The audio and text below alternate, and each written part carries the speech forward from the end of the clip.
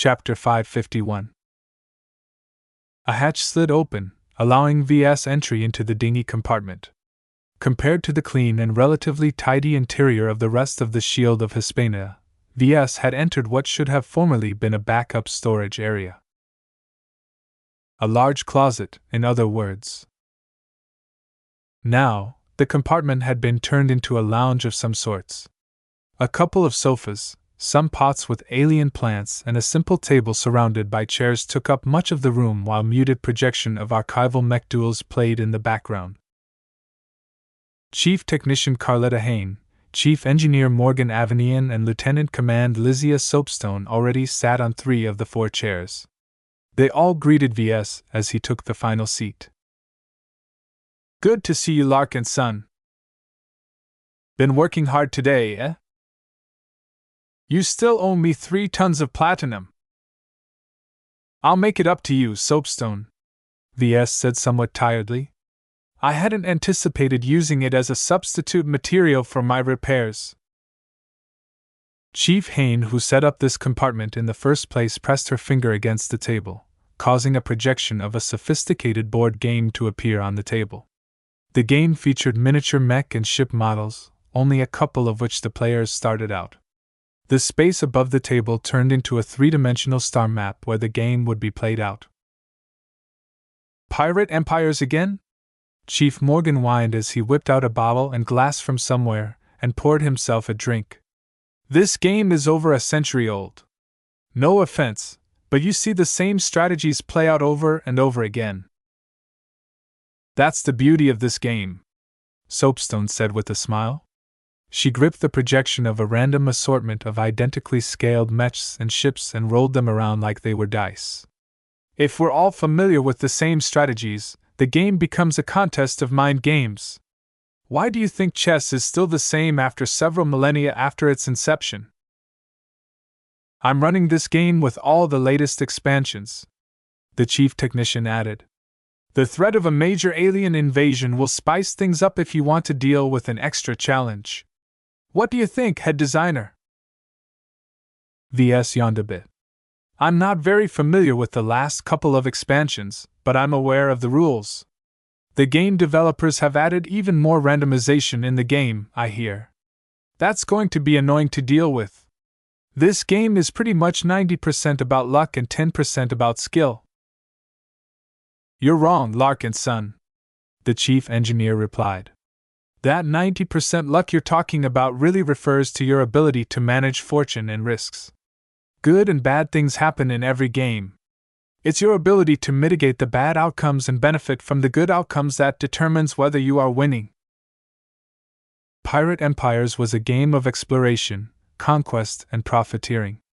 Having been developed in the Galactic Rim, it proved to be a breakout hit and became a rim-wide phenomenon. Riding on its success, the developer actively published countless of expansion packs, add-ons, and star sector-specific flavor packages over the years. The premise of the game was that players took on the role of an outfit leader. The only choice provided by the base game used to be a pirate captain, but later expansions added the option of playing as a legitimate mercenary commander or the leader of a treasure-hunting expedition. Whatever the case, the goal of the game was to amass a set amount of wealth and money or assets through killing, plundering, cheating, or hundreds of other ways allowed by the rules. All of this took place in the frontier beyond the border of human space. VS never paid too much attention to this game in his youth, but he played a few matches here and there. Recently, he gained a lot more appreciation of the game because it served as a somewhat accurate depiction of what the owner of an outfit had to deal with. The game treated the frontier as a region where opportunity and danger coexisted. "Let's begin. I've waited long enough to get this session started." The 4 players chose their roles and began to make their first moves into the untamed stars. Each of them picked the exact same roles as last time. Everyone's choices appeared to reflect their personalities. As a chief technician, Hain always leaned towards playing a pirate. The key to running a successful pirate operation was to keep your unruly subordinates under your thumb. Hain had a lot of experience knocking some sense into the skulls of mech technicians. "What's the difference between a pirate and a mech technician?" she asked one day. "A pirate is led by a lawless maniac, while a mech technician is led by a lawful maniac." Haynes' usual strategy leveraged her skill in managing all kinds of bastards and scum to amass a pirate fleet in the early phases of the game. If the other three players let her build up a veritable armada, then it was too late to stop her from steamrolling them one by one. The chief engineer pursued the opposite strategy. Avenian pursued quality over quantity, and therefore opted to play as a mercenary commander. His outfit always stayed small, but through a steady accumulation of wealth through low and medium risk ventures, he amassed a collection of elite mechs and ships, all crewed by some of the skilled and deadliest subordinates available in the game. "The best hardware paired with the best people trumps anything you can throw in my way." Avenian knew his ships well, and invested in them very early. This allowed him to pick and choose his battles and avoid any attacks directed against him in the first half of the game. He would never be the first player to fall in every match. The only logistical officer among them favored playing as the leader of a treasure hunting outfit. Different from pirates, which usually raided other players or neutral human presences on the map, treasure hunters aimed to raid the unclaimed bounties of the stars. Treasure hunters strictly challenged the environment and often explored the most hazardous regions on the map. "You fellows fight too much," Soapstone often remarked. "This game is about hoarding the most wealth. Taking it from someone else all the time only builds up grievances among your enemies." That said, Soapstone did not fare very well once she entered a bad encounter against another human force. Her force mix predominantly focused on strengthening her land-bound combat and exploration capacities, while most of her ships focused on maximizing their cargo capacity. Each of the three had been familiar with each other since accepting their postings aboard the Shield of Hispania. One day, Chief Hayne invited VS to join their little circle, and out of curiosity he accepted the offer. He quickly became immersed into the game. What he used to play for fun in the past served as a fun way to practice running his own outfit someday. Harkening back to the avatars of myth he founded a while ago, VS opted to play as a mercenary commander as well. In the first sessions, he experimented with a variety of strategies, but eventually settled on taking steady missions while preparing for a high-risk, high-reward treasure hunting opportunity. "Since this is just a game, I can go wild. I always love to make a big gamble." It was safe to say that VS played a very risky game. He generally aimed to grow his mercenary corps as fast as possible without taking too much risks at the start. He preferred to go for mid-game value for money when acquiring new mechs and ships. This allowed him to tackle a big treasure hunting score when his search had finally stumbled upon a promising opportunity. Anything could go wrong in these treasure hunting expeditions. From battling fire dragons while attempting to mine valuable exotics from a lava planet, to braving the risks of diving into the upper layers of a gas giant to harvest valuable concentrations of a very rare component ingredient of extreme density fuel, his operations was always one step away from disaster. His track record so far didn't look very good.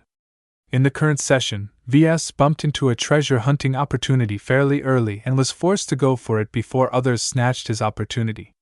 His understrength collection of mechs suffered a lot of casualties on the field. "Why do you insist on these stupid gambles?"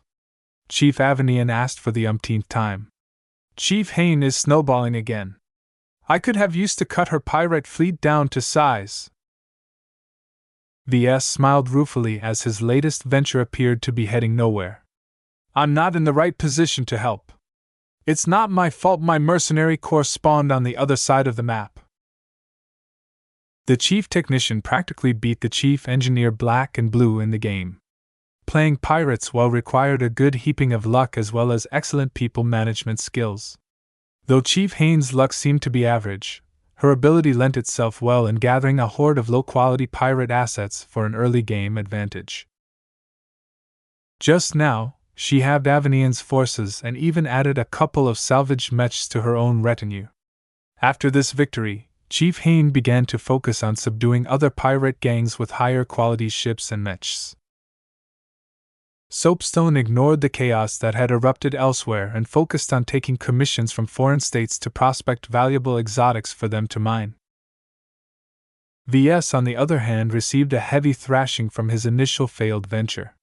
His mercenary corps licked their wounds while he accepted a couple of easier assignments. He never lost heart, though. As long as nobody hunting him down, he was still in contention. That didn't change the fact that his mercenary corps had fallen behind compared to the other players. The only way he could salvage this unlucky turn of events was to roll the proverbial dice again. He prepared his forces to go on another high-risk mission. "Oh, come on, do you really think that will work, Larkin, son?" "Hey, don't count me out yet. I'm the comeback kid." "Huff, if you're the combat kid, why are the repairs of our mechs behind schedule?" Chief Hayne bit back. "Major Verl went through all that trouble sending our land-on mech pilots into a crash course on how to pilot space-borne mechs. Some of them are pretty talented and decent at it, but they don't have any mechs to pilot." Each formally trained mech pilot trained to pilot the machines for more than a decade. Every mech pilot acquired a basic proficiency on piloting land-bound, aerial, space-borne, and in some cases aquatic mechs. The only snag was that mech pilots usually specialized fairly early. Piloting mechs on land was easier and more intuitive, so it attracted a lot of mech pilots. Those who opted to train in piloting space-borne mechs tended to be more skilled and better learners. Thus, getting space-borne pilots to cross-train into piloting land-bound mechs was easy. Forcing land-bound mech pilots into becoming proficient in piloting space-borne mechs proved to be a massive challenge.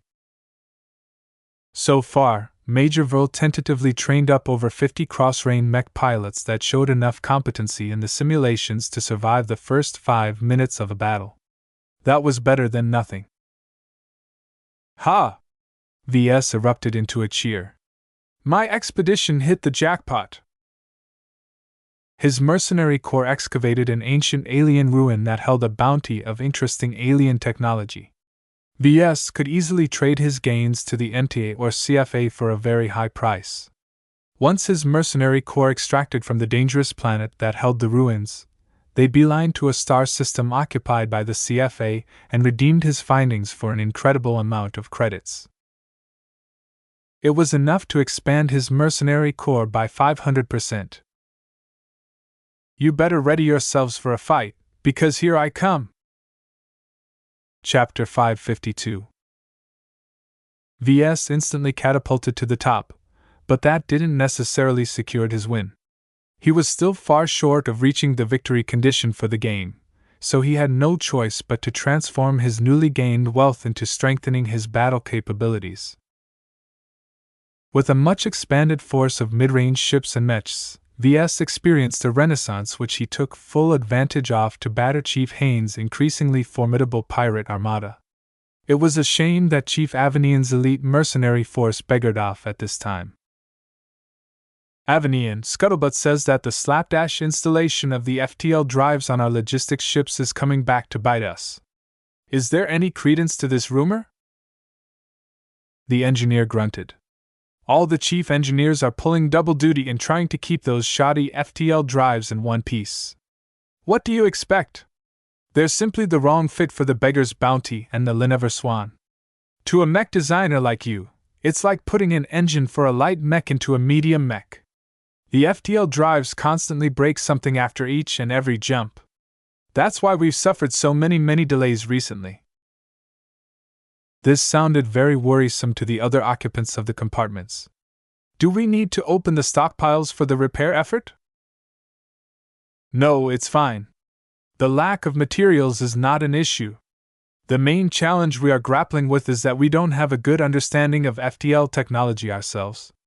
Even the best of humanity hasn't figured out all the nuances, so us poor engineers from a backwater third-rate state are only scratching the surface in this field."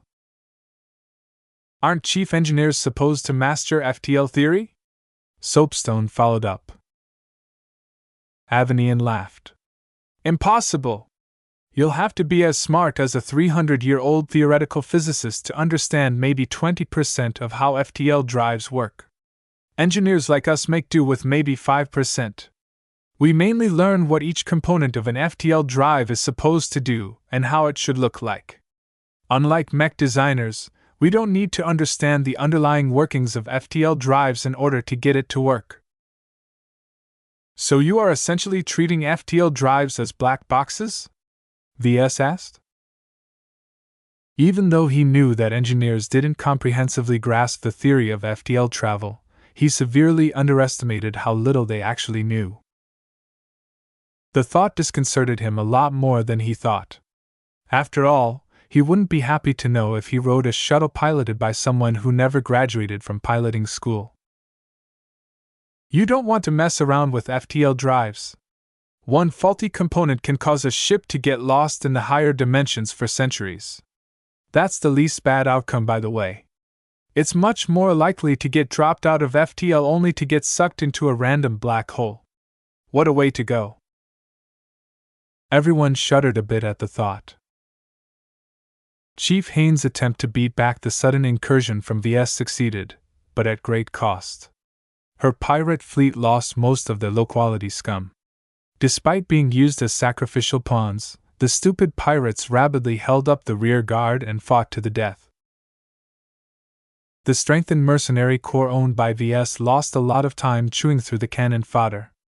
By the time they shrugged off the pirate scum, Chief Haynes' elites had already made a getaway. In the meantime, Chief Avenian's mercenaries actively hunted for Lieutenant Commander Soapstone's treasure hunting expedition. They followed the trail of breadcrumbs into uncharted territory and through sheer luck managed to arrive at the right star system. Hey! That's not fair!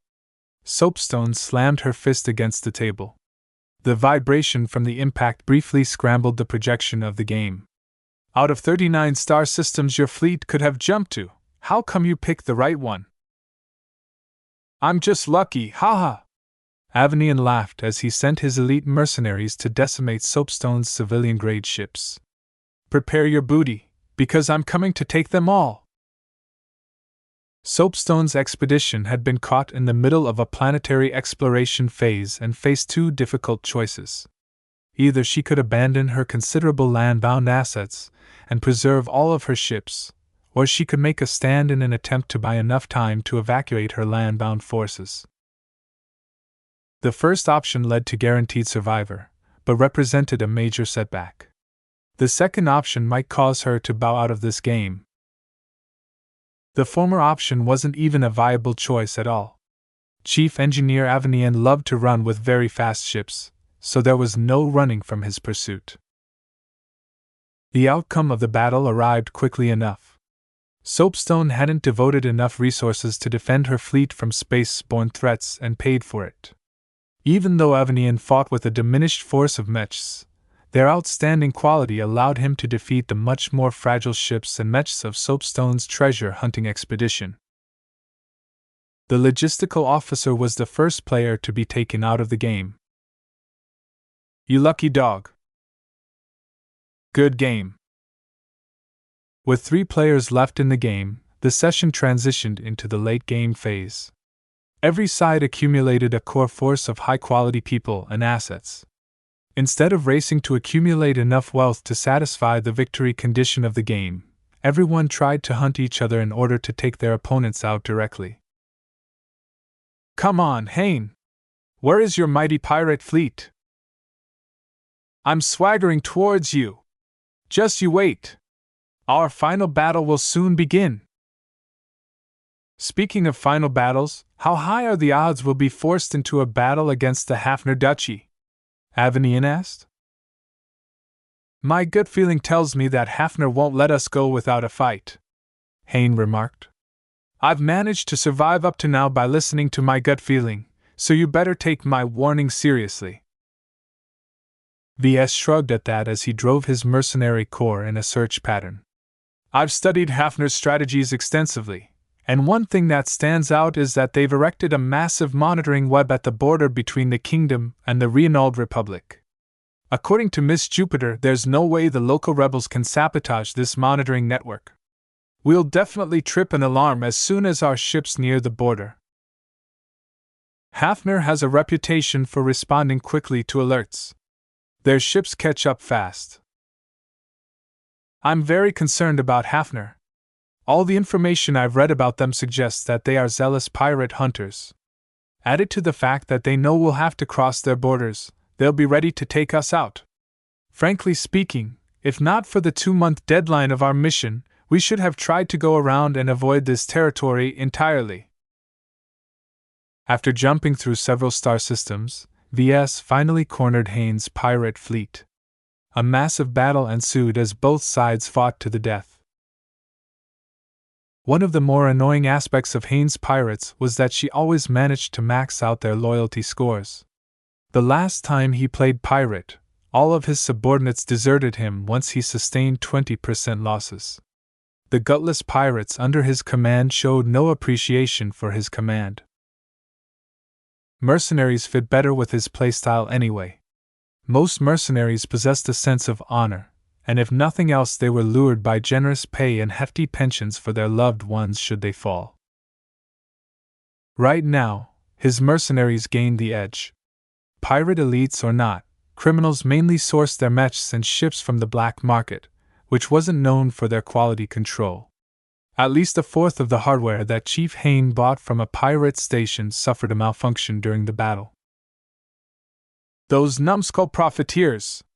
Isn't it too much to ask for me to get what I paid for? VS laughed at that as his forces slowly gained the advantage. That's pirates for you. They're utterly lawless.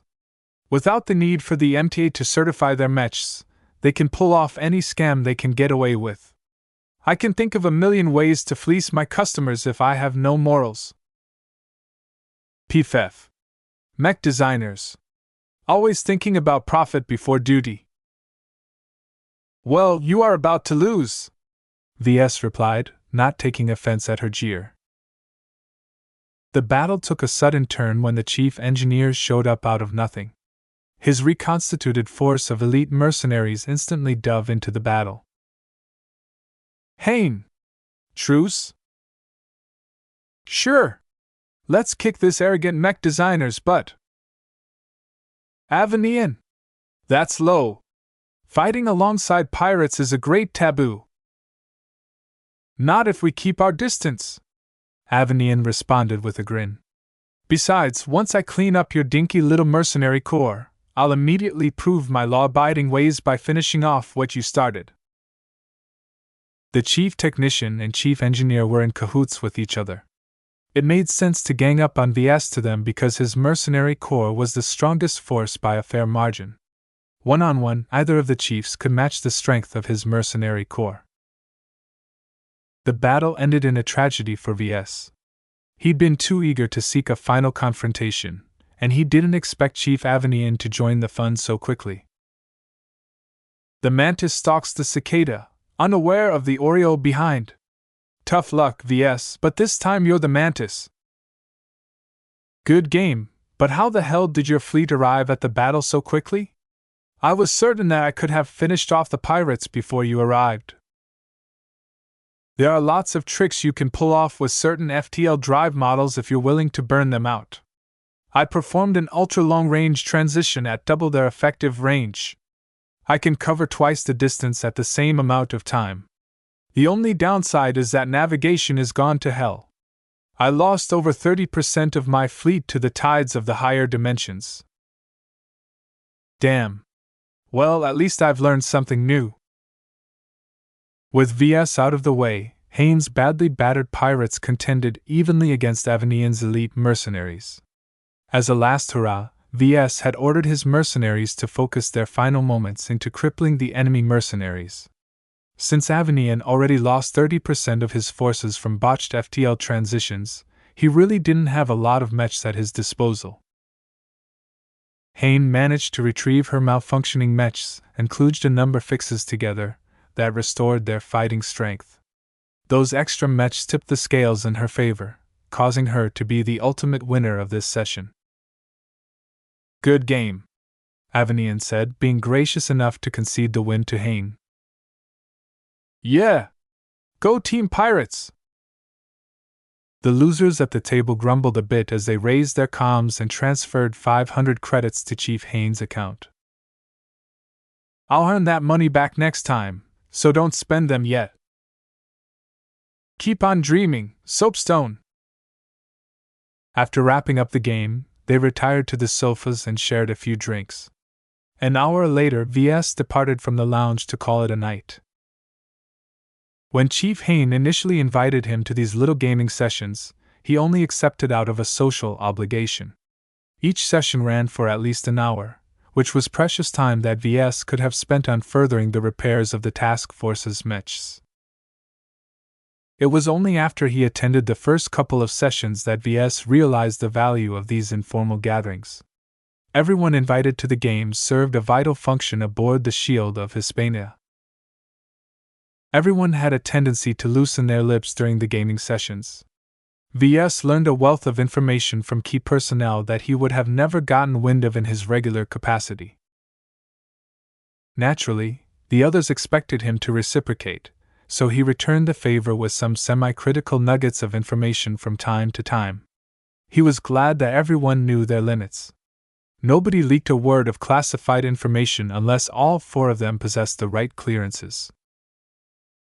Through these regular off-duty meetings, VS pieced together Major Vro's plan for Hafner.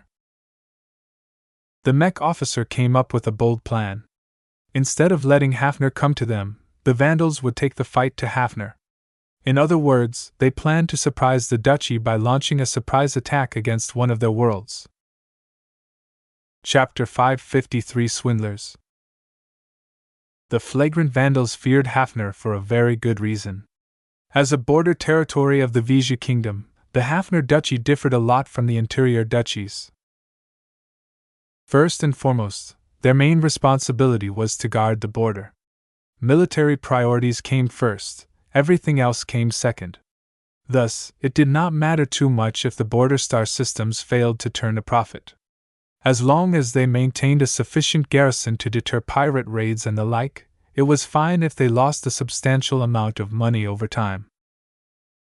The Vijan propensity for infighting was remarkably subdued in the border territories. It was the same at the Bright Republic's side of the border.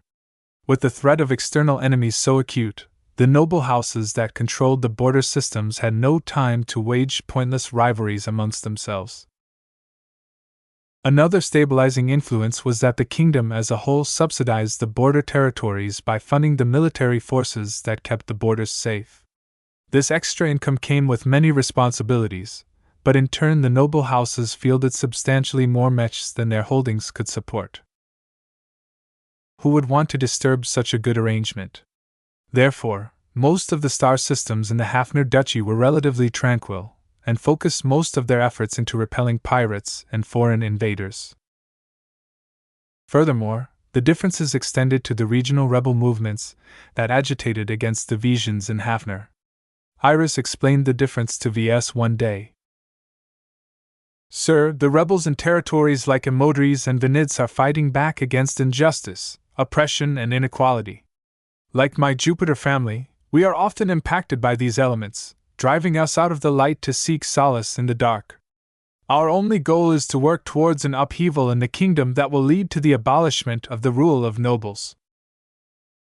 Good luck with that, VS silently thought. Having sampled Vijan culture up close, his impressions of the kingdom led him to believe that the noble houses were like inextinguishable roots that had tightly gripped the state they derived their nutrients from. Destroying this pervasive system of governance could only be done if the entire kingdom fell one day. That would never happen. I'm familiar with this pattern, VS replied, keeping his opinions about the viability of the rebel cause to himself. A border territory such as Hafner is run very differently. Rebel movements are more than a nuisance in this kind of place. They can directly threaten their national security. This encourages the houses here work harder to minimize discontent among the commoners. Receiving all of those subsidies makes this choice a lot easier to pursue. That's exactly right, boss. Yet despite these circumstances, rebel movements still exist in the border territories. Do you know how they are able to remain aloft? VS crunched his brow. He gained some familiarity with Hafner, but he mostly studied their Mech doctrine and their Mech models. He hadn't looked too closely at the local rebels, as the central database didn't contain all that much information about them. The Mech Corps focused mostly on gathering intelligence on the border territories adjacent to the Bright Republic. They couldn't afford to allocate too many resources to study a border region on the opposite side of the kingdom. I can't figure it out at the top of my head. Then let me tell you the answer, sir. It's the Renaud Republic. They've directly slipped their tentacles in the rebel movements that are causing quite some grief to the Duke of Hafner. That sounds dangerously like an act of war. The Visions shouldn't tolerate such a brazen effort at destabilizing their own territories. Iris shook her head. It's much more complicated than that. Even though Hafner is pretty sure where the local rebels are getting their funding and support, there's never any hard proof of such. Testimonies are worthless because people can be brainwashed. Recordings are also worthless because they can be manipulated with ease. With how careful Renaud conducts their business, there is no way for Hafner to put the blame on their neighboring state. If these rebels are supported by Renaud on the sly, does that mean they are agitating for Hafner to be annexed by their masters? Correct. She nodded. There's a large amount of genuine Renaud sympathizers among the lower ranks of these movements. They think that all of their troubles will magically be relieved once they've separated from the Visions and joined the Renaudans. The upper management, on the other hand, are likely plants from Renaud. There's not a single bone of integrity in their bodies. From the tone of her voice, VS gathered that Iris didn't hold the Hafner rebels in high regard. Why does it sound as if you don't respect them very much? Because they're foreign agents in all but name. What they want is very different from what the VRF and the other regional rebel movements want. Though our opinions differ a little among ourselves, it's not our intention to break apart the kingdom and integrate with another state. We are Visions, and we will not allow our unique identity to be subsumed by others. She didn't need to say that this counted for the Bright Republic as well. The Visions would never accept the rule of Brighters, especially since their animosity against each other had grown over several centuries. VS still believed that the cause had no way of succeeding, though, especially if they explicitly refused outside help. Their delusion was on par with the Bentheim Liberation Movement's fantasy of ruling the Bentheim region as a separate state. What about their mechs? Since they local rebels are being funded by the Renaud Republic, they must surely have some teeth. Oh, it's nothing special. Their mechs aren't any better from what you've seen in Emodries and Denids. You have to realize that Hafner excels in tracking down pirates. If the rebels attempt to play the same game, they'll be hunted down and exterminated sooner or later. They play a very different role. While their battle capabilities are rather plain, they've infiltrated nearly every layer of Hafner society. There's no better source of insider information than their spies. This was key information that Iris only revealed in an offhand manner. VS thought back on his suspicion that Major Vril planned to conduct an offensive raid on one of Hafner's star system. If the Vandals wanted to ensure this operation went well, they couldn't go without sufficient intelligence. Is the VRF involved with negotiating with the local rebels for something? I can't tell you that. Every conversation I have on behest of Major Vril is confidential, you know. Even if you're my boss, I'm still a guest here. VS nodded in understanding. Is acting as a liaison to foreigners something that happens often? Yes. In the VRF, it's actually considered a way to ascend the hierarchy. There are many people like me who hunger for more. We can apply to various kinds of duties in order to earn more recognition. As long as we do a good job, we'll earn more trust, which in turn will translate into more responsibilities. Sounds like maintaining relations with foreigners is very important for the VRF. She sighed. Waging a war against the Vision feudal system can't be done by ourselves. We're sober enough to realize that, or else our organization would have been wiped out by now. I can't tell you how many states we are in contact with, but it's much more than you think. This means that the VRF likely reached out to states beyond those that bordered the kingdom. VS felt as if this was another important detail that he inadvertently learned. Iris wasn't too careful in her speech. How are you guys able to remain focused on your goal when you are treating with so many foreigners? I can imagine that the VRF is introducing more and more competing interests. It's a challenge, but it's also a necessity, sir, she said. We won't be able to realize our goals in the short term, so we just have to build up the conditions that are necessary for an uprising to succeed. Foreign aid allows us to maintain our strength and get to that point faster. As long as we continue to gain benefits, our ultimate goal will be realized someday. We never lose hope. That sounded a bit too optimistic to VS. With all the money that changed hands within the VRF, there was doubtlessly a subset of the rebels who profited from these arrangements. They might not necessarily want to stop once they had a taste of wealth. Still, that had nothing to do with VS. As a citizen of the Bright Republic, VS considered the VRF and the other rebel movements as a convenient weapon against their mortal enemy. To them, anything that hindered the Visions should be lauded. Let's get back to Hafner. Whatever the flagrant vandals are about to do, it will likely concern the local rebels.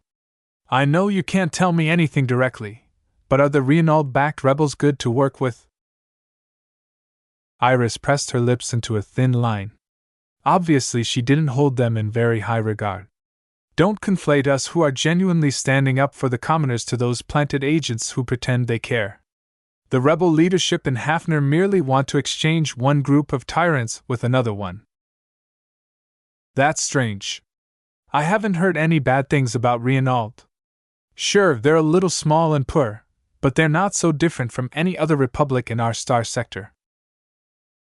That's because you don't see what lies underneath. You've learned before that Reinald is secretly encouraging pirate attacks against Hafner, right? You can say that Reinald is a hotbed of illegal activity. It's a state with one foot in the light and one foot firmly in the dark. Their gray markets and black markets make up half of the wealth that flows through their hands. VS couldn't believe that the situation was exaggerated to that degree. Wouldn't that make Reinald a pirate state? The MTA would never tolerate such a thing. If Reinald is so bad, how come I haven't heard of their bad reputation? Oh, they're very good at hiding their misdeeds behind their proper appearances. They've mastered the art of duplicity, I should say. They are master cheaters and master tradesmen. Haggling with a merchant from Reinald is like giving away half your money. Don't ever get pulled into their traps. If you want to trade anything with a Reinaldan, you better hire another Reinaldan to negotiate on your behalf. It's as if their entire state consists of swindlers. The animosity displayed by Iris truly reached an extreme degree. VS unconsciously took a step back.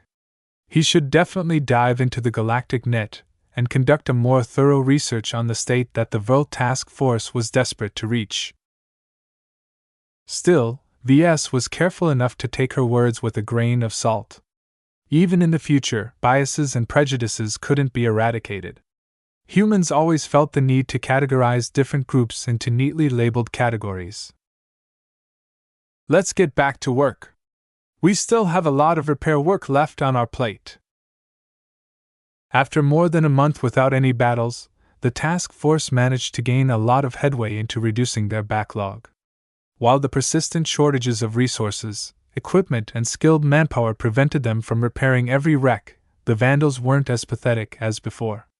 Unlike a month ago, they could actually put up a competent defense against space-borne assets. The mood among the surviving Vandals had also lifted somewhat. The earlier period of gloom had mostly faded through the passage of time. The Vandals soldiered on and let the routine of their duties distract them from any dark thoughts. VS admired their resilience against depression. Though other units might have managed to regain their spirits faster, the Vandals showed their pedigree as a military mech regiment. Behind their sloppy veneer was a spine of steel. Chapter 554 Rising Current. Lately, the Vril task force started to meander in Hafner space.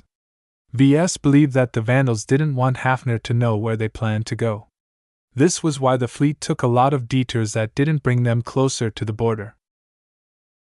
To an outside observer, it might have appeared that the task force desperately wanted to cross the border, but withheld from taking action because they needed to accumulate more strength. The meandering routes the task force followed didn't take them anywhere special. VS believed that was exactly the point.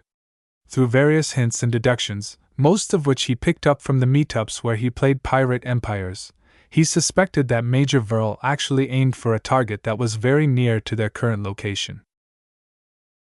The flagrant Vandals are always the ones who take the initiative. It's not in their nature to be passive and react to circumstances that are thrust upon them. The battles against the Calico Dancer Bats and the Frosty Meteors serve as proof of this pattern. I can imagine that all raiding regiments are like this. They are only comfortable when they are the attackers. The messy but eventual success of the Dietmar operation showed how strong the Vandals could be.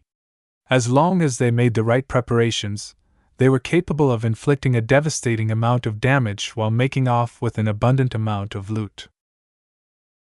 The only way to break the trap that Hafner prepared for the task force was to do something different, and the only course of action that made sense to him was to conduct a daring raid.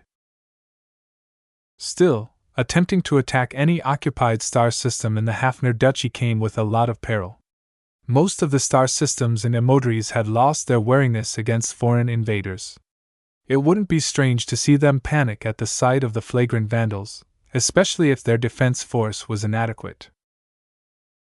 The people who lived under the rule of Hafner didn't suffer from any doubts.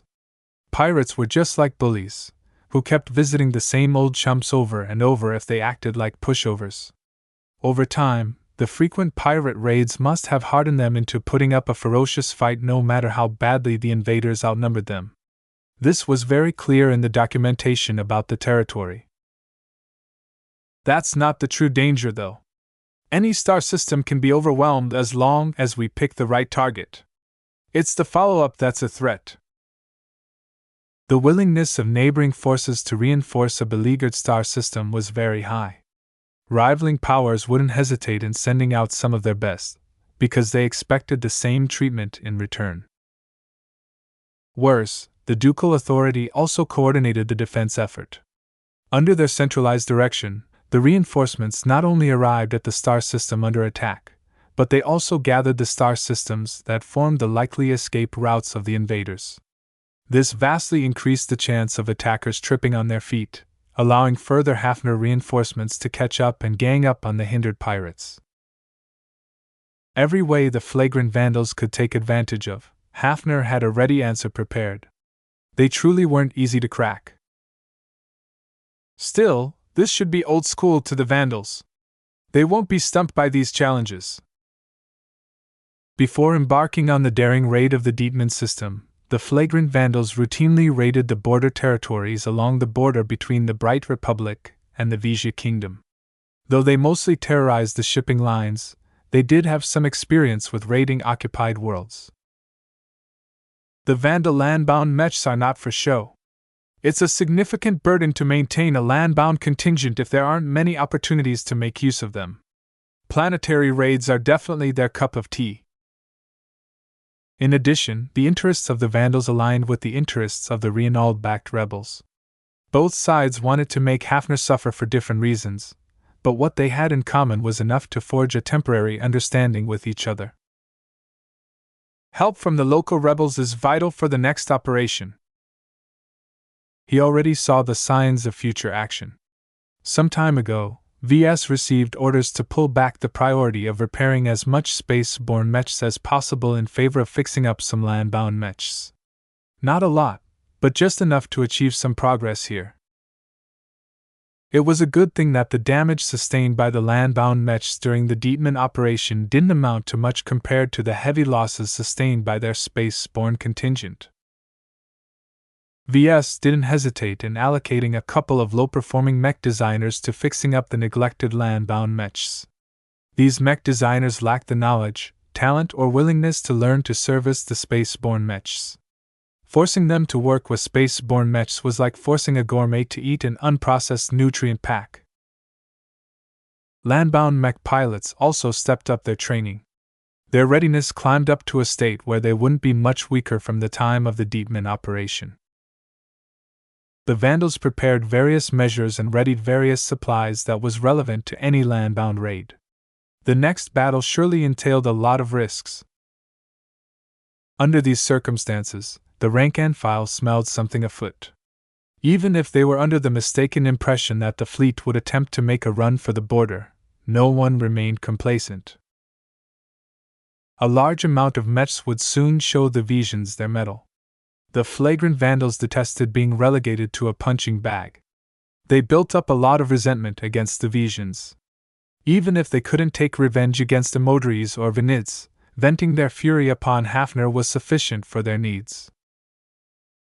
The servicemen in the corridors and lounges casually spoke how they looked forward to thrashing Hafner mechs.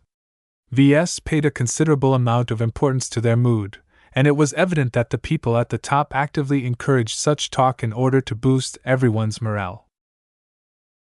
With every piece of the puzzle falling into place, VS had his own work to do. While a planetary raid didn't necessarily involve any space-borne mechs, any mildly important star system hosted a space-borne garrison. VS felt that it was important to keep raising their space-borne strength.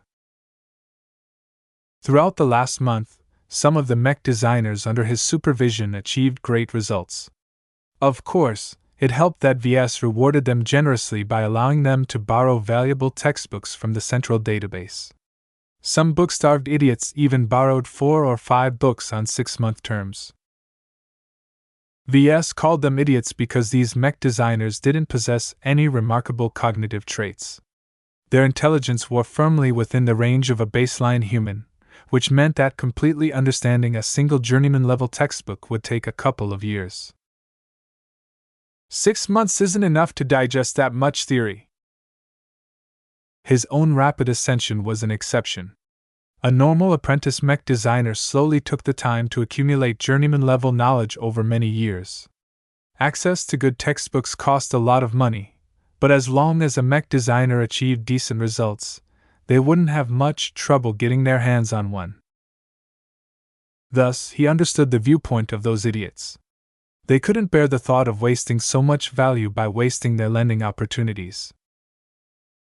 Still, in his opinion, the right choice would be to borrow a single textbook and use the other reward opportunities to receive his teachings.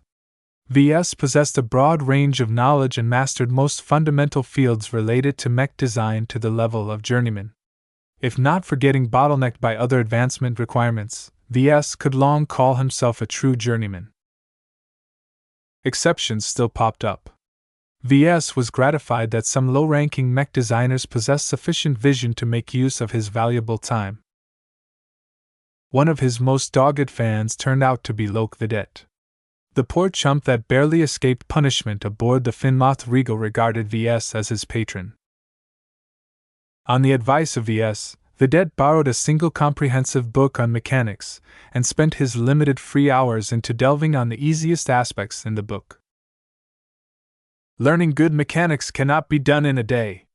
To be frank, for someone like you, 6 months will never be enough. However, if you are dedicated and persistent in your learning, you will likely be able to understand 80% of its contents. That's more than good enough at your stage. After that, you should try to round up your other fundamentals to the same level before going back to mechanics to tackle the remaining 20%. Vedette's projection looked confused at VS. Why not tell me to study the textbook until I understand all of it? I can work hard to earn the right to extend my borrowing term, sir. That's no good. The last portion of knowledge is often the hardest to comprehend, especially when you talk about a broad and expansive field like mechanics. To truly master this knowledge, you need some tempering with real space practice. Service more mechs. Help out with the design of one. Apply the knowledge that you have learned from the book, and you will find that the 20% that is the hardest to understand will fall into place in your mind. A light went off in Vedette. I understand. Theory and practice can't be separated from each other. This was how most mech designers learned when they didn't possess a cheat like the system that simply crammed the requisite knowledge in his mind. Our time is very precious, so let's move on with the tutoring. If I recall, you've reached the chapter where the book begins to explain the interaction between the engine and artificial muscles of a mech. Have you stumbled on any hang-ups here? The other mech designer frowned. The theory sounds simple enough, but when I try to apply what I've learned in designing my own mech from practice, it all seems to fall apart. Show me your progress. After Vedette showed him his practice designs, VS had to force his face into an immovable rock. The amount of mistakes he made in every single aspect about designing mechs really made him want to cringe. This is a decent work for someone who isn't experienced with designing an original mech. You're still stuck in the phase where you're only able to design variants, right? That is so, sir. Before the Mech Corps picked me up, I didn't do very well for myself. Opportunities are hard to come by for a fresh graduate. If Vedette possessed actual talent, then he wouldn't have any trouble making ends meet. In truth, the struggling mech designer hadn't reached the minimum standard for VS to consider hiring after they finished their stint with the Mech Corps. Still, his earnestness and his willingness to learn put Vedette into a very short list of hopefuls. He might not amount to much right now, but a couple of years later the situation might be different. VS kept his eye on these potential seeds, and worked to increase his relations with them in case their potential blossomed in the future. No one else among the flagrant vandals ever paid as much attention to them as VS. He continued to tutor Vedette in earnest. Of course, VS held a lot of knowledge back for his junior's own good. Near the end of their 1-hour session, VS asked a pertinent question to his potential protégé. What do you envision yourself as doing when the war is over? Will the war ever end so easily? Sometimes I think that this war will never end.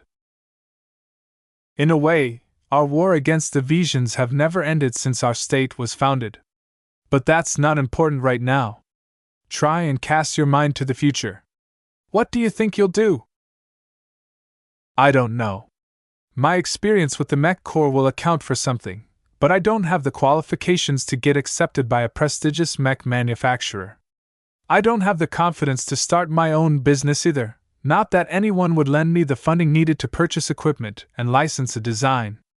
My future isn't as bright as yours.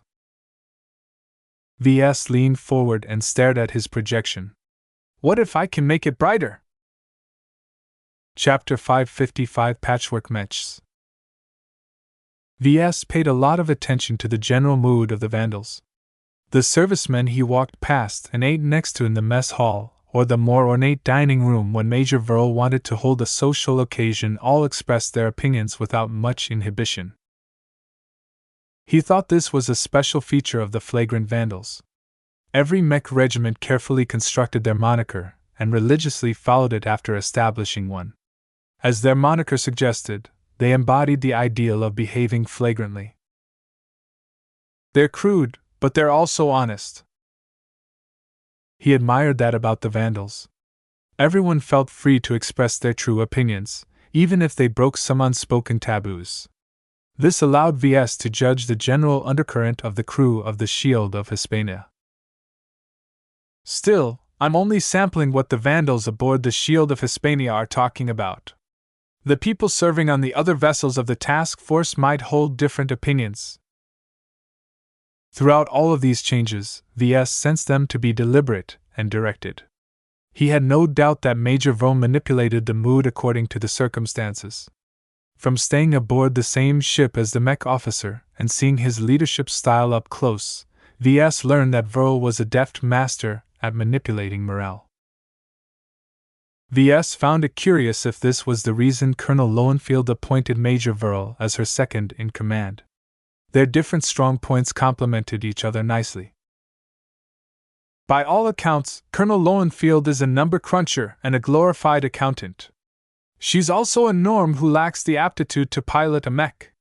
She's earned the respect of the Vandals somehow by cleaning up the mech regiment, but that doesn't mean she's a miracle worker. She still needs a lackey who can represent the mech pilots and command them in battle. The leadership structure of the flagrant Vandals roused his interest because he saw that it was something worth emulating. Before entering the service, VS founded the Avatars of Myth as his personal force. Though VS initially intended them to be a company-sized force of 40 mechs, that wasn't the limit of his ambitions. Once I've entered a higher gradation of power and wealth, it's necessary for me to expand my coterie of thugs. It wasn't out of the question for him to expand the Avatars of Myth from an obscure personal force into a full-blown regiment-sized force. VS might even register them as a mercenary corps in order to take advantage of the provisions of the Mercenary Association. Strength is the foundation of power. Wealth and talent in mech design can't save my life if someone has me at gunpoint. The only way I can secure my safety in these times is if I convert some of my earnings into actual strength. Once I've reached that point, I'll have sufficient power to do what I want. People excelled in different vocations. The flagrant Vandals gathered those of different talents and put them at the top in order to run a mech regiment that was capable of putting an entire planet into disarray. At the moment, VS recognized all the signs. For a while now, every Vandal slowly pumped themselves up for a fight. Morale throughout the task force couldn't get much higher from this point. In a couple of days at most, it would reach a peak where everyone entered their highest states. This peak morale can't be sustained forever. Someone who's looking for a fight but isn't getting one will crash sooner or later. With the task force's current position, VS could extrapolate the potential raiding targets Major Vol had in mind. He didn't do so though because the Major would definitely inform him very soon. I'll have to get everyone prepped for a battle anyhow. While the Vandals always prepped their mechs for battle, anticipating an encounter beforehand was very useful. VS went back to his office and drafted a series of orders that increased the battle readiness of their mechs on a temporary basis. This amounted to actions such as slightly overcharging energy cells and applying a special coating that helped a little bit with radiating heat but tended to degrade over a week. All of these measures meant more busy work for the mech technicians, and they didn't even increase the battle power of the mechs by much. It will only be a 1 or 2% difference at most. Still, VS thought this was a worthwhile trade-off. It wasn't as if the mech technicians would be able to restore any more mechs up to this point. By now, they completed all of the easy repairs, leaving only the tough cases untouched. Fixing any of those mechs required much more manpower and assets. They should really be handed over to the Wolf Mother. Only a base facility or a full-fledged factory ships can restore those badly beaten mechs. The only other alternative was to recycle the wrecks into their base materials and fabricate a new mech anew. This was something which the Beggar's Bounty and the Linever Swan could only do on an emergency basis, and was highly inefficient. I really miss the Wolf Mother. It's like a mobile version of the mech nursery. Factory ships had their uses, but they tend to be extremely big, slow, and delicate. It only took a couple of torpedoes to thrash the capital ship-sized monstrosity. Well, it's a good thing we've become used to working under scarcity. The mech technicians and mech designers in the task force slowly mastered some tricks which enabled them to be more frugal with their limited resources. Waste had been cut to a minimum, and VS had even taught his underlings some methods to substitute rare materials with more common ones with the help of his jury rigging sub-skill. Without jury rigging, we would have long become starved with critical resources. It highlighted the dire state of their material stockpiles. They faced massive shortages in many categories. Repairing some mechs was simply out of the question because they lacked the minimum amount of exotics to restore the functionality of a critical component. Many other mechs made do with a patchwork of different armor formulas. The Vandals didn't have the right ingredients to reproduce the more expensive armor systems, so they resorted to cheaper ones and hoped the coating applied on top of it successfully obscured their inadequacies. To VS, it felt like he was committing fraud. The people in charge of certifying mechs at the MTA would vomit if they ever encountered one of these patchwork mechs. They're ugly, but as long as they can fight, they're good enough. There was a serious downside to transforming regular mechs into patchwork mechs. It deviated a machine from a proscribed design into uncharted territory. The older a mech, the more its imperfections led to unique variations of the standard design. Yet utilizing jury-rigged solutions introduced a lot more changes than usual, to the point where mechs stopped resembling their original model. In the short term, creating pathwork mechs helped increase the immediate battle power of the mech regiment. In the long term, these mechs would slowly become more unusable due to the inability to apply newer updates onto the deviating designs. The only way to make use of them was to revert all of the changes, which was a lot of work for some mechs. In some cases, it might be better to scrap them entirely or relegate them into a disposable role. If we aren't so desperate to increase our strength, I wouldn't have resorted to this measure. Nonetheless, VS didn't live in a perfect reality. He often had to resort to desperate choices that came with a price. Some time later, VS corresponded with Pierce, who was the highest-ranking mech designer aboard the Beggar's Bounty. "Has the Beggar's Bounty received any strange orders lately?" he asked at the start. "Nothing except for one strange order, sir. Some higher-ups ordered us to cobble together a large number of artificial meteorites. Do you remember our previous stop where we've delayed our next transition in order to mine a nearby asteroid belt?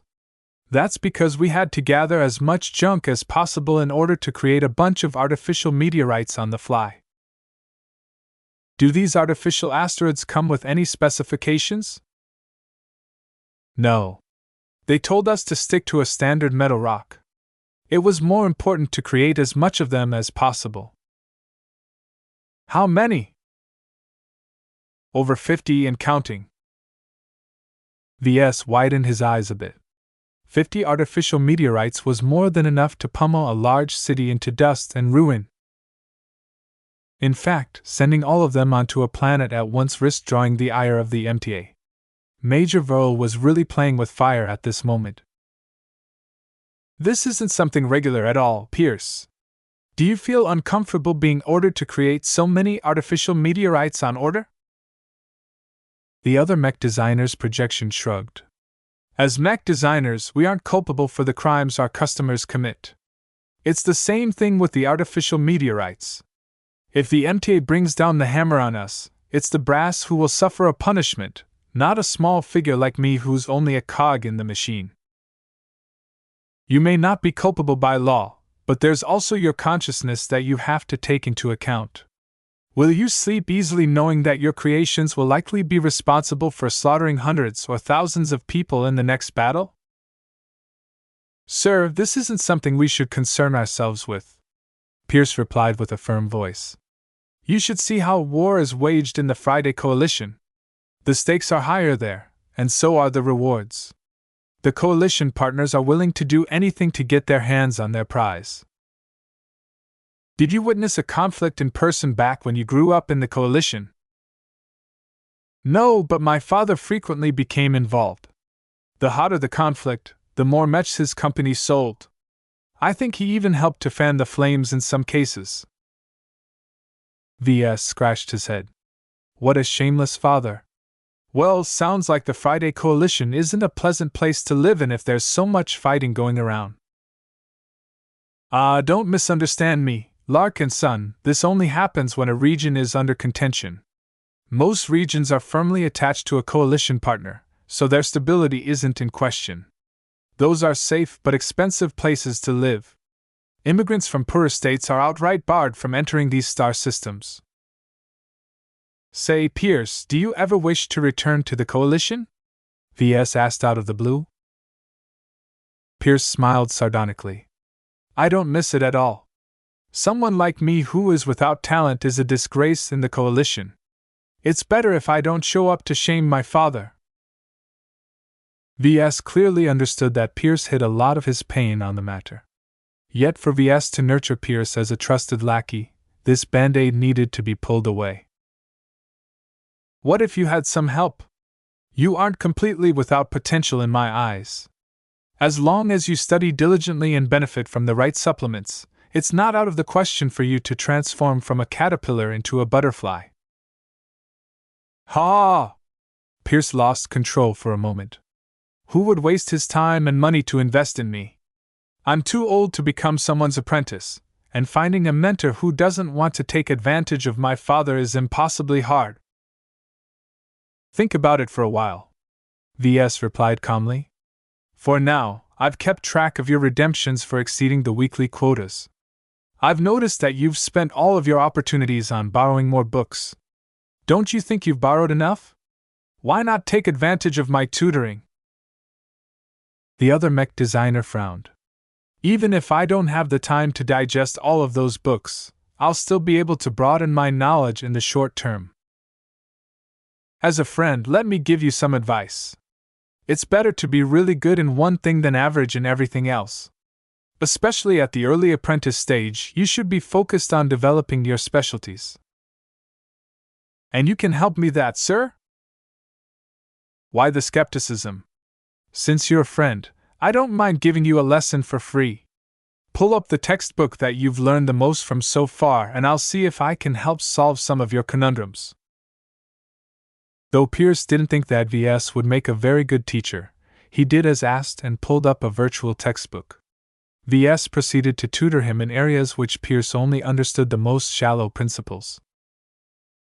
It didn't take long for Pierce to become engrossed with the knowledge that VS passed on. VS discreetly grinned as he recognized he hooked another fish. Besides Vedette, VS also had his eyes on Pierce.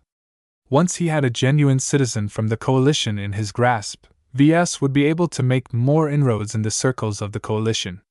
Even though he already benefited from his association with the Clifford Society, it never hurt to have more options. Chapter 556 Candidate.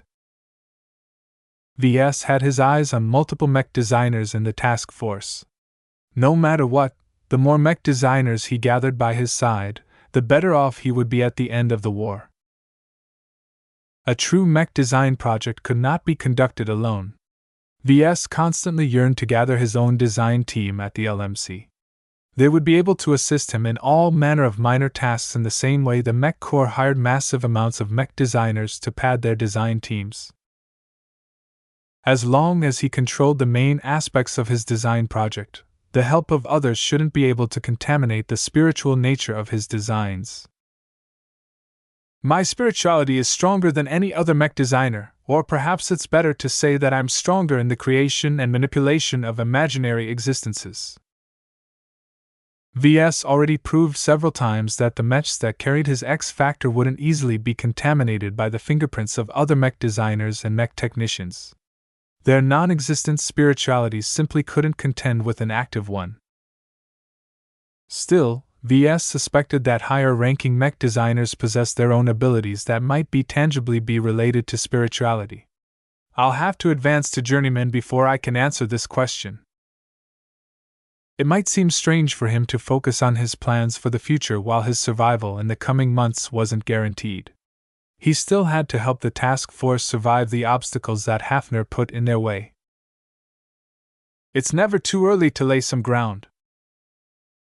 This was a key period in his life in which he would be able to connect with other mech designers without too much suspicion. If VS attempted to recruit mech designers after the war, he'd face a lot more difficulties, the most important of which was to verify their loyalty. There is no better proof of loyalty than to put it to test in the harshest conditions. The bonds of brotherhood he forged with the mech designers and the Vandals may lead to a lifelong advantage later on. That was something that his Lark and Son heritage had taught. For now, though, VS did not dare spend too much time on future matters. He still had a lot of work in the present to take care of. With a tired sigh, VS returned to his regular duties. 2 days later, Major Verl finally stopped withholding his plans. He called for another massive conference meeting in which every mech captain and ship captain gathered in the same compartment via projections. The only physical people present were VS, and others assigned to the Shield of Hispania. I'm sure you are aware that the Hafner Duchy is alerted to our presence. From the intelligence we've received from the local rebels, Hafner has allocated the bulk of their uncommitted forces to the star systems near the border. Once we enter their perimeter, they'll instantly lock on to us and converge on us with rapid tempo. Everyone nodded. This was a standard blockade tactic that the Visions proficiently employed when they really wanted to stop a specific target. Though it was possible for the flagrant vandals to escape the net, the risks were unimaginably high. At the very least, some vandals preferred to fight another round with the frosty meteors rather than face the full fury of the Hafner mech legions. We've gathered a lot of intelligence on Hafner distributed their forces. Though their core systems remain heavily guarded, the substantial drawback of uncommitted forces has left many smaller star systems bereft of a comfortable buffer against raids. After discussing the possibilities with one of the local rebel groups, we've decided to hit a specific star system. Let me show you. A new projection appeared above the conference table. It looked like a rather small and unremarkable place. The Nova Migulatus system centers around a fairly normal main sequence star and has 4 significant planets. Nova Migulatus 4 is a gas giant, while Nova Migulatus I is a terraformed terrestrial planet which is also the only occupied satellite in the system. Our target is here. The details listed next to Nova Migulatus I didn't list anything worth rating. Its overall development resembled Cloudy Curtain in that it was largely rural. It held a few large cities, but most people lived in towns and villages and kept the vast farms going. The planet did not host any form of heavy industry, which made it a very unattractive target for the Vandals to raid. This place is worthless. What is there to steal here? Grains? Dirt? Farmers? Major Verl knocked his fist against the table, shutting everyone up. Our goal here is not to go on another robbing spree. The truth is that we've accepted a commission from an influential rebel group called Peace for Hafner. Helping them in this task is scratching their back. Once we've given them what they want, the rebels scratch our backs in turn when the time comes for us to cross the border. VS narrowed his eyes at that. It left a lot of things to trust. Major Verl must be very confident for this so-called Peace for Hafner to return the favor. If we aren't robbing the place dry, what are we after, sir? The commanding officer resumed his briefing. If you didn't know any better, Nova Migulatus I looks like any other rural planet. However, its highly diverse biosphere, vast stretches of mountains and hills and non-existent satellite coverage makes it a perfect place for training mech pilots how to survive in the wild. There's a training camp on this planet, and a very special one at that. Our mission is to smash a training camp? Not exactly. Peace for Hafner doesn't care too much about the training camp or most of its trainees. They only care about taking out a specific person. Meet Captain Relia Foster, a mech officer of the Hafner Mech Legions. A supplementary projection appeared alongside the projection of Nova Migulatus I. It showed the profile of a very attractive Vision mech officer. She's young, she's talented, and she's a thorn in the side of Peace for Hafner. Though Captain Foster is from common stock, it's already a done deal for her to be elevated to a Baron. That's because she's a verified expert candidate. A faint gasp could be heard throughout the conference room as everyone present looked at the woman with respect. An expert candidate. All of you know what an expert candidate represents, Verl stated as he glanced at everyone's expression. They are peak advanced pilots who have pierced through the threshold that holds them back from becoming a bona fide expert pilot. When measured by precise instruments, they'll be able to measure a resonance value of 0.00001 lavares or something. Even though that is nothing compared to an actual expert, it still represents a near assurance of advancement. A newly advanced expert pilot exhibited resonance that measured 1 lavares on average. These values didn't sound very impressive, but the vast majority of mech pilots never registered anything on the lavare scale. They could forget about reaching 0.00001 for the rest of their lives. Many mech pilots thought that they either possessed the right magic or not. No matter how much the overwhelming majority of mech pilots challenged themselves, they would never be able to scratch the wall that barred their advancement. Major Vaux continued his clarification. An expert pilot is a strategic weapon to any state. The rise and fall of even one of them is significant enough to affect the national strength of a state. The situation is even more significant here because the duchies that make up the kingdom never share their expert pilots.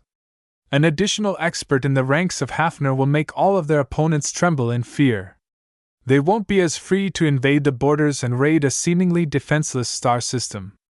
It only takes one expert pilot to annihilate a small-sized raiding force. A future Venerable Foster is enough to make peace for Hafner, and many other factions suffer a substantial amount of losses. A mech captain raised his hand. If Captain Foster is such a valuable mech pilot, won't she have a lot of guards around her, sir? I can't imagine Hafner would be willing to treat her as anything less than a chunk of high-grade exotic. Good question. The reason why I've decided to accept this commission is because Hafner has made some missteps.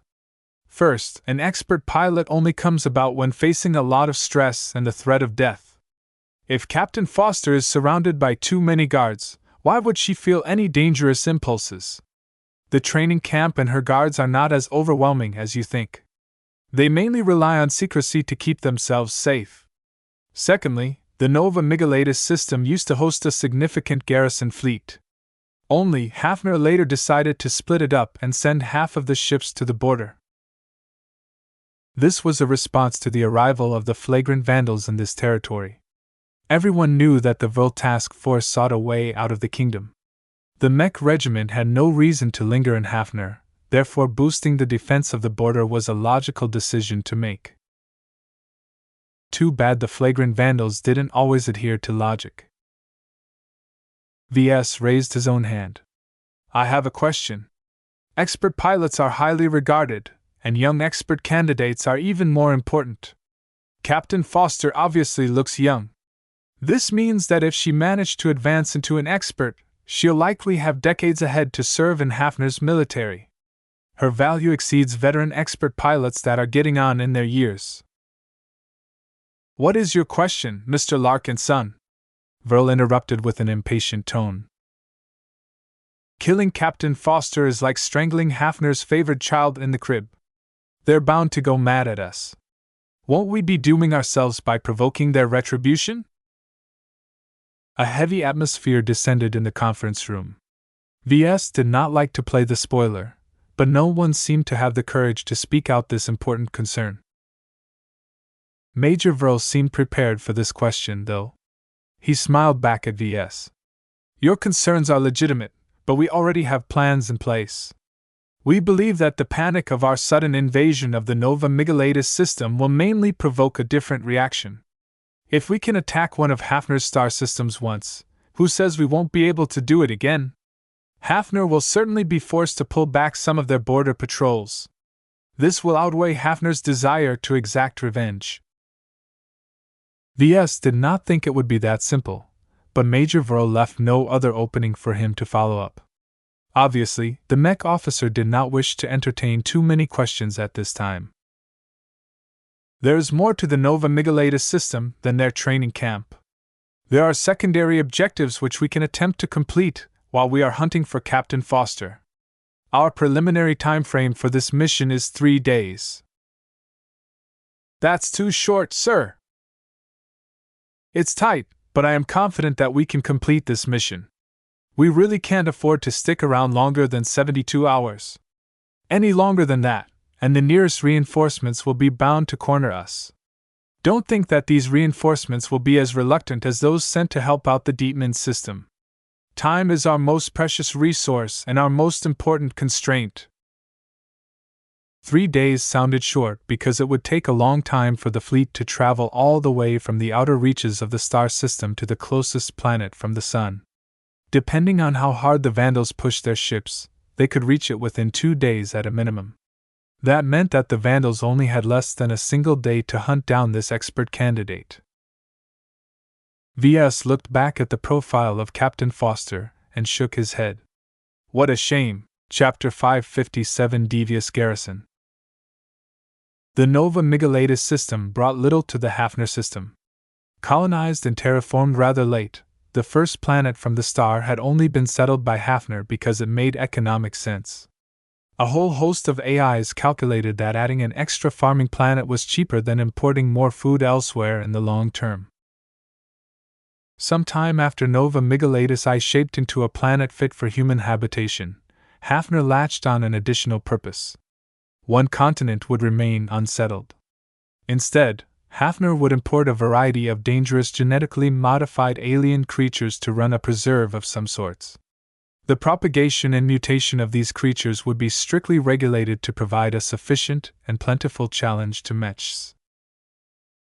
In other words, Hafner constructed an entire continent-wide ecosystem for the sole purpose of breeding something to kill for the participants of an elite training camp.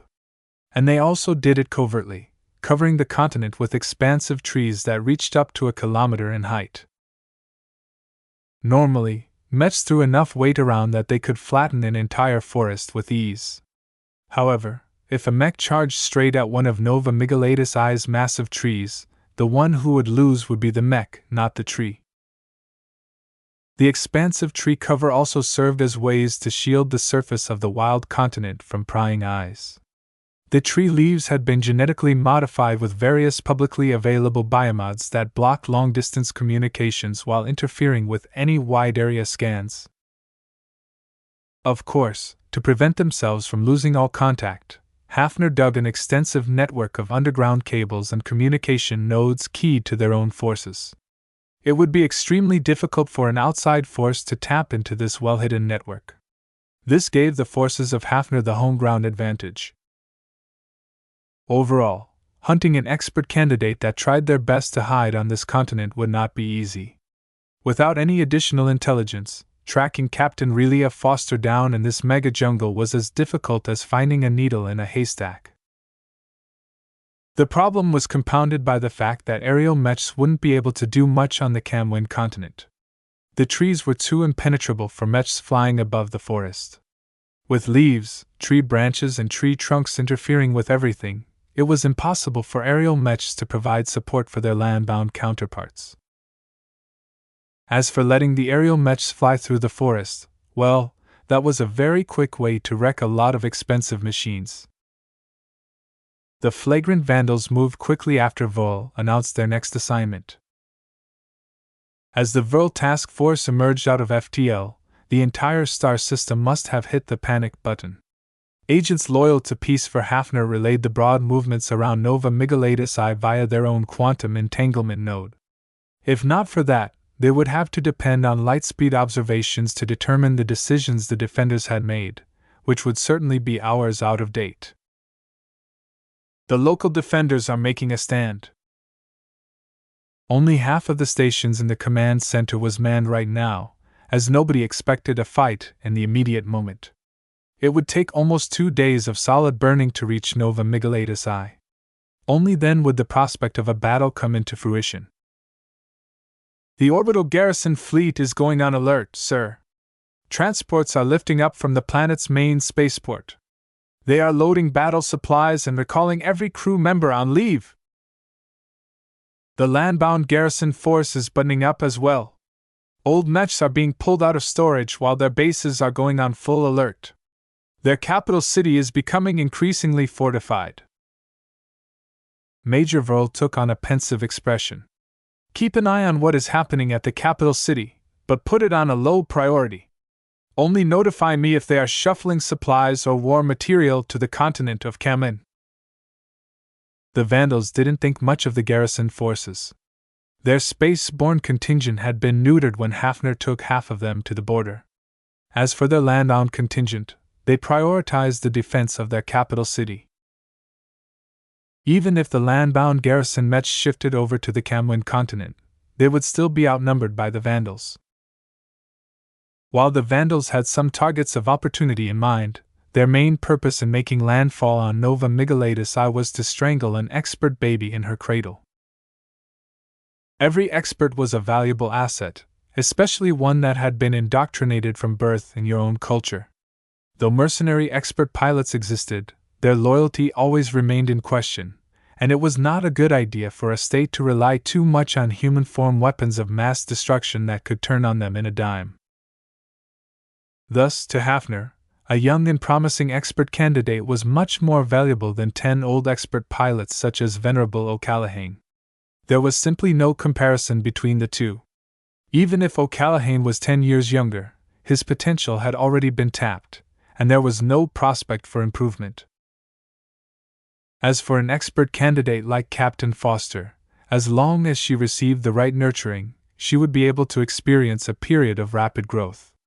There was even hope for advancing into an ace pilot, though realistically that almost never happened. All in all, an expert candidate from your own ranks was like a blank slate which you could fill with whatever you wanted. Any state would salivate at the opportunity to shape their skills and beliefs. It was like designing your own personal superhero. And now we've arrived to spoil their plans, VS muttered as he directed a major undertaking. VS was surprised as almost everyone else when Vol announced their commission. If no one knew about training Camp Quistas at Nova Migalatus I, they would have guessed that the Vandals aimed to raid a more important star system. As it was, Major Vol had not given VS the courtesy of giving him a heads up. VS expected the Vandals to raid an industrial system like the Hatches system back in Venids. Urban combat was a very different beast from jungle warfare, and VS had been forced to issue new orders to modify their land-bound mechs for a safari.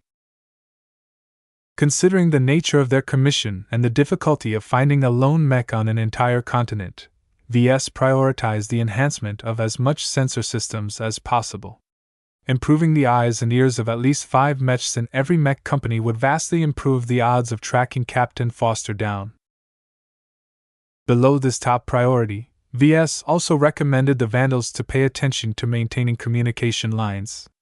At least one mech in every mech squad should carry a communications backpack module instead of extra supplies.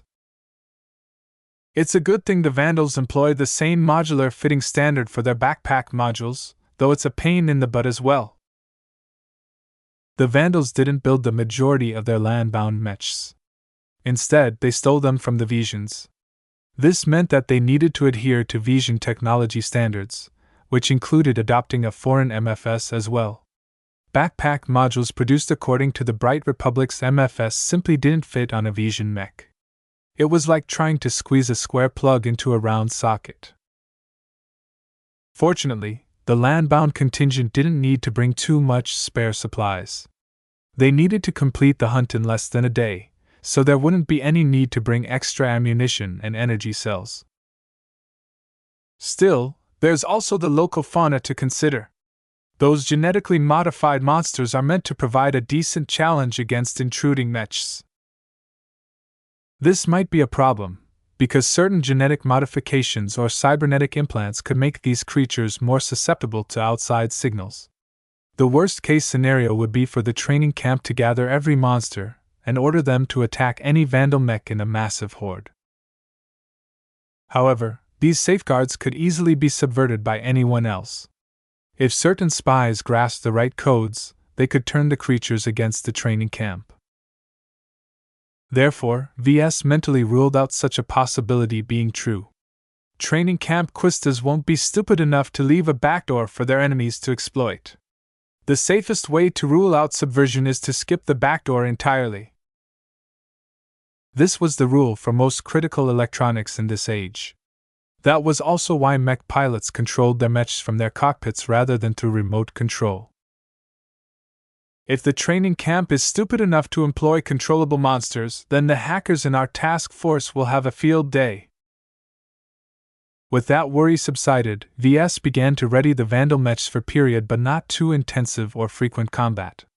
According to the intelligence packages that Peace for Hafner passed on to the Vandals, the monsters generally gathered in squad-sized groups. This was hard-coded in their DNA. This allowed trainees to experience an even challenge when they grouped up into squads, but also enabled mech companies to bail them out if they fell into a spot of trouble. For a moment, VS wanted to laugh to himself. This game preserve came into being on the behest of Hafner, but now it seemed that the Vandals might become the main customers. Then he remembered something. Training Camp Quistos is an incubator for elites. It's meant to push the very best out of peak advanced pilots. With pilots of such skill, regular monsters won't be able to cut it. Only deadly monsters will do. Despite this caveat, VS was confident the Vandals could deal with the situation as long as they traveled in double squads or larger groups. Numbers trumped anything as long as the difference was big enough. Having sent the necessary orders, VS sat back and waited for the fleet to arrive in orbit. 2 days passed by without much incident. Vigilant against mines or stealth attacks, the task force constantly maintained a rotation of space-borne mechs around their ships. Though Hafner did not have a track record of using either means, exceptions always existed, so the Vandals did not let their guard down. Once the Vandals neared Nova Migalatus I, everyone tensed up for a battle. The big question was what the garrison mechs decided to do. For now, their land-bound contingent hunkered down at the capital city, while their space-borne counterparts seemed to adopt a looser pattern. The Vandals wanted to mop up the space-borne garrison quickly, so they didn't hesitate to approach their outnumbered enemy. The defenders, on the other hand, clearly didn't wish to tangle with the Vandals, and boosted away from orbit. The enemy garrison fleet is adopting a harassment strategy, the tactical officer stated calmly. Any defense force that is largely outclassed by the invaders will not be eager to fight a conclusive battle. Instead, they've likely received orders to stall and disrupt our operations as best as they can without losing their mechs too quickly. They won't succeed, Vril announced. We've restored a sufficient amount of space-borne mechs to handle their garrison. A harassment strategy only works if your mechs are faster than the enemy's. As long as we allocate the bulk of our inheritors and other light mechs into chasing them down, they won't be able to escape. As long as the enemy didn't throw in other surprises, the Vandals likely didn't have to worry about anything from space. The next hours proved this prediction as the attempted harassment fell short of what the defenders expected. The Hafner mechs mostly consisted of medium mechs. They were good in a brawl, but could not be expected to outrace an inheritor mech. The only snag in the plan was that the garrison employed second-hand combat carriers with peculiar modifications. Shipwrights stripped a large portion of armor from large and heavy ships and boosted their sublight propulsion. This gave the garrison carriers a hefty boost in speed. Thus, while the defending mechs weren't able to outrun pursuit, they could still remain out of reach of the Vandals by hopping in and out of their nimble carriers. Chapter 558 Oval Scar. These stripped-down combat carriers are pissing me off, Major Vul barked with obvious irritation. They should have been reclassified as light carriers instead.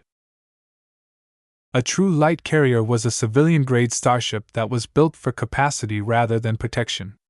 In that sense, a combat carrier with most of her armor peeled off could justifiably be called a more durable light carrier, as her structure was still stronger than anything available in the private market. Ships built for speed and acceleration would always be able to outrun a light mech as long as they received a head start. Since the defenders already saw the Vandals coming, they had been able to time their optimal starting run down to the exact second. The Vandal space-borne contingent never stood a chance of catching up. Unless they resorted to a drastic measure such as overloading their mechs, the chase would never bear any fruit. The tactical officer tried to console his superior. Sir, the garrison fleet may be able to dance out of our reach, but destroying them is a secondary objective at best. It's sufficient for us to drive them away from orbit and turn them into a non-factor to the proceedings on the surface. Basically, both the garrison fleet and the Vandal Mech chasing after them had been put out of play. This wasn't necessarily a good thing because an outside variable could overturn the situation in space at any moment, yet the odds of something like that happening was low. The biggest threat they needed to worry about was reinforcements sent by Hafner from the surrounding star systems. Even if they raced towards the Nova Migalatus system at their earliest, they still needed to spend around 2 days to traverse from the outer edge of the system to Nova Migalatus I's orbit. Even if Hafner sent out the biggest armada of mechs and ships, the Vandals would still be able to take action with 2 days of lead time. The situation in space can basically be ignored by us, VS explained to Iris. Both of them had taken their customary seats in the command center. Have we detected any hidden turrets or weapon emplacements? Iris had kept an eye on the situation on the surface. None so far, boss. Hafner hasn't invested too much in fortifying Nova Migalatus I. The only turrets that our sensors picked up so far are located in and around the capital. As for the Kamwan continent, we can't say anything for certain.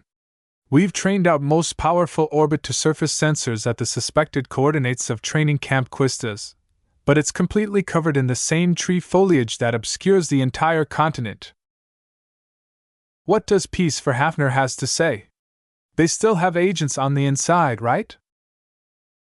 That's correct, boss, though the rebel group isn't willing to expose anything to us.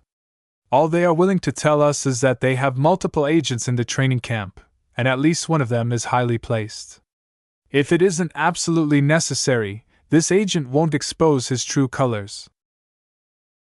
The value of this spy must be very significant to Peace for Hafner. Ordinarily, organizations wouldn't hesitate to sacrifice their pawns if it meant they could take down the enemy queen. The value of a young expert candidate couldn't be measured with money. Weighing her value at 100 billion savis or something wasn't possible because the utility of an expert pilot was inestimably profound. While expert pilots were capable of inflicting a massive amount of damage to an enemy force, their true value lay in using them as a deterrence. The mere existence or presence of an expert pilot would already be able to snuff out most tricks directed against Hafner. It's time for the next step of the plan. Begin bombardment. VS already developed an inkling of why the Beggar's Bounty and the Linever-Swan had been tasked with mass-producing a lot of artificial meteorites. Now that they orbited over Rural Planet, these meteorites would finally meet their purpose. Mechs began to emerge from the hangar bays of the combat carriers. Each of them teamed up to push forth the heavy artificial meteorites. Slowly, over 50 of the massive chunks of randomly fused alloys emerged from the bowels of the ships. Drop them! The artificial meteorites received precise pushes that sent it into a precise trajectory. Miniature boosters embedded in the meteorites corrected their paths and kept them on track as their orbits slowly decayed. Each of the meteorites slowly plunged into the atmosphere of Nova Migalatus I. The main projector displayed a wireframe model of their expected pathing. All of them had been aimed to land at a precise coordinate in the middle of the Kamwan continent. It was the leaked location of training Camp Quistas. The reason why the Vandals dropped so many meteorites was because they needed to go through a lot of sturdy trees. Once they felled enough trees, the meteorites also needed to pound the ground, because the core of the training camp was at least 100 meters underground. The artificial meteorites were huge chunks of alloys that heated up enormously while they descended due to friction. Unless they were as blind as a bat, the visions on the ground would definitely be able to pick up the incoming meteorites. We've dropped more than enough meteorites to collapse tunnels deep underground, Major Vaux remarked. Faced with the threat of being buried underground, the camp commander will immediately choose to evacuate the camp he's responsible for. Even if they have bunkers deep and strong enough to withstand the successive kinetic impacts of over 50 meteorites, they won't be stupid enough to hole up in a single exposed location. Because after the apocalyptic bombardment came to an end, the Vandals would immediately make landfall on the site of the annihilated training camp. If some Visions chose to hold up in a nearby doomsday shelter, then they would certainly be killed or taken captive by the eager Vandals. The events that played out in front of VS followed everyone's predictions. By the time the meteorites crashed through the skyscraper trees, opening a path for the subsequent meteorites to bombard the training camp, there didn't appear to be anything valuable among the wreckage that VS could detect from the long-range sensors. A long, oval scar had been dug through the expanse of foliage. This opening provided the Vandals that had been sent out immediately after the bombardment a sufficient gap to squeeze in transports. This time, Major Verl and Captain Rakeshire decided against landing half their combat carriers to the surface.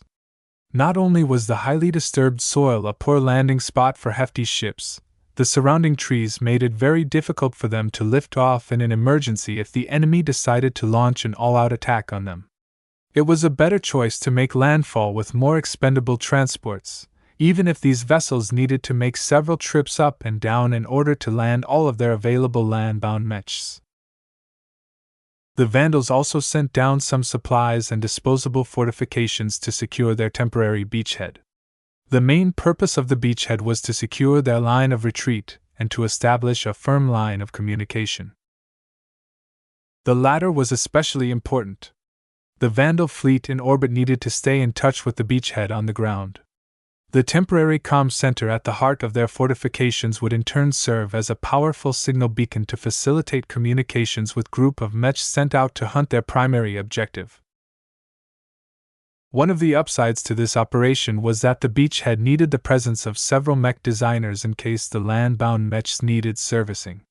Besides sending down some random low-ranking mech designers, VS also sent out Vedette, Mercator, and Trozen. He decided to send down the latter two because he didn't like them very much. If anything tragic happened down at the surface, at least VS wouldn't miss their presence. As for the choice of sending down a potential protege, Vedette didn't register too much on his radar yet. Unless his potential bloomed later on, he was strictly expendable. If Vedette happened to meet an unfortunate end, VS could simply direct his attention to one of his colleagues instead. Predictably, Vedette immediately demanded a private conversation with VS. "Sir, why am I assigned to the surface? That is no place for a mech designer." "On the contrary. Being close to the action means you can respond much faster than us. Mech designers shouldn't be strangers to a little excitement. I don't hate you, Vedette. In fact, I'm doing you a favor. I hope you can use this opportunity to widen your perspective, enrich your ability to design mechs." No matter how many excuses Vedette weaseled out of his cowardly mouth, VS resolutely rejected them all. The man had been ordered to shuttle down to the surface, and nothing could change his mind. After packing off the young and inexperienced mech pilot, VS turned to other matters.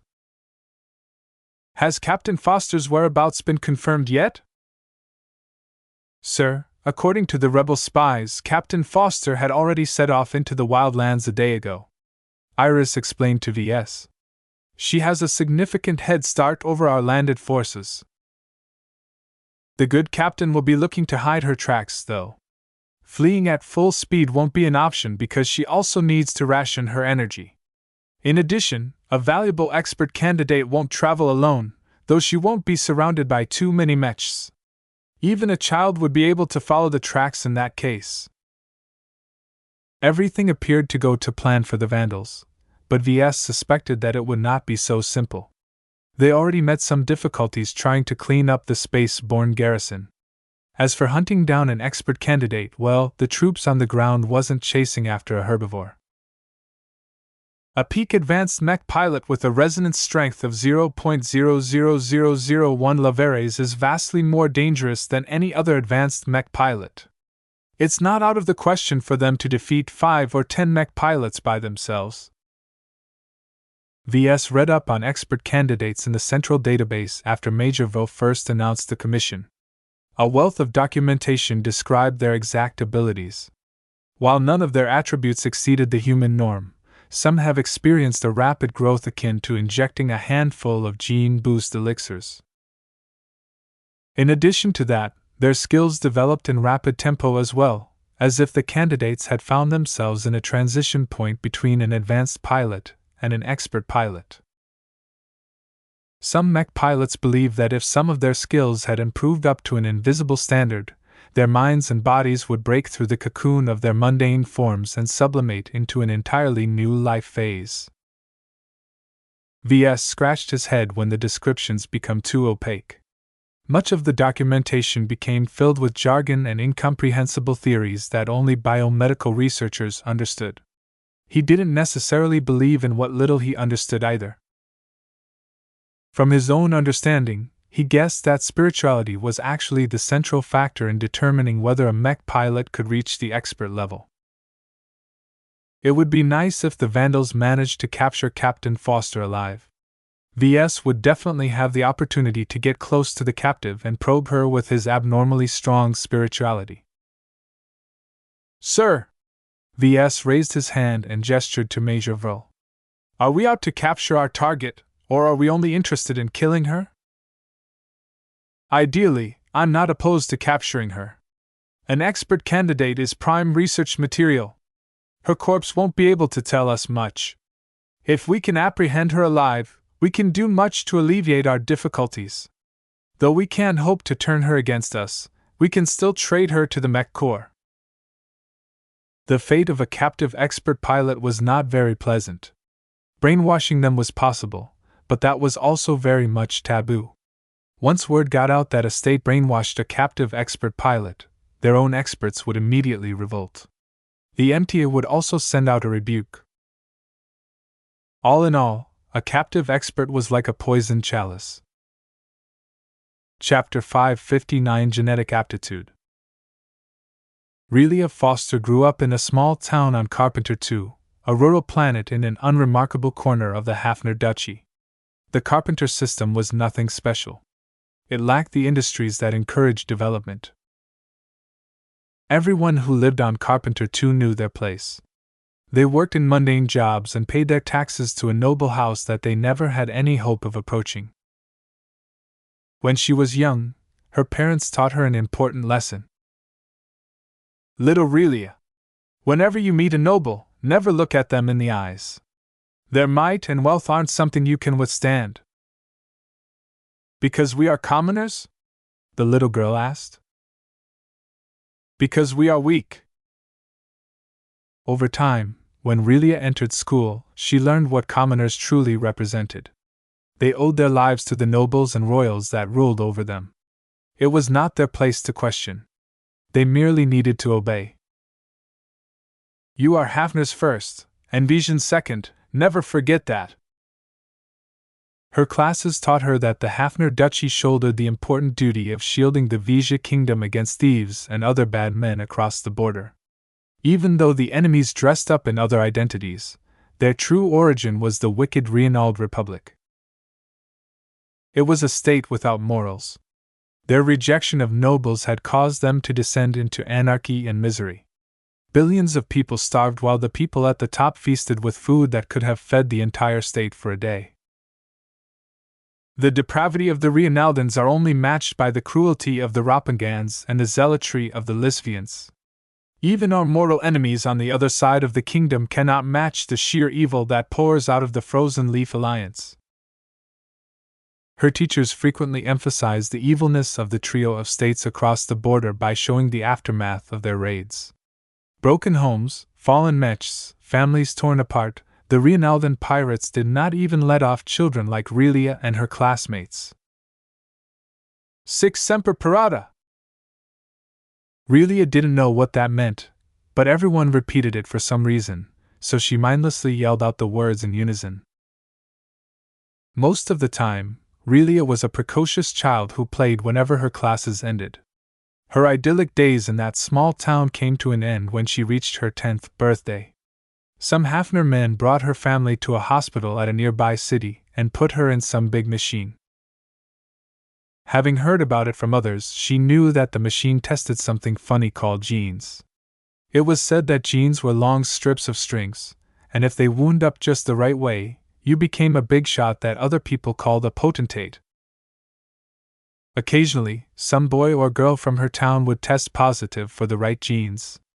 Their entire family had cause to celebrate because Hafner bestowed them lots of money so that the newly discovered potentate could attend a distant academy, which was like a school for fighting. Still, this almost never happened, so Relia didn't think she was anything special. She was so wrong. The console in front of the doctor beeped in alarm. After a short analysis, the doctor grinned and whooped. "What is wrong? Is there something wrong with our child?" her mother asked with concern. "Nothing of the sort. Your child is very likely to be a potentate, and not a weak one at that. Further testing is required." The excitement uprooted the entire hospital.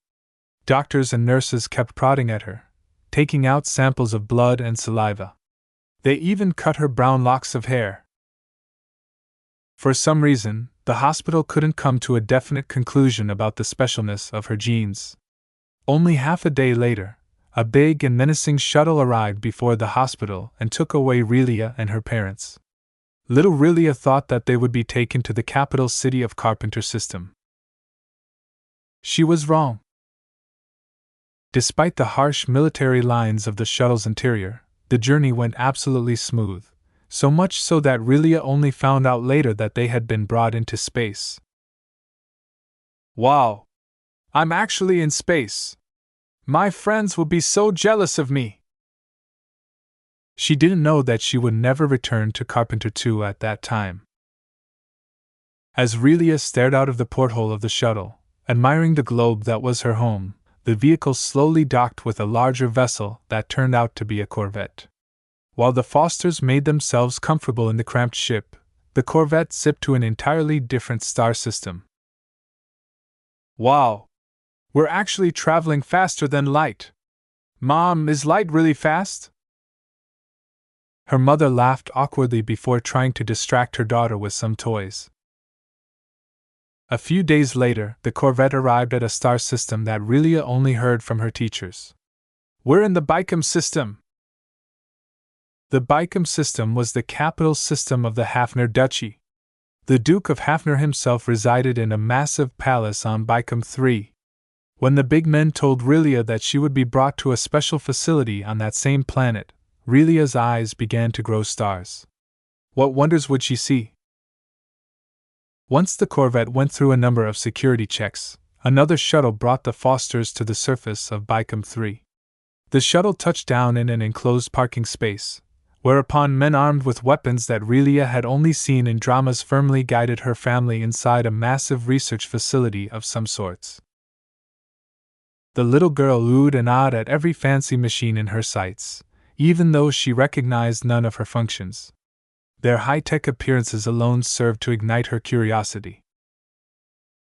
Once deep inside the facility, Relia underwent a more expansive round of testing. The frequent prodding made her feel scared, but her parents were always by her side, so she managed to withhold her cries. Fortunately, the Hafner doctors didn't disturb her for too long. They ended their testing after 3 days of testing and informed their family of some of the results.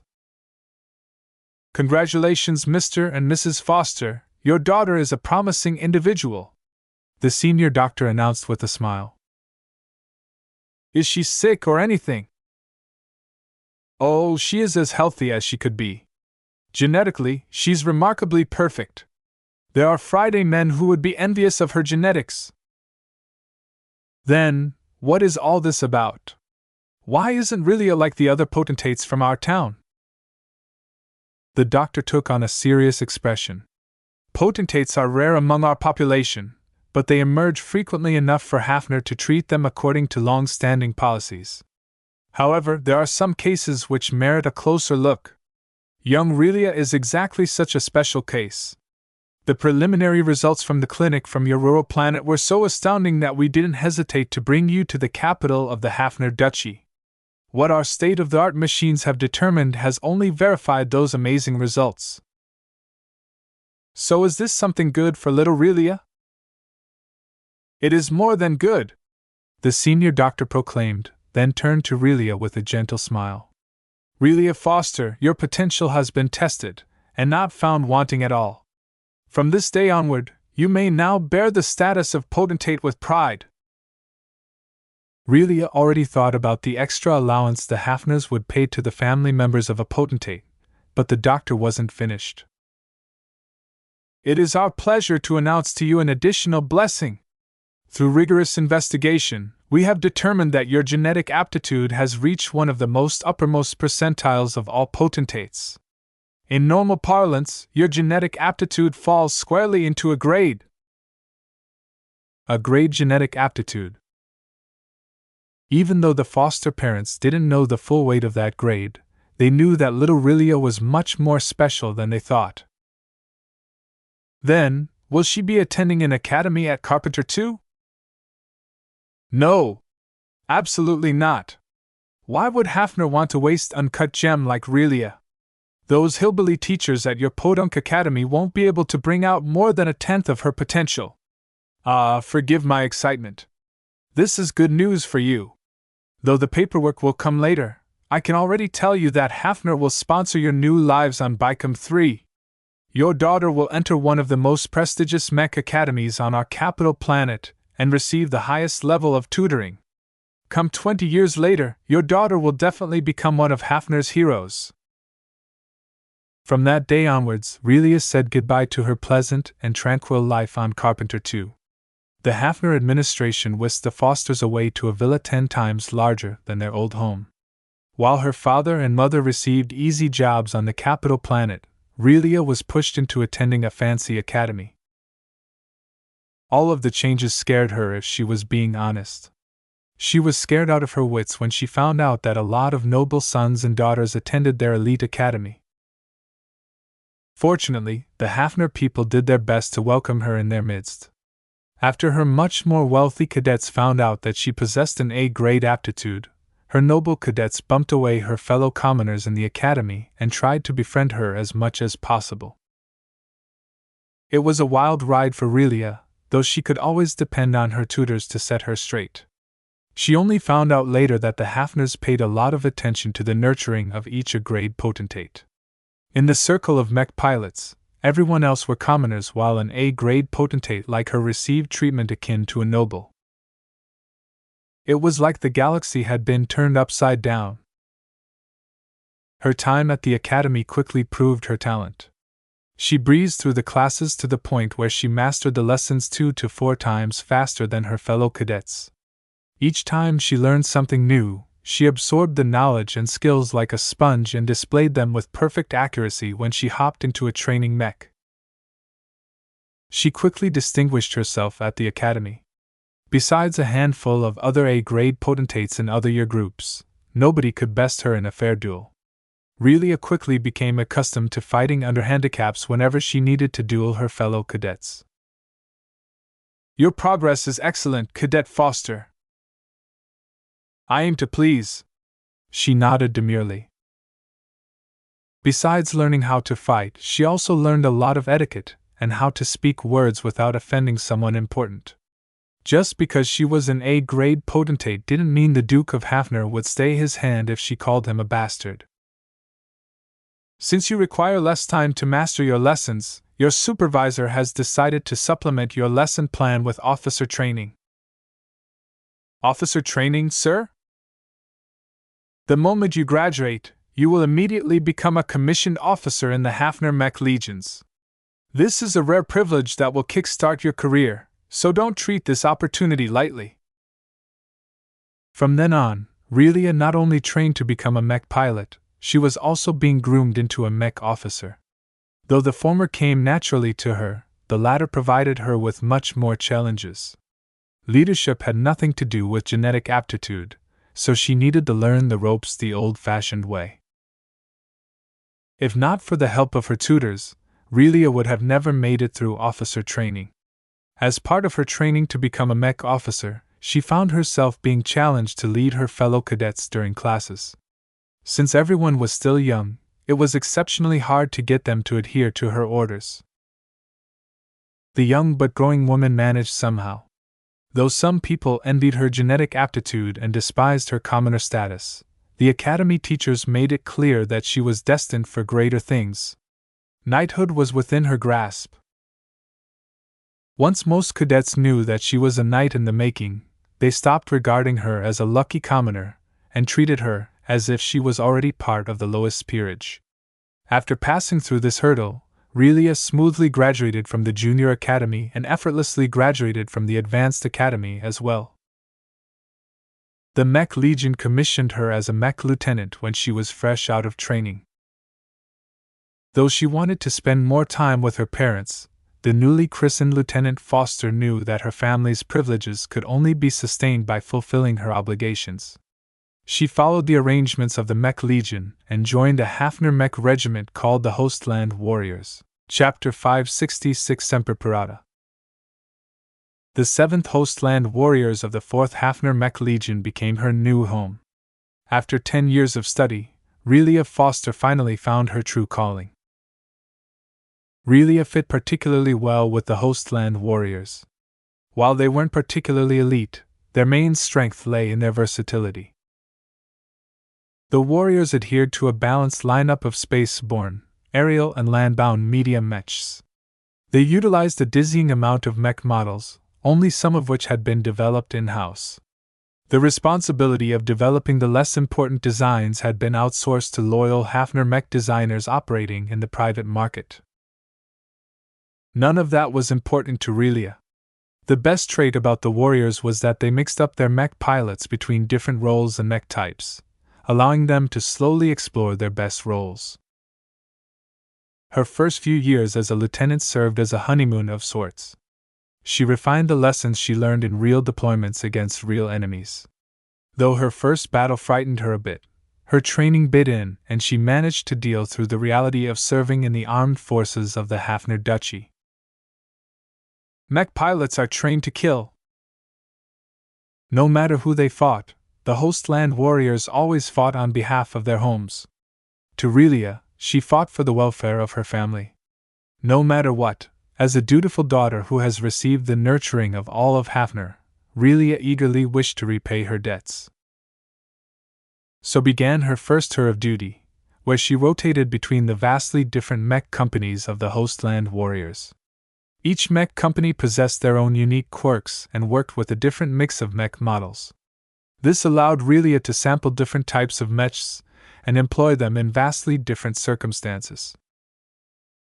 From piloting a land-bound cannoneer to intercepting a fleeing pirate in a space-borne light skirmisher, Relia tried them all. In the end, she returned to her initial choice and settled on her primary specialty. There is nothing better than to wield the sword. There was a sense of purity in piloting a swordsman mech. Though the lack of shield hampered its defensive capability, from a different perspective it liberated the mech type from getting bogged down. The balance of speed, armor, and agility of a medium swordsman mech turned them into exquisite warriors that required a lot of thought and finesse to draw out their potential. Other mech archetypes did not require too much thinking to put them into use. A knight mech mainly put up their shields to guard their comrades from incoming fire, while a rifleman mech only needed to point the barrel of their guns in the right direction. Not that Relia still had much to learn when it came to piloting those mech types, but many of her fellow warriors already had them covered. What she truly craved was a challenge. Piloting a mech came easy to her, perhaps a little too easy for her tastes. The lack of challenges unsettled her. What she needed was to find the perfect mech type that would slow her down and force her to learn the lessons that she hadn't been able to receive when she piloted a simpler mech. The sword looked simple, but it allowed any mech to outplay their opponents. The effectiveness of swordsman mechs against ranged opponents depended on whether they could catch up to them. As for slower mechs and other melee mechs, it was fair game to Relia. With the right techniques and a deep understanding of her mechs, Relia became a whirlwind of violence against the opponents of the Hostland Warriors. This predominantly meant fighting against Rhianaldan pirates. Greedy and cowardly scum! No matter how hard the Hafner mech legions tried to guard their borders, the Rhiannaldans always managed to invade their stars. Oftentimes, the Hostland warriors arrived too late to save a vulnerable shipping convoy or an isolated planet. Each time she witnessed the aftermath of a pirate attack, she became more and more angry. She stepped up her sword training, learning various styles and techniques from her fellow warriors. Her Mech regiment patrolled a vast stretch of stars and formed roving patrols that allowed their Mech pilots to witness different sights. Each new star system opened Relia's eyes to what Hafner truly consisted of. These were the stars she was duty-bound to protect. Her sense of purpose strengthened with each new sight. She fit in well with the Hostland warriors too, as her competence won over the skeptics who thought she was a bit too young to be an officer. Still, nothing was ever certain when piloting mechs. Most of the times, the units Relia was a part of achieved some measure of success. Whether it was smashing apart pirate mechs or chasing them away, the Hostland warriors always caused the pirates to scatter in fear.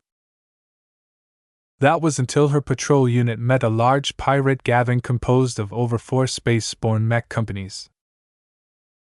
Compared to the 2 mech companies that the Hostland warriors sent out to their location, they were woefully outnumbered. The pirates smelled blood and immediately moved to gang up on them. Relia fought with vim and fury in her space-borne swordsman mech.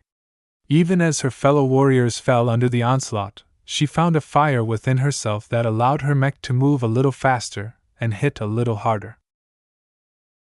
Sic semper parata! This tiny difference meant everything to her, and she started to chop a succession of pirate mechs in rapid tempo. She felled so many pirates that day that she single-handedly drove them off from continuing the fight. The loss of so many mech pilots devastated the Hostland warriors, though. Relia didn't feel as if she achieved a victory. Nevertheless, the warriors celebrated her prowess, and due to an opportune vacancy, even managed to push her into becoming a captain. Ever since then, Relia sometimes called back to her amazing back then. Whenever she found herself in a challenging situation, she drew upon some hidden strength and burst out with an amazing level of performance. For a long time, Relia thought that she was drawing upon feelings of vengeance and righteous retribution. Yet the Hostland warriors began to grow suspicious. When they activated all of their sensors in the next big fight, the truth astounded every warrior, including Relia. It turned out that she had poked a tiny hole into the barrier that barred her way from becoming something greater. Captain Foster, you're an expert candidate. Even though Relia was blessed with a great genetic aptitude, she had never dared to dream that she would be able to advance into an expert pilot. Every expert was a transcendent figure among them. They were more than human, and could even be said to have stepped on the path of godhood. For all of those scientists to claim that Relia had the potential to join their ranks simply made her silly. How could she be so blessed? Had she saved an entire planet from annihilation in her past life? When the warriors offered to sponsor her entry into an elite training camp meant to push promising mech pilots into breaking through the barrier, Relia tentatively accepted this opportunity. At my current state, I won't be able to take revenge against every pirate. Once I become a genuine expert, it will be a different story. As for her automatic elevation to the noble rank of Baron, Relia didn't care. Mundane trappings ceased to spark her interest, though she faintly thought that she would be able to give her family an even better life. Training Camp Quistas brought her away from the war against pirates, which she initially hated. What was the use of battling a bunch of giant tigers and other animals when there were pirates out there that needed to be stopped? Relia quickly learned that the training camp was not as easy as she thought. They developed a rigorous training program that could push the limits of everyone who participated. Even expert candidates like her couldn't breeze through the program without effort. There are so many monsters on this planet. From reptiles to mammals to bizarre alien creatures that resembled crystals and living oozes, Relia fought against numerous mech-sized beasts every day. Sometimes she traveled in a squad, but most of the time the training camp had sent her out alone. Only when she was alone would she face a sufficient challenge. Due to genetic programming, adult monsters possessed a grouping instinct where they often gathered together in small gatherings. Against a standard mech squad, such a group of monsters could be deadly in the wrong circumstances. Against a single expert candidate, this group of monsters pressured her like nothing she had experienced before. Even the fight that formed the catalyst to the transformation of her life phase, withstanding an onslaught of monster attacks, was supremely challenging for her. These creatures weren't stupid and utilized rudimentary pack tactics against a lone mech. Each battle seemed to be a struggle between life and death. She drew out her potential in each and every hard-fought battle, of which there was many in her time on the Camwin continent. What does not kill me makes me stronger. Though she believed that the training camp wouldn't let her die against a bunch of overgrown beasts, she still experienced a lot of stimulation during her fights. Each time she survived another fight, it became a little easier to enter into that particular state of mind where all of her capabilities received a comprehensive boost. It's taking less and less effort to enter my super mode. Relia guessed that once she reached the point where she could sustain her so-called super mode indefinitely, she had successfully advanced to expert pilot. According to her own judgment, she was 5 or 6 months away from that point. Though the threat from the monsters had diminished a little, she still experienced enough harvests to continue this pattern of training. That was until foreigners invaded the Nova Migalatus system. Briders are coming! The flagrant vandals have come to burn down the entire system. The flagrant vandals had become the entire kingdom's latest bogeymen. Their daring assault on the Deepman system and their successes in beating back the Calico Dancer Bats and Frosty Meteors had given them a formidable reputation. Vile, greedy and unprincipled, this raiding regiment was nothing different from a pirate gang. Even as everyone in the training camp panicked, Relia instead relished an opportunity to fight against the famed vandals. You're in danger, Captain Foster! Word has come that they are specifically here to deal with you. The camp commander prioritized the safety of their most promising seed over everything else. Against her judgment, Relia had been ordered to board her mech and run as far away as possible. It was humiliating, yet orders were orders. She had witnessed the events that followed after. From the unscrupulous use of artificial meteorites, to the landing of the Vandal landbound forces, Relia witnessed it all through her connection with the underground communication network. The Vandals proved more competent than Hafner had thought. They somehow sniffed out the right direction of Relia's retreat, and sent out their fastest in pursuit. Since Relia piloted a medium swordsman mech, she would never be able to outrun the hounds. In addition, her flight had also been severely hampered by the need to erase all of their traces. If not for that, then her head start would have been more substantial. Still, the way the Vandals honed in the right direction was suspiciously uncanny. Was there a spy among her escorts? It didn't matter. Spy or not, she would use her strength to smash their ambitions. Get ready to fight! Sic Semper Parata! Sic Semper Parata! The first skirmish unfolded in a fury. The overeager mech pilots of the scout mechs that hounded her squad couldn't help but take their first bite. Their skirmishers employed hit-and-run attacks, relying on their excellent mobility to remain out of reach. You're not the only one who can sprint! Unfortunately, Relia's swordsman mech was capable of exerting a large amount of power in very short bursts. The legs of her mech exploded into action, enabling her to close the distance in rapid tempo. Her mech instantly performed 3 slashes in succession as it dashed through the ranks of the Vandal mechs. 3 of their mechs instantly collapsed to the ground, each of them bearing fatal sword wounds. My sword will run red with brighter blood! Sic Semper Parata! Chapter 561 Encircled. Relia piloted a special swordsman mech provided by the Quistis training camp.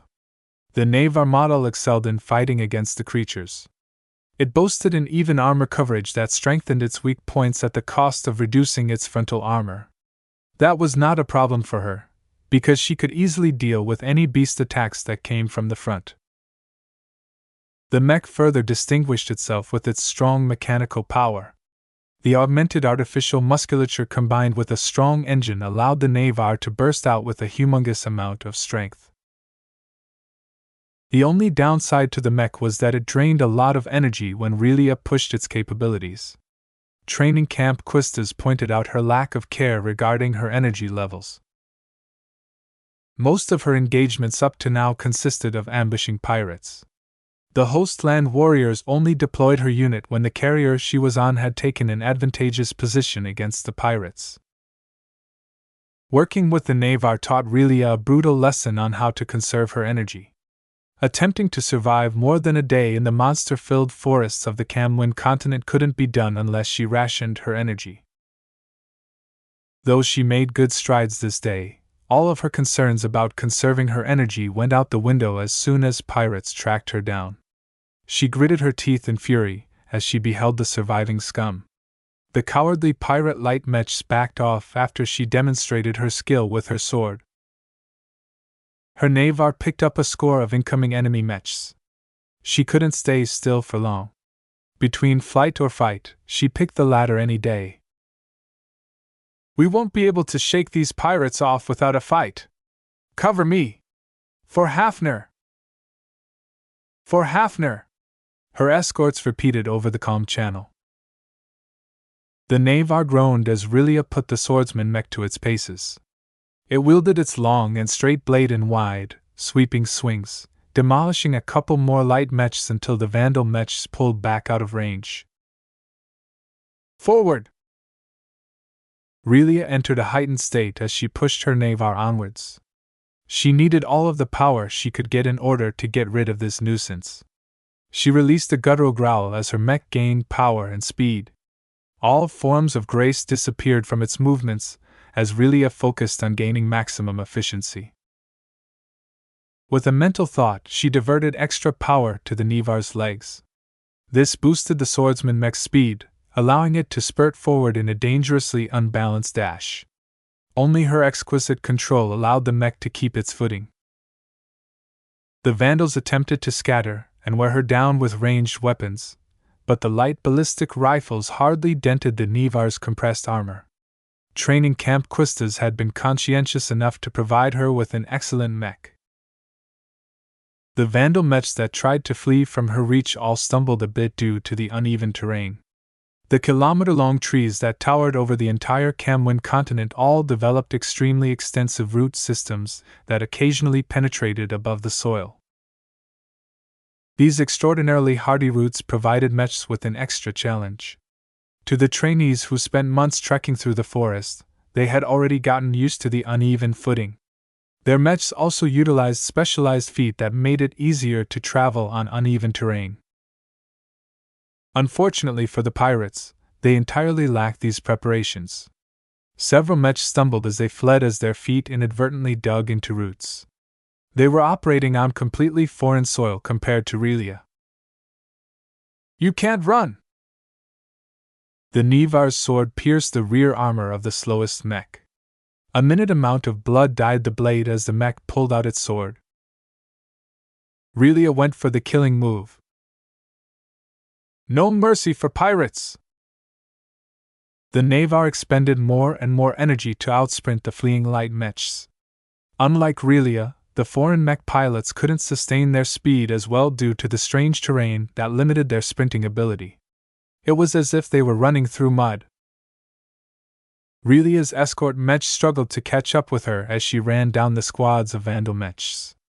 Each time she reached an enemy mech, the Navar only took a single stab or swing to disable the light mechs.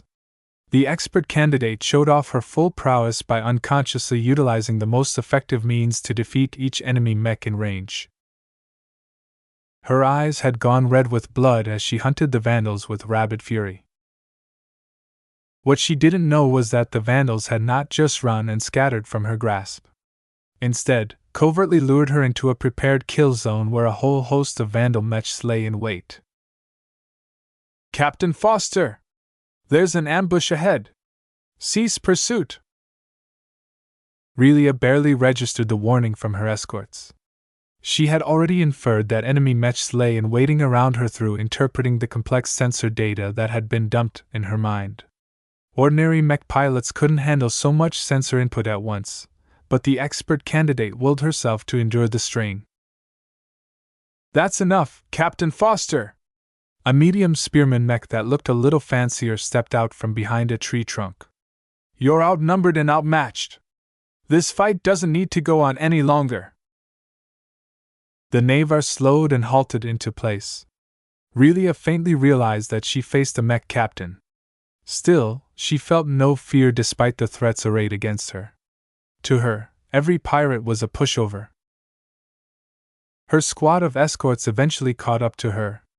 They spotted the enemy mechs as well and took up defensive positions behind some massive tree trunks. "Captain? More enemy mechs are inbound from the site of the former training camp. According to the sensor data, the flagrant vandals are moving to encircle us." The pressure piled up on Relia's shoulders. Even though she was an expert candidate, she wouldn't be able to withstand the fury of several mech companies by herself. There was a limit to how much she could defy the odds. Nonetheless, Relia thought nothing about retreat. This crisis had already reached a critical point. Running is pointless. I would rather fight and give these pirates a lesson they won't forget. Are you with me, trainees? "We're with you, Captain." The mech pilots that accompanied her all consisted of young elites. All of them assented to Relia's plan. Surrender was not an option, especially against pirates. "Attack!" She uttered no more words than that. Relia could trust her escorts to know what to do. Right now, they were more useful to her alive than dead, so her fellow mech pilots didn't follow her into battle. The Navar endured an onslaught of enemy fire as it charged forth. This time, Relia didn't opt to run in a straight line. Since her opponent believed that they had enough numbers to take her down, they stopped trying to run. Big mistake. Astral Swordwind Starwalker Steps. Relia utilized her homemade movement technique. The Navar became as domineering as the astral wind, blowing in each direction with purpose. She developed her incomplete astral swordwind techniques in order to unify the necessary movement and attack moves on land and in space. Thus, the Navar's current movement seemed especially strange. Most of the vandals missed their shots. The few hits that impacted the Navar came from luck rather than skill. The average vandal pilot fell far short to Relia in terms of skill. She easily hoodwinked their aim and successfully reached the closest squad of mechs. This time, she faced a number of melee mechs, including a hardly medium knight. Yet Relia didn't slow down her approach. Astral Swordwind Swallow Stab. The Navar bent over at an angle and put its full weight behind its stab. The tip of its sword amazingly went through a gap in the opposing knight's defense and pierced its left chest armor. Relia didn't waste any time and instantly retracted the sword before slashing a light skirmisher that attempted to spring an ambush from the side. Redemption Slash. Swallow Stab. Triple Redemption Slash. Execution Chop. Double Redemption Slash. Barely 20 seconds after making contact, the Navar left a trail of ruined mechs. An entire squad of vandals was no more. Relia's opponent didn't stand a chance. Even worse, at least half of the mech pilots had been killed before they managed to eject. Death to pirates! Relia barely took a breath and continued her assault. The vandals meanwhile didn't expect that one of their squads would last so short against the expert candidate. They fully underestimated the prowess of an advanced pilot with 1 foot in the realm of experts. As the Navar crashed into another squad of Vandal Mechs, Relia put her astral soar wind techniques to full display. A violent orchestra of speed and power tore through the foreign-operated Mechs. Despite resembling popular Vision Mech models, the enemy Mechs appeared completely tainted in her eyes. Only slaughter would cleanse the sins of these Mechs. Redemption / Starwalker steps. There was barely any obfuscation in her moves. Relia disdained the use of feints and forms of misdirection. However, her seemingly simple movements belied her strong foundations and the inherent grace behind her strength. Her Navar danced to her palm as it evaded through volleys of incoming laser beams and projectiles. With each mech she felled, Relia became more and more aware of the flaws to her piloting skills. She had fought against too many monsters lately and had gotten used to their instinctual fighting style. Battling against human opponents was much more difficult than she thought. The Vandals surrounded the Navar and her escorts in a horseshoe-like formation. No matter where Relia fought, she always needed to be aware of Mechs approaching from behind.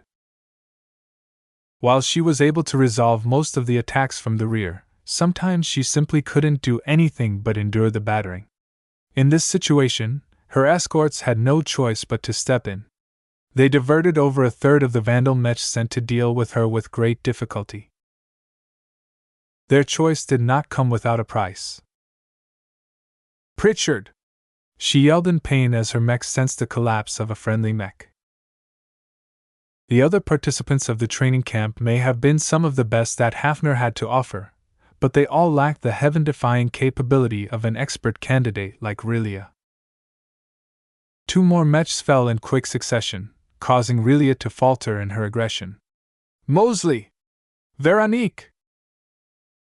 Soon enough, her entire escort squad had been felled.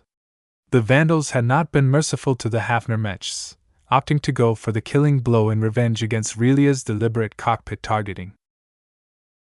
Relia did not even think about who was to blame. All she thought was that she lost all of her new friends. They had trained together and fought together for several months. She remembered each and every one of their faces. The Vandals thought that Relia had given up once she realized she was the lone Hafner mech pilot standing. They were wrong. "You murderers!" she wheezed out as she beheld the mechs that surrounded her. Another mech company had caught up and cut off her escape route. "All of you must die!" An invisible explosion emanated from the Navar, causing the Vandals to be taken aback. Relia didn't waste the opportunity and moved her mech into attack. Like a furious tiger, the Navar sprang towards the Vandal mechs and slashed them down one by one in quick succession. As the Vandals spread out from the Navar, the Hafner mech pushed against its limits and outright broke its speed limit as it dove into another squad of enemy mechs. The Vandals didn't stand a chance up close. Mech pilots started to eject by the dozens as the Navar performed far above its nominal performance. Within a span of 5 minutes, the Navar slaughtered over 50 mechs with no signs of rest. The Navar radiated a lot of heat, causing the air around the overstressed swordsman mech to distort. "Death!" Relia screamed into an open channel as she chased down the Vandals that desperately wanted to widen the distance. The hunters had become the hunted. Chapter 562 Turnaround. High above the sky, the ships of the Vol Task Force intermittently witnessed the footage of the astounding events that happened deep within the forest. VS had to rub his eyes as he stared at the sensor data of a specific measuring instrument. This particular tool measured the resonance strength of a mech pilot. Currently, the readout had spiked to 1.67 lavares. This was far beyond the bounds of 0.00001 lavares that an expert candidate typically exhibited. "Sir!" VS called out to Major Vril. "Captain Foster has broken through her bottleneck. The Navar mech that she's piloting is currently exhibiting forced resonance." No one was able to keep calm when they heard that announcement. Even Major Vole lost his composure for a moment. Captain Relia Foster was a candidate no longer. The difference between an expert candidate and a bona fide expert pilot was not as simple as an amplification of resonance strength. A true expert pilot was like a demigod, whose attributes and skills received a large promotion. More importantly, an expert that had recently broken through still enjoyed the baptism of breaking through their shackles. Their life phase was in flux and the power they commanded could be stretched. What this basically meant was that they could draw on a lot more strength than usual. The Navar glowed as an indistinct energy field surrounded it. The entire mech resonated with Captain Foster despite lacking any resonating elements in its design. This was an obvious display of forced resonance, where an expert pilot achieved the impossible and resonated with a normal mech. An ordinary expert pilot wasn't capable of performing such a feat. In fact, force resonance was one of the signature abilities of an ace pilot. The only reason why Captain Foster could accomplish this feat was because her recent breakthrough left her piloting abilities in flux. Sir, Captain Foster is still riding the aftermath of her breakthrough. This is the worst time to be fighting her. I highly suggest you pull back our forces from the chopping board, the S advised. Think through this. Captain Foster may have become an expert, but she doesn't have the right tools to take advantage of her new state. Right now, she's obviously pushing her Navar mech beyond its limits. That mech won't be able to take much more abuse, and will certainly be in much worse shape once it cools down. Its energy reserves are rapidly depleting as well. Major Verl eventually woke up. You're right, Mr. Larkin's son. He ordered an immediate retreat. Unfortunately, due to the spotty communication environment on the Camwin continent, his orders hadn't reached the Vandals on the ground in time. Almost 100 Vandal mechs lay ruined on the ground. All of the Vandal wrecks bore deep and penetrating sword wounds. The only activity left in the vicinity came from the Navar, which hunted down the cockpits that had ejected from the Vandal mechs in time. No quarter to pirates! 10 minutes passed by until Relia gave up on hunting down the elusive pirates. As the battle rage faded from her mind, she fell out of her super mode and slumped down from her cockpit seat. Damn it! She defeated so many pirate mechs, but had been unable to bring her comrades back to life. For a moment, she felt as if all of this struggle was pointless, but then she stared at the broken Vandal mechs and regained her resolve. As long as pirates still run amok, my duty has not yet ended. She regained her clarity and scanned the environment for threats.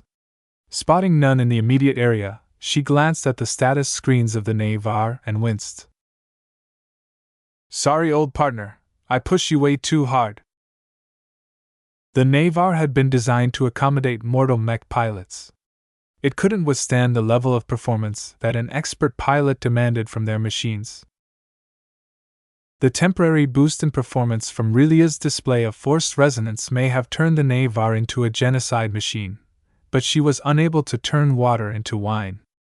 The material composition of a mech remained the same whether it was piloted by a normal mech pilot or the best expert pilot in the galactic rim. While the Navar definitely needed to be scrapped, Relia tentatively judged that the swordsman mech could still last a couple more days if she didn't put too much strain on its systems. This was enough. Relia still thirsted for blood. I need to replenish the Navar's energy cells. The short burst of hyperactive combat left the mech with a much diminished energy reserve. 30 minutes more, and the Navar would have collapsed despite her best efforts. Though it saddened her to do so, Relia forced her damaged mech to trudge over to the wrecks of her escort mechs. She picked a medium mech and turned it over to its belly before prying open its lower back armor plating. Carefully, the Navar's delicate movements opened up the fallen mech's back, revealing several banks of energy cells. Relia activated a special command, causing the Navar to open up its back armor on its own accord and eject the fully depleted energy cells. After that, she quickly manipulated her mech with utmost concentration. The Navar carefully removed the energy cells from the fallen mech and slowly inserted it into an open slot at the rear of the swordsman mech.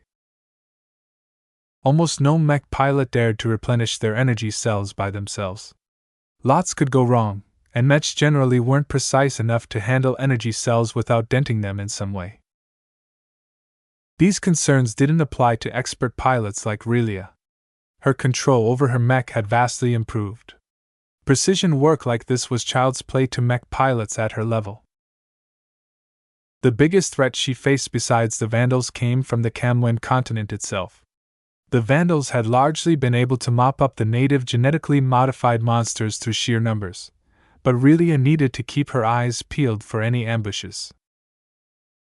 Fortunately, the scale of the fighting had scared away all of the monsters in the vicinity.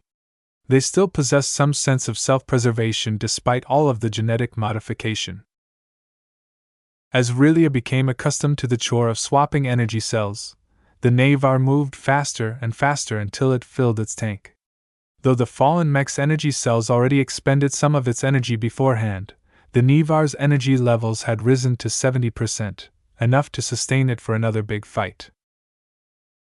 The Navar rose to its feet and powered up its sensors. "Where are you, pirates?" Back at the Shield of Hispania's command center, everyone still needed time to register the disaster they provoked on their own accord.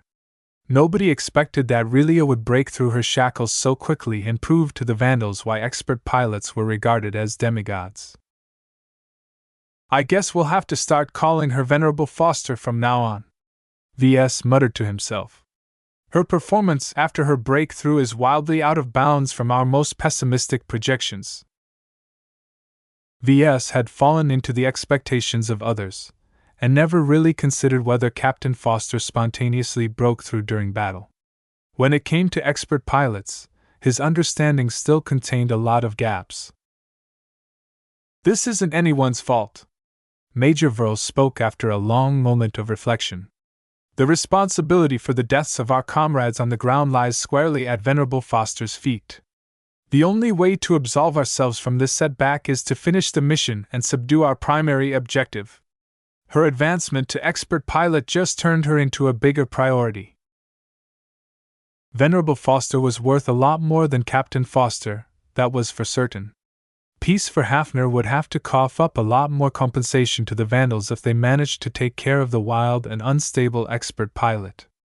VS wondered if the rebel group would make up for their losses. The Vandals had already bled a lot of mechs and mech pilots from this battle. "Sir, Venerable Foster is on the move." "In which direction is she escaping towards?"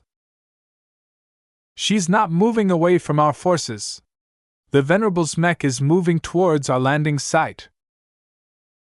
Nobody knew what to think about this decision. Venerable Foster was obviously out for blood. If she knew that the Vandals could only linger in this system for a very short time, she would have been better off running away. By turning around and forcing a fight with the Vandals, she had cut off all hope for escape.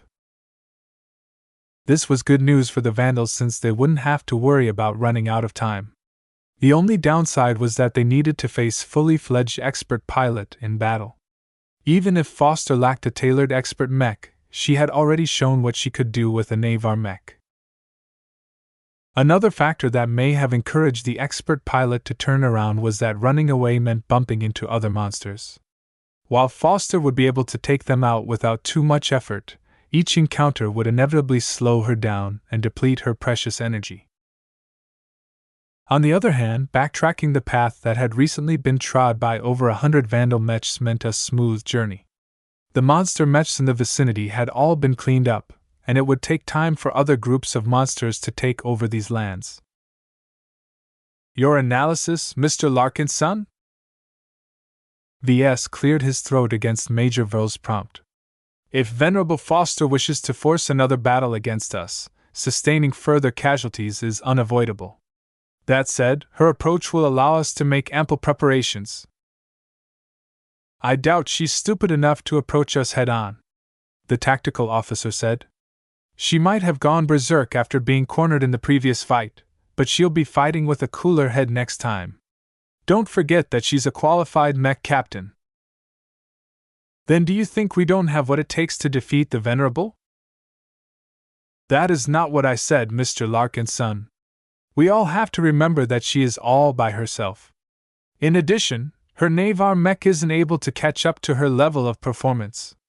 These limitations will be vital in defeating her without sustaining too many casualties. VS agreed with those points. According to theory, her previous display of forced resonance is also a one-off phenomenon. Now that her life phase has stabilized, she won't be able to pull more power from nowhere. She is like a knight with no armor. Without the right equipment, her threat is vastly reduced. We won't be facing a monster on the level of Venerable O'Callaghan. The other Venerable piloted a mech worth billions of credits, while Venerable Foster had to make ends meet with a damaged mech worth 60 million savis at most. This fundamental gap in mech quality couldn't be overcome by a newly ascended demigod. She won't be alone either, the tactical officer added. Don't forget that the Camwin continent is Hafner's home ground. Training Camp Quistas initially scattered all of their trainees and instructors because they bet that Foster would have been able to stay out of reach. Now that she is turning around, they are bound by duty to assist. How many mechs are we talking about? According to the intelligence provided by Peace for Hafner, the training camp hosted over 20 instructors and around 100 trainees. All of them are highly skilled, but their mechs are optimized against monsters. The Vandals already defeated a handful of trainees, so the total number of enemy mechs would still be manageable. Still, they couldn't underestimate how much damage an expert pilot could do when backed up by over 100 mechs. The Vandal landbound contingent wasn't in the best shape after that disaster of a battle. VS silently counted how many mechs still retained enough battle capability to resist the enemy, and came up with around 250 mechs. Will this be enough? Chapter 563 Horde. The invasion of Nova Migalatus I by the flagrant Vandals had taken a very unexpected turn.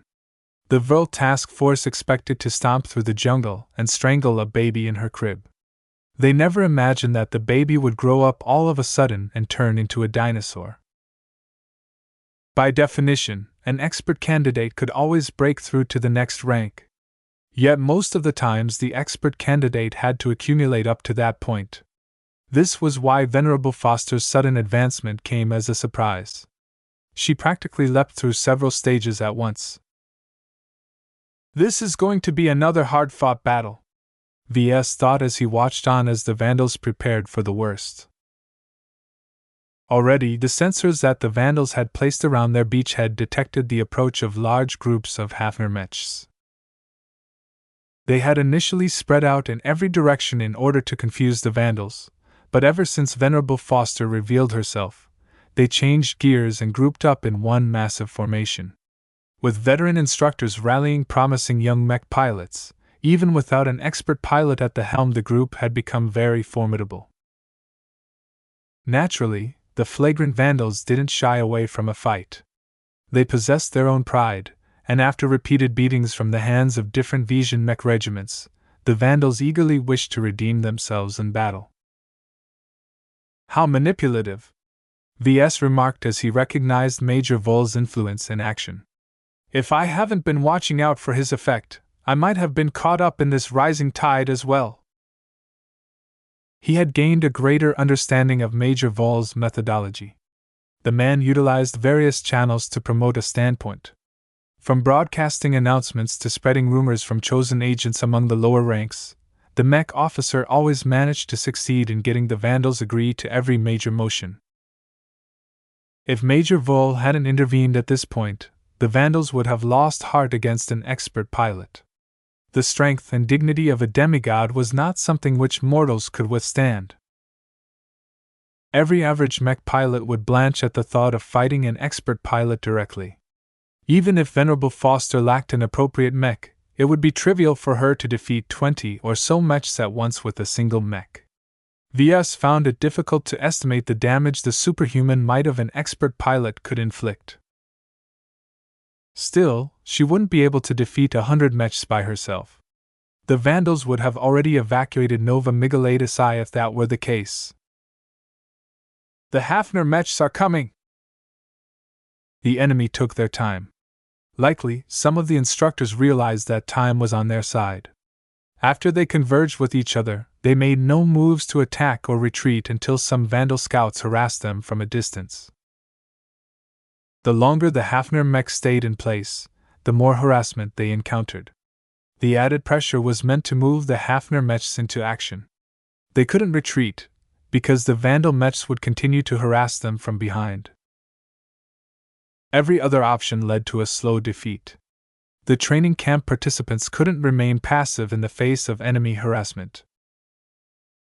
Vandals obviously favored long, drawn-out fights where their superior numbers and abundant supplies could tide them over. The group of Hafner mechs, on the other hand, were all alone and lost their base. The only choice remaining for them was to force an immediate confrontation. The Hafner mechs came into visual range with the Navar in the lead. After a tense moment of silence, the lead mech opened up a broadcast. Flagrant Vandals! You have one chance. Go back to orbit and leave this star system immediately.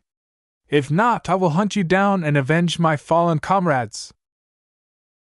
None of the Vandals responded. Vril looked tempted to patch into the temporary base's speakers, but refrained from doing so.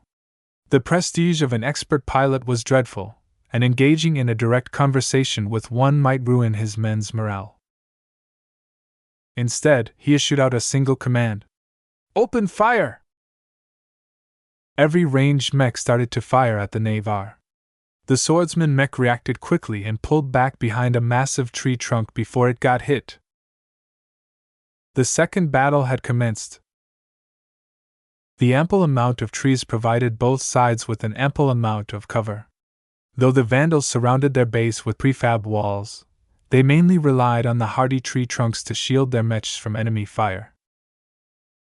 Compared to the Hafner training mechs, the Vandals disgorged a lot more firepower at the enemy. Not only did they field more mechs, they also didn't have to worry about running out of energy or ammunition. VS observed the happenings from the command center of the shield of Hispania orbiting high above. Since the battle took place at the Oval Scar, the beachhead was able to transmit a direct signal to the Vandal fleet. This was the benefit of a higher position. As head designer, VS possessed the authority to send out other mech designers on site. So far, Mercator, Trozen, and Vedette had done a decent job in servicing the mechs on the ground. Since their lives were at stake, the three mech designers hadn't slacked off at all. VS had nothing to complain about their work ethic, though they hadn't been very helpful when it came to identifying the weak points of the enemy mechs. VS had to do that for them. After the first battle, he spent an entire hour going through the footage of the Navar. He tentatively identified 5 major weak points that the Vandals could take advantage of in the next battle. Right now, the Hafner mechs fell into a weak trend. They hadn't managed to fell a single Vandal mech. Conversely, the Vandals failed to inflict more than a couple of scratches on the Hafner mechs. They're stalling, sir! The tactical officer exclaimed. Compare the firing rates of both sides. The Hafner mechs are conserving their ammunition while dragging out the battle. Now that he mentioned it, VS noticed that the Hafner mechs largely kept themselves behind cover. The massive and highly durable tree trunks absorbed most of the firepower being outputted by the Vandals. This proved once again that while the Hafner mechs couldn't run away, they weren't too eager to confront the Vandals either. They played it smart and focused on conserving their strength. Right now, the ball was in the Vandals' court. This looks kinda fishy, Major Vull stated. He turned to the sensor officer. Are there any anomalies on the plot? None detected so far, sir. What about the monsters? They are showing no signs of. No, wait, they are massing together into a horde. According to the sensor plot, every monster pack began to congregate into a roving horde that was slowly moving towards the beachhead. They had already gathered more than 100 monsters so far, but their count constantly grew. The only relief to them was that the monsters moved rather slow. At their current pace, the monster horde will arrive in roughly 50 minutes. Hafner implemented a backdoor in their genetic programming after all. Hackers, get to work. Yes, sir. VS did not expect too much from the hackers in the short term. Those monsters would overrun the beachhead long before the hackers managed to figure out a way to override Hafner's controls. Our position is untenable if we let the Hafner Mech run out the clock. Begin with the second phase. The Vandals gave up on trading potshots at each other. The abundant amount of cover in the forest prevented them from gaining any advantages in a firefight. They needed to take this battle up close and personal. The Vandals broke up into squads and mech companies and moved out of the base. Taking advantage of their numbers, their mech companies spread out in different directions and unleashed a fusillade against the Hafner Mechs from different angles. The Hafner Mechs faced a crossfire if they remained in place. They quickly pulled back from their batter tree trunks and swung around to attack a single flank of the approaching Vandals. They're aiming to run through our flank. The Vandals outnumbered the Hafners, but it wasn't easy to encircle them. The Hafners chose to take the bull by the horns and chose to take the offensive rather than to let the Vandals complete the encirclement. With the Navar at the head, the Hafner Mechs charged into the Vandal Mechs without compunction. Mechs collided as both sides clashed against each other. The flanking Vandal Mechs had quickly adjusted their formation and greeted the incoming Hafner Mechs with expectation. For a moment, VS found it difficult to distinguish what went on. Throughout the chaos, VS finally managed to pin down the Navar. A Vandal Mech captain and a handful of chosen surrounded the swordsman Mech in an attempt to contain it. For now, the Navar fell into a passive position as it desperately tried to fend off attacks from every direction. The only problem was that the Navar was weaker than expected. Had the mech sustained more damage than projected? Sir, the Navar is a decoy. Venerable Foster is piloting another mech. Damn it! Now that he thought about it, the Navar demonstrated none of Venerable Foster's distinctive sword style. Right now, it only performed the basic moves as it defended itself against multiple Vandal Mechs. Where is she? Just then, another Hafner swordsman mech exploded into action. This bog-standard copy of an average mech model called the Mackie Crack dropped its camouflage and displayed skill akin to a sword demon. It chopped up 3 nearby melee mechs in quick succession and helped the Hafner mechs punch through the Vandal line. That Mackie Crack is piloted by Venerable Foster, VS declared with alarm. It's a completely fresh and undamaged mech. Though its overall specs fell short compared to the Navar, its pristine state meant that Foster didn't have to worry about her machine breaking down mid-battle. Right now, the Mackie Crack obviously began to strain against the stress that Venerable Foster was forcing upon its frame. The mech moved faster to accommodate her violent astral soar wind techniques. Each attack finished off a Vandal mech with a single move at the cost of wearing down the Mackie Crack. For Hafner! Death to pirates! Victory to the righteous! The Hafner mechs gained inspiration from their Venerable's performance. Their morale surged enormously as the Mackie Crack ran through the Vandal mechs like a hot knife through butter. Its killing spree only came to a halt when 2 Vandal mech captains confronted it before it could break the Vandals. In addition, other Vandal elements had caught up by now and pressured the Hafner mechs from their rear. The battle instantly swung in favor of the Vandals. The Hafner mechs hadn't managed to break through in time. Curs! Get out of my way!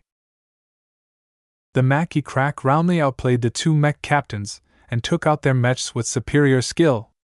She resumed carving up her opponents, causing the Vandal mech pilots within her sight to shy away. They began to lose heart. "Sir, our mech pilots at the flank are breaking. The Hafner mechs are breaking through." "Hold the line, goddammit!" Vril yelled into the command channel. "The Hafner mechs are being hammered from the rear. We can finish them off if we can hold them in place." Unfortunately, though the battle went well at the rear of the Hafner formation, the front was a very different matter. The specter of Venerable Foster frightened the nearby Vandals into running away. None of them stood a chance against an expert pilot. With every Vandal mech at the front trying to widen the distance, the Hafner mech succeeded in removing themselves from the clash. They lost a lot of mechs during the brief engagement, but they succeeded in bleeding the Vandals as well. Venerable Foster was responsible for downing most of the Vandal mechs. "The monster horde is approaching the beachhead." The Vandals needed to finish the battle quickly. Chapter 564 Suppressed. The monster horde threatened the Hafner mechs as well as the Vandals. VS did not believe that the Hafners had implemented too many controls in the genetically modified monsters. Ordering them to group up and sweep through every mech on the Camwin continent was a double-edged sword. Short from ordering them to disperse their horde, the Hafner mech pilots might not make it through the monster wave alive unless they possessed another failsafe. The Vandals couldn't let their opponents pull out another trick. They needed to end this battle quickly or at least take care of their primary objective. After the Hafner mechs punched through one of the Vandal wings, they attempted to widen the distance. The other Vandals attempted to catch up to them, but they were being hindered by their own comrades. The Vandals who witnessed Venerable Foster's prowess in battle completely lost their will to fight, and became nothing more than obstacles to their fellow teammates. The wrecks that littered the ground also served as an impediment to the pursuers. The Vandals needed time to reorganize their ranks. They had no choice but to let the Hafner mechs go. However, before the Hafner mechs successfully disengaged, a furious barrage of cannon fire impacted their formation. Dozens of heavy projectiles and powerful laser beams pelted them from the side. Over 20 Akara heavy mechs had been transferred to the surface. Ordinarily, they served as makeshift turrets for the Vandal combat carriers. Major Vol had made a judgment call and opted to field the Akara mechs on the ground at the cost of weakening the defenses of the fleet. As long as Hafner didn't attack the Vandal ships in orbit, the risk was worth it. The flagrant Vandals didn't particularly excel at ranged combat. The only mech model that performed well at range was their Akara heavy cannoneers. These slow and heavy quadruped mechs provided a stable platform for the numerous cannon barrels mounted on its frame. An entire company of Vandal melee mechs guarded the valuable Akaras. Gathering over 20 heavy mechs and ordering them to fire in a single direction was a lethal move. The Hafner mechs hastily ran for the nearest cover, but not without losing over 20 mechs. Along with the losses sustained in the earlier clash, the Hafner mechs only numbered around 50 mechs. "This is the best way to beat an expert pilot," VS concluded. "Captain Foster is deadly up close, but even she has to lower her head when it comes to massed firepower." The heavy caliber of the cannons mounted on the Akaras meant that her thoroughly average Mackie crack mech couldn't shrug off the shells and laser beams without concern. Already the swordsman mech had gained several ugly cracks and scorch marks upon its armor. The Akara mechs continued to unleash death even after the Hafner mechs dove for cover. The heavy shells and laser beams worked away at the tree trunks. While the massive trees were capable of withstanding regular mech fire, the massed firepower of over 20 Akara mechs was in an entirely different class. The Hafner mechs lost too many comrades. Their plan was already a long shot, but to come across an unexpected setback depressed the surviving Hafner mech pilots. However, they never thought about surrender. A warrior of Hafner never relented against pirates. "The monster horde we've instigated should be close," an instructor said. We only need to endure for 10 more minutes until the monster horde arrives. Both sides gritted their teeth as they fought with their utmost. By now, the main thrust of the Vandals finished sorting out their battle lines. They pressed on towards the suppressed Hafner Mechs. Even after they sustained some losses, they still outnumbered the Hafner Mechs by at least 3-1. The power of the Akaram Mechs was in full display right now. Though VS often complained in his mind about their cost and troublesome maintenance issues, he couldn't help but celebrate their inspiring performance. If Venerable Foster piloted a true expert swordsman mech, then she would have been able to dash up close and slice and dice these clumsy heavy mechs, Iris said besides VS. It's tragic that she never got the opportunity to show off her expert abilities in a better machine. VS huffed in response. If she hadn't broken through in a completely spontaneous moment, then we wouldn't have to drag this battle out. Sir, the monster horde is 5 minutes away. Major Verl already looked pensive at the worsening situation. Though the Akaram Mechs did a good job keeping the Hafner Mechs from pulling something off, they weren't able to finish them off. Divert the Akara group and half of our main group to deal with the monster horde. In any case, the Hafner Mechs only numbered a bit more than 40 Mechs by now. The Vandals didn't need to allocate all of their land-bound forces into finishing them off. The battle lines shifted. Half of the Vandal Mechs eagerly split off in order to confront the incoming monster horde without distraction. The Akara Mechs along with their escorts also moved away from the Hafner Mechs.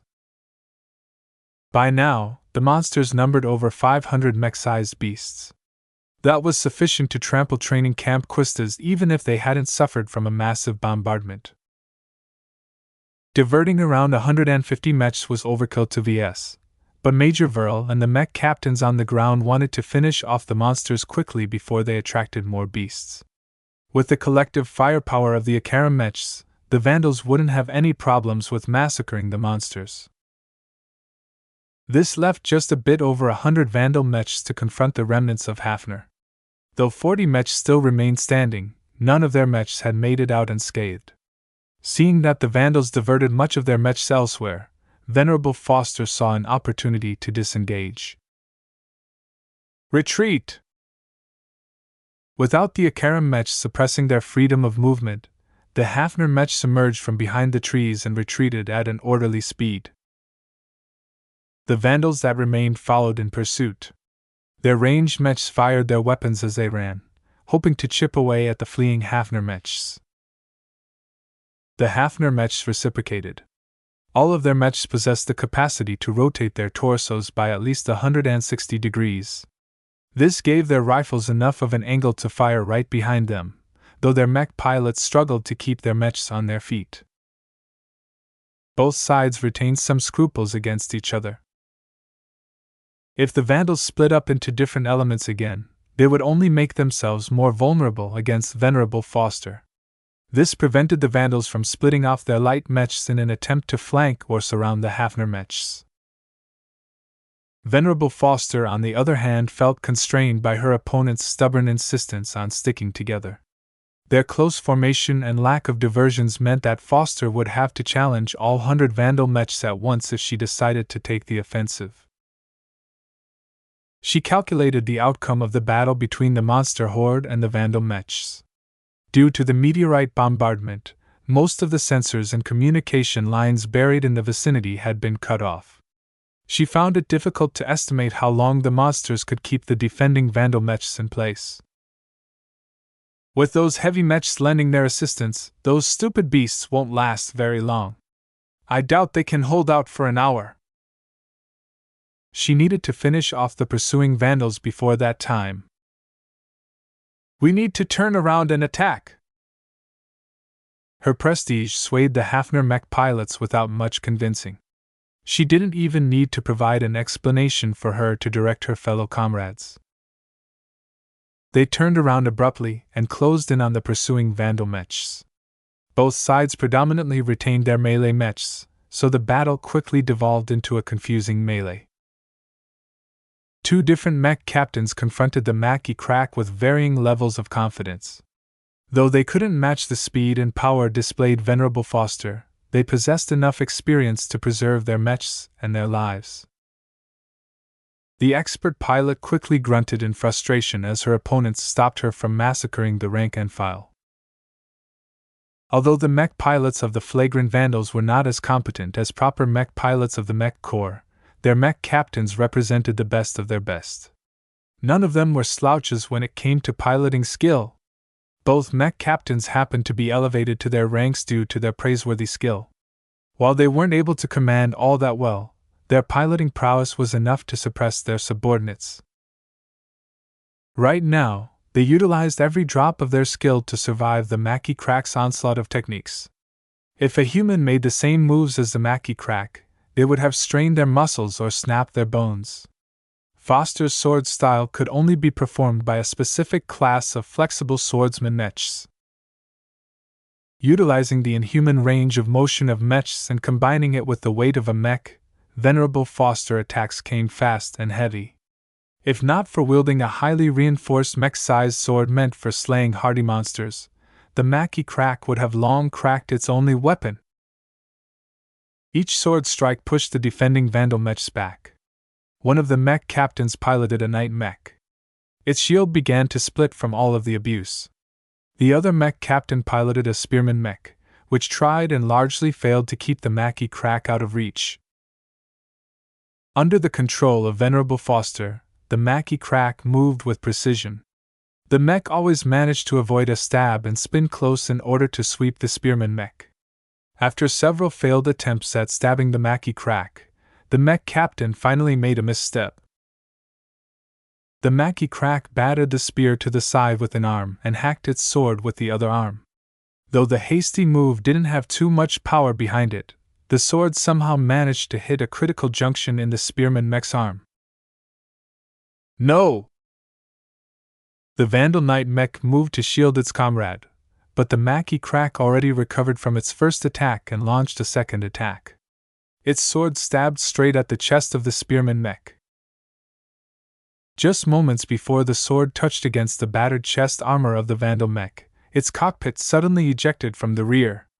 A scattering of rear armor plating bloomed out of the spearman mech's back as the cockpit safely flew out of sight while barely managing to dodge the trees in its way. The survival rate of a seasoned mech officer was much higher than a rookie because they could always judge the right time to eject. However, the loss of the spearman mech meant that the remaining mech captain lost a vital pillar of support.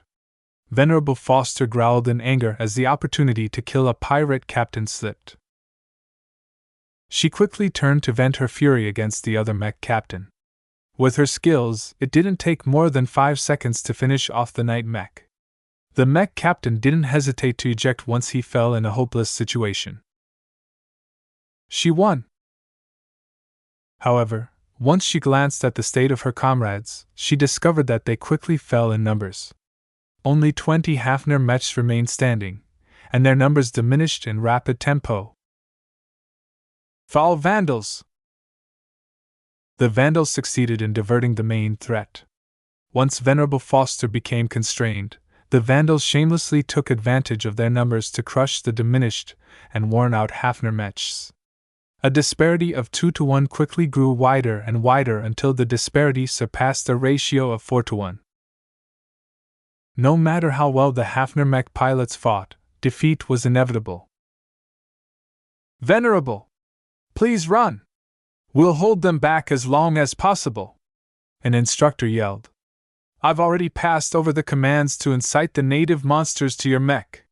Use them to finish off the invaders. Venerable Foster couldn't afford to linger on the battlefield. She quickly came to a ruthless conclusion and turned the Mackie crack around to run. Hold the Vandal scum in place. Don't let them catch our future hope. Tears fell down from Foster's cheeks as she overloaded the Mackie crack in order to hasten her flight. Chapter 565 To the Brink. The beachhead repelled the monster horde with great difficulty. The genetically modified beasts moved in an uncoordinated mob and attacked the temporary base with mindless frenzy. "Hold the line! Hold the line, lads!" Though the weight of the charge almost buckled the Vandal lines, their tight grouping also became their undoing. "Akara Mechs, open fire!" The 20 Akara heavy cannoneers positioned themselves at the left and right wings of the front lines. Guarded by an ample amount of melee mechs, they unleashed a torrent of firepower at the dumb beasts whose cunning and instincts had been overridden by a genetic backdoor. It was like shooting fish in a barrel. The monsters pressed themselves against each other in an effort to push forward. There was not a single chance the skilled mech pilots of the Akara heavy mechs could miss a single shot when faced with a huge wall of flesh. Incredibly violent noises emanated from their gun barrels as they mowed down the monsters. The frenzied beasts may have been large, but they weren't too resilient as their flesh lacked any special qualities compared to certain kinds of exobeasts. Hafner wasn't extravagant enough to lace the Camwin continent with valuable exotics. The lack of any metaphysical qualities from the beasts meant that they were basically giant bags of flesh. While their offensive strength was enough to threaten a mech, their lack of defense enabled ranged mechs like the Akaras to play out their full strength. Thus, even if the monster horde outnumbered the defending Vandal mechs by 3-1, the battle slanted heavily towards the latter's favor. It was at this time that an alert sounded out in the command center of the Shield of Hispania. "Sir, our sensors are detecting unusual movements from the capital city. The garrison mechs are on the move. Transports are already departing from the spaceport." "Where are heading?" "The Hafner transports are heading directly towards the beachhead." Some of the Vandals cursed a bit. The garrison troops finally made a move. Throughout the invasion, they had kept themselves holed up in their bunkers. Now, they finally moved out their mechs. "Hafner must have ordered them to abandon their positions in order to reinforce Venerable Foster, sir. A newly advanced expert pilot is worth risking everything on Nova Migalatus I." The garrison mechs didn't bring too many mechs, and their mech pilots were a far cry from those who served in proper mech regiments. According to the intelligence provided by Peace for Hafner, the rebel group had infiltrated their ranks a lot more extensively compared to training camp Quistas. Their inaction up to this point could be directly attributed to rebel interference. It was likely that the garrison troops wouldn't fight all that hard. As long as they did the motions, their superiors wouldn't be able to fault them that much. However, their entry into the battlefield was enough to inconvenience the Vandals. The base defenders expended a lot of energy in trying to repel the beast horde. Many melee mechs at the front line incurred heavy damage, while the Akara mechs shot themselves dry. "Make sure to service the Akara mechs before the garrison troops arrive." "Yes, sir." VS conveyed Major Vos' priorities to his mech designers, leaving the matter in their hands. The entry of the garrison troops and the unusual movements of the beasts on the Camwin continent complicated this operation even further. What the flagrant Vandals initially conceived as a lightning raid and assassination commission had transformed into a difficult hunt and base defense operation. A significant amount of mech pilots lost their lives, and an even greater amount of mechs had been trashed. The Vandals lacked the time and manpower to retrieve the latter. Their losses already surpassed their expectations. And the worst part of it was that none of their actions turned a profit. "There's nothing about the carcasses of those genetically modified monsters that's worth harvesting," VS quietly summed up. "The wrecks originating from the mechs of the training camp also isn't enough to make up for our losses." The more they fought, the more they lost. Scarce and precious mech pilots lost their lives while their machines were too far for the Vandals to salvage. This entire venture was an asset-draining operation. To someone sensitive to money as VS, this was a nightmare. "The only way to redeem ourselves is to capture Venerable Foster." Killing her would earn the Vandals a lot of kudos from Peace for Hafner, but how much was their appreciation worth? Not very much, especially if the group insisted on sticking to the original agreement. No, the only way for the Vandals to recoup their losses was to capture Venerable Foster alive and treat her as a valuable bargaining chip. It was impossible to convert her to the Bright Republic, but the Vandals could still hold on to her while they renegotiated their agreement with the rebel group. If Peace for Hafner remained obstinate, then the Vandals might even be able to trade their hostage back to the Hafner Duchy. Of course, it would be a bad idea for the Vandals to free an expert pilot with a massive grudge against them. VS figured that the Vandals would likely pretend to entertain the Hafner Duchy's offers in an effort to pressure Peace for Hafner into coughing up more concessions. However, all of this depended on whether the Vandals could capture the expert pilot successfully. Capturing the ferocious Venerable was easier said than done. Down on the surface, Venerable Foster managed to hold out for over an hour. With her comrades holding the bulk of the Vandals back, the Mackie Crack managed to disengage from the battle. However, the Hafner Mechs couldn't hold back all of the Vandals, causing around 20 light Mechs to go on pursuit. The Vandals were wary of another counterattack, so the light Mechs on her heels did not come too close. They instead pelted the Mackie Crack with the handful of ranged weapons in their possession. Though their accuracy was poor and the damage wasn't all that much per shot, the Mackie Crack's rear armor was much less durable than the Nevar's rear armor. One of the complicating factors of the chase was that they occasionally bumped into monster groups. These beasts hadn't made it in time to join the first horde, so they congregated into a second one. Before they joined the main group of monsters, they refrained from attacking any Mechs. However, defending themselves was another matter. Venerable Foster cleverly dashed towards any grouping of monsters with her mech. The Mackie Crack would then tap them with its sword, causing them to grow angry and defensive. Since the beasts weren't smart enough to distinguish which mech belonged to which side, they indiscriminately attacked every mech in the vicinity even if it belonged to her opponents. Several times, she successfully incited the beasts and sneaked away at a critical junction. Though it didn't take much effort for her pursuers to put down the dumb beasts, they inevitably lost a lot of time. One time, the Vandals decided to split up into two. One group held up the beasts while the other group continued the chase. A chance! Venerable Foster impatiently drew them away from the other group before pouncing on them. Before the Vandals could adjust their defense, the Mackie Crack already ran through 6 Mechs in quick succession. Scatter! Don't engage Foster directly! Only after a Mech captain caught up and held her back did Foster turn around and continue her flight.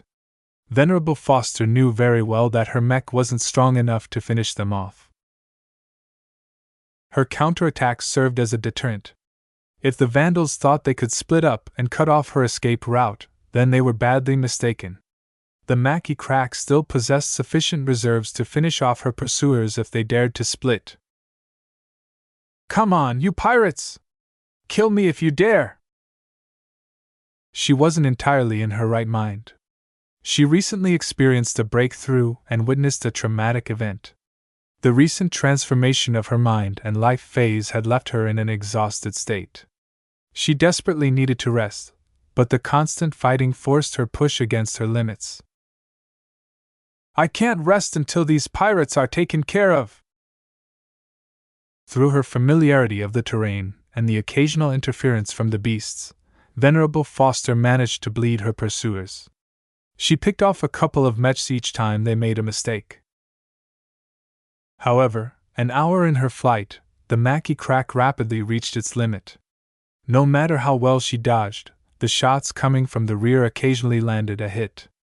Some of the shots even started to damage her mech's internals, which directly impacted its performance.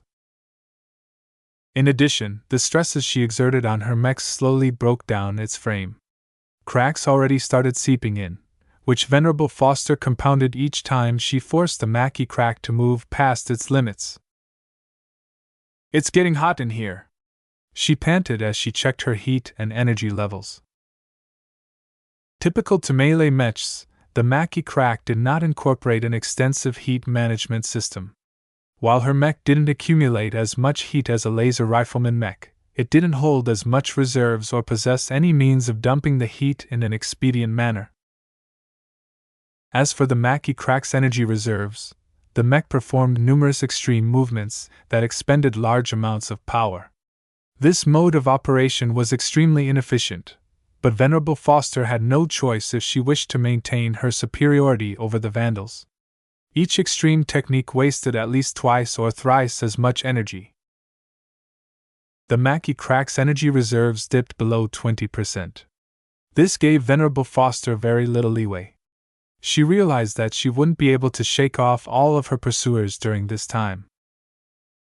The only way for her to contest her fate was to fight up front. No matter how much she wore out her mech and her own self, she was willing to risk it all. The Mech Crack instantly turned around without warning and dove at the pursuing Vandal mechs with a vengeance. Starwalker steps! Her mech moved with great momentum as it weaved through most incoming fire. Once her mech reached the closest enemy, its sword instantly flashed through a seam within the armor plating, cutting through a vital component related to the power management system. Redemption Slash! While she wasn't a mech designer, her studies had given her an extensive understanding of the anatomy of a mech. Redemption Slash coordinated with the momentum of the mech to deliver a powerful vertical slash that could part through frontal armor with ease. The only problem with this move was that it consumed way too much energy. The Mech Crack moved to the next Vandal and utilized a fast and powerful stab that poked through another universal weak point of her opponent's mech. The sword punched through the armor with ease and penetrated a section of its engage, causing the mech to lose all of its mobility. Swallow Stab! Venerable Foster piloted her mech with great effort, trying to spare as much energy as possible. Vandal mechs pressed against the Mech Crack on all sides. If they managed to encircle her and press against her from every direction, her mech would definitely lose all of its mobility. Get out of my way! Double Redemption Slash! Slashing twice in quick succession, while making both blows count, was extraordinarily difficult for Foster. If she wasn't an expert pilot, this move would have remained a possible dream for her. Right now, she managed to fell 2 mechs at once with this move, providing her Mech Crack some breathing room.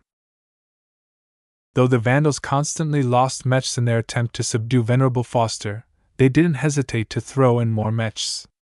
These wave tactics forced the expert pilot to the brink. Just as she finished off the latest mech that suicided into the Mech Crack, her mech beeped out a dangerous alarm. What? How can this be? The Mech Crack's energy reserves had dipped below 5% and was diminishing towards 0 at a rapid pace. The console that projected her mech's current status provided her with the answer. The Vandals had directly attacked the Mech Crack's energy cells. Though most of them had run dry, the few remaining cells that still supplied energy to her mech had been punctured. Before she could figure out how to escape, the Mech Crack finally locked up.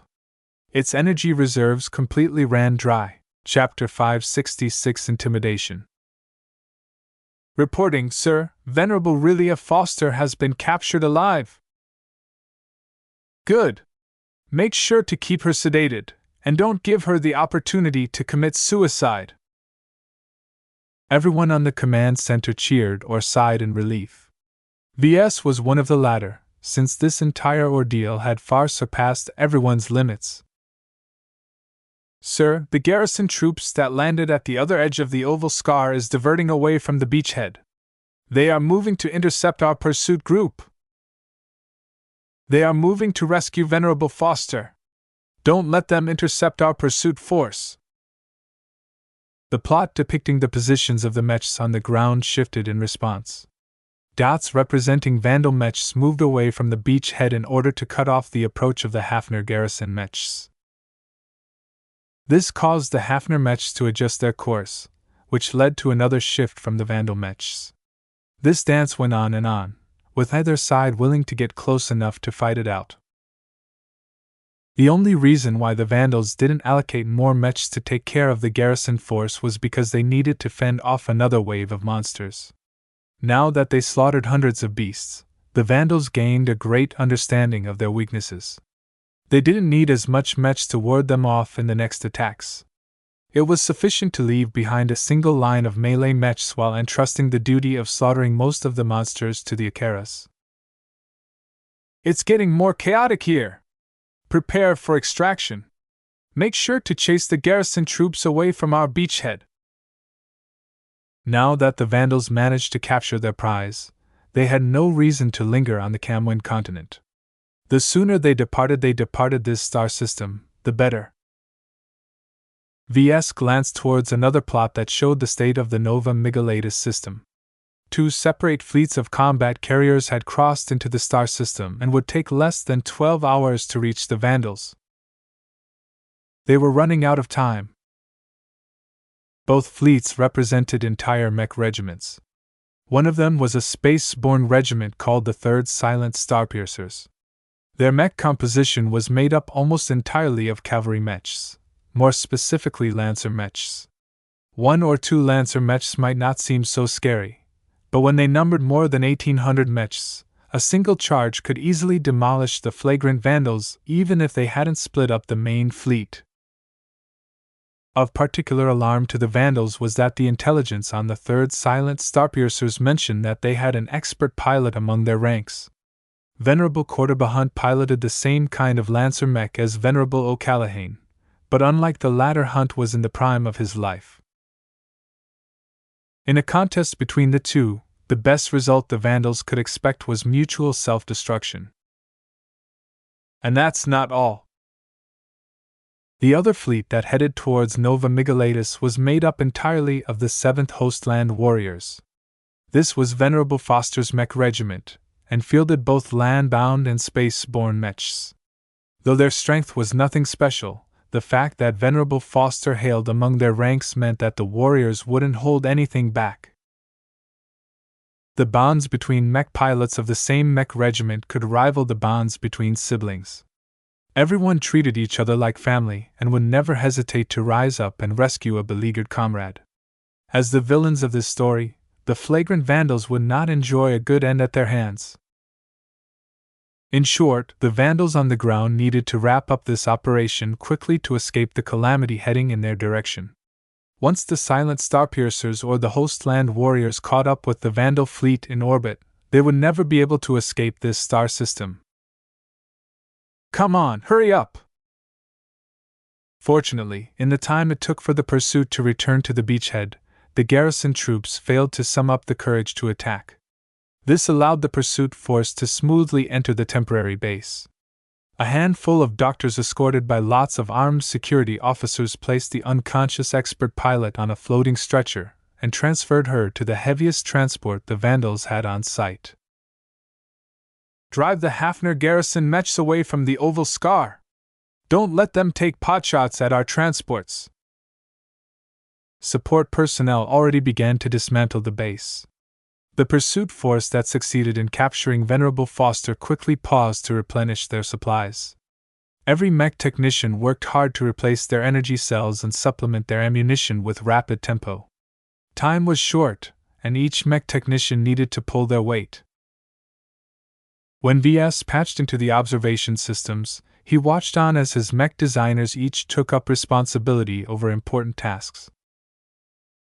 Vedette had the unenviable task of supervising the replenishment process. A lot of Mechs from the pursuit force had sustained some damage. The impact marks from the native beasts often dented the armor of the lighter Mechs. This caused certain functions to cease functioning, such as opening up the rear of the Mech to allow the Mech technicians to replace the energy cells. All of this required a quick resolution. VS saw that Vedette utilized his recent gains in his studies on mechanics to propose expedient solutions. Though they weren't always the best, at least the man had the sense to prioritize speed over minimizing damage. Right now, they couldn't care too much if they sent out a mech with half of its rear armor plating missing. He's the most capable mech designer, but he's the most grounded of the bunch. Trozen, on the other hand, liaised with the mech pilots. Ever since the start of the Vandal ground operation, she acted as a mediator between the mech pilots and the mech technicians. VS faintly thought she was slacking off a little too much because she didn't do anything else besides talking. She hasn't showcased her technical skills all that much, but she's great when it comes to communicating with mech pilots. VS remembered that Trozen was related to a mech captain of the Vandals. VS already looked up the connection before and found out she was the uncle of Captain Branzer, who was stationed aboard the Wolf Mother. Right now, the Wolf Mother is part of the other fleet commanded by Colonel Lowenfield, so Trozen can't stir up too much trouble at the moment. As for Mercator, the other high-ranking mech designer on the ground, mainly bossed around the remaining mech technicians. Though the man's behavior was rather loathsome to VS, the ambitious mech designer made sure that none of the mech technicians slacked off. Under his strict supervision, every technical personnel working on site exerted their utmost into keeping everyone's mechs running. He's way too abusive, but maybe that's the only way to keep everyone's productivity high. There's no room for soft-heartedness in the middle of a risky operation. All in all, the mech designers all fulfilled their roles and prevented any major jams.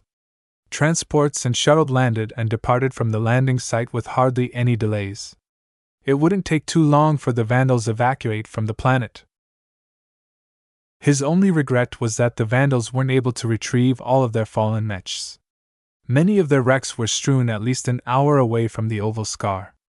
The roaming monsters and dense trees made it far too dangerous for them to send out transports to pick up the valuable wrecks.